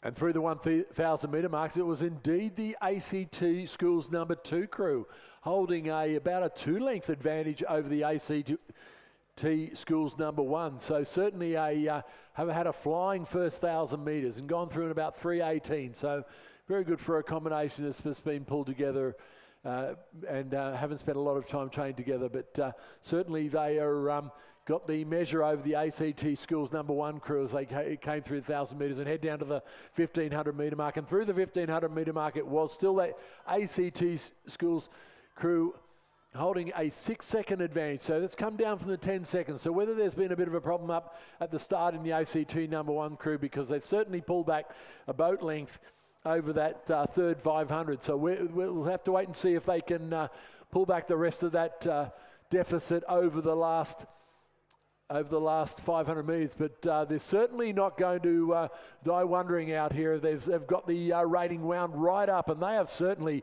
making a great deal of time over the #2 crew as they come down into the last 250 metres. I don't know if they're going to have the distance left in the course, but certainly they are going to push all the way to the line. It is a great race by this #1 crew coming back towards this #2 crew. The #2 crew not panicking at this point in time, thinking they've still got enough space to get over the top of the #1 crew, but they're certainly pushing. The #1 crew now is, they've got overlap now as they come down into the last 150 metres. They have overlap on the #2 crew and pushing all the way to the line. It is going to be extremely close. I don't think they've got enough room, but they are not going to give up until they get to that line, and it is certainly a lot of pace on. They've pulled back about 10 seconds over this 500 metres, and they will go to just get pipped by the ACT #2 crew and get across the line in a very, very close affair, and a great row by the #2 crew, equally as good by that #1 crew in the chase. We now move down to the medal presentation for the schoolgirl representative 8.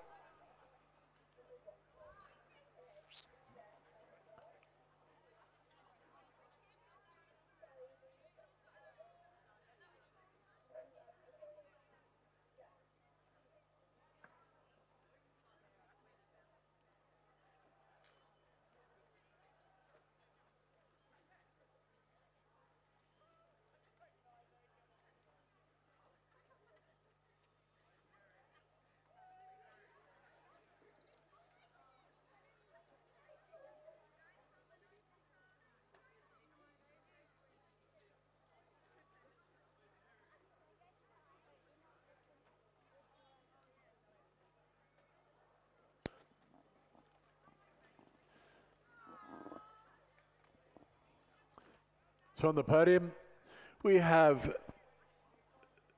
the presentation for the schoolgirls representative 8.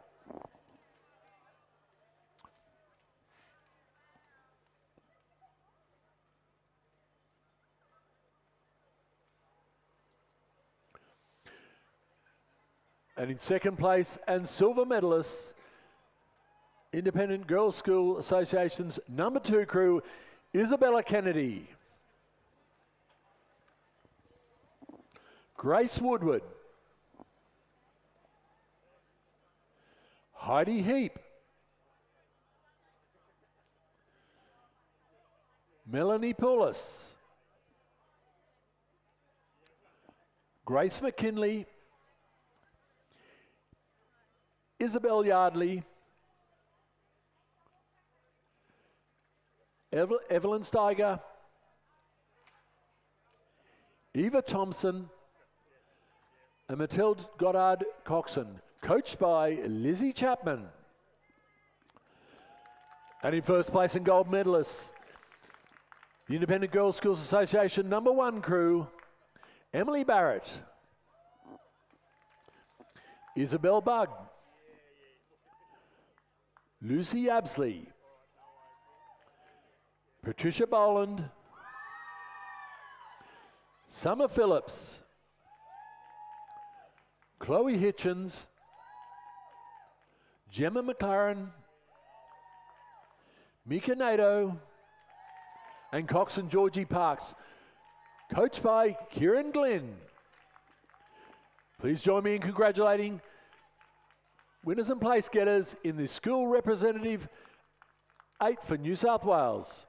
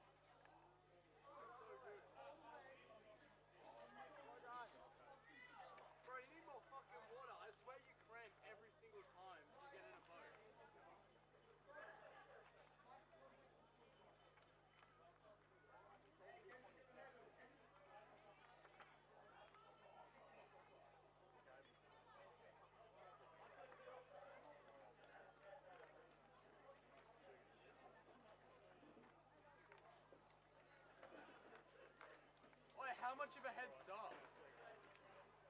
That's fine. They should have beat you. Yeah.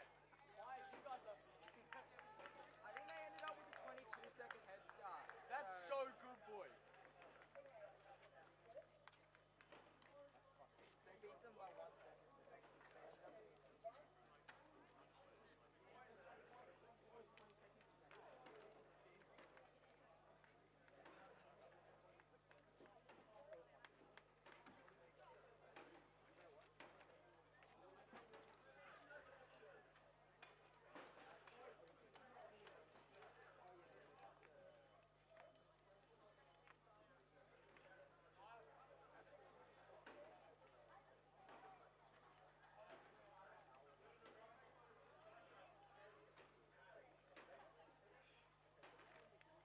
Wilson, Inter's first went faster.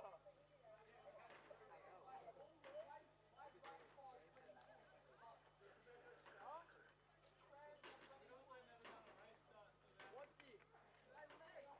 Oh, that sucks.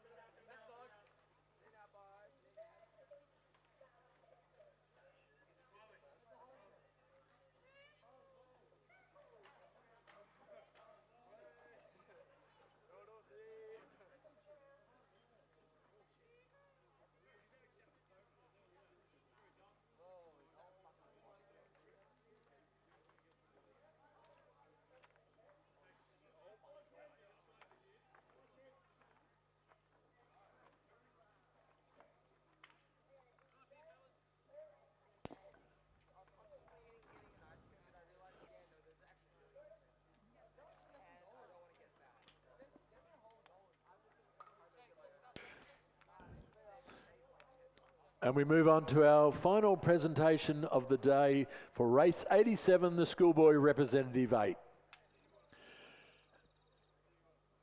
And in first place and gold medalists, ACT Schools 2, Maxwell Chesworth, James Wilson, Oliver Pracey, Archie Vag, Alastair Bridgewater, Harry Inglis, Xavier Moss, Archer Doherty, Teniola Balagun, Coxon, coached by Riley Taylor and Thomas Hart. Please join me in congratulating ACT Schools champions for the Schoolboy Representative 8.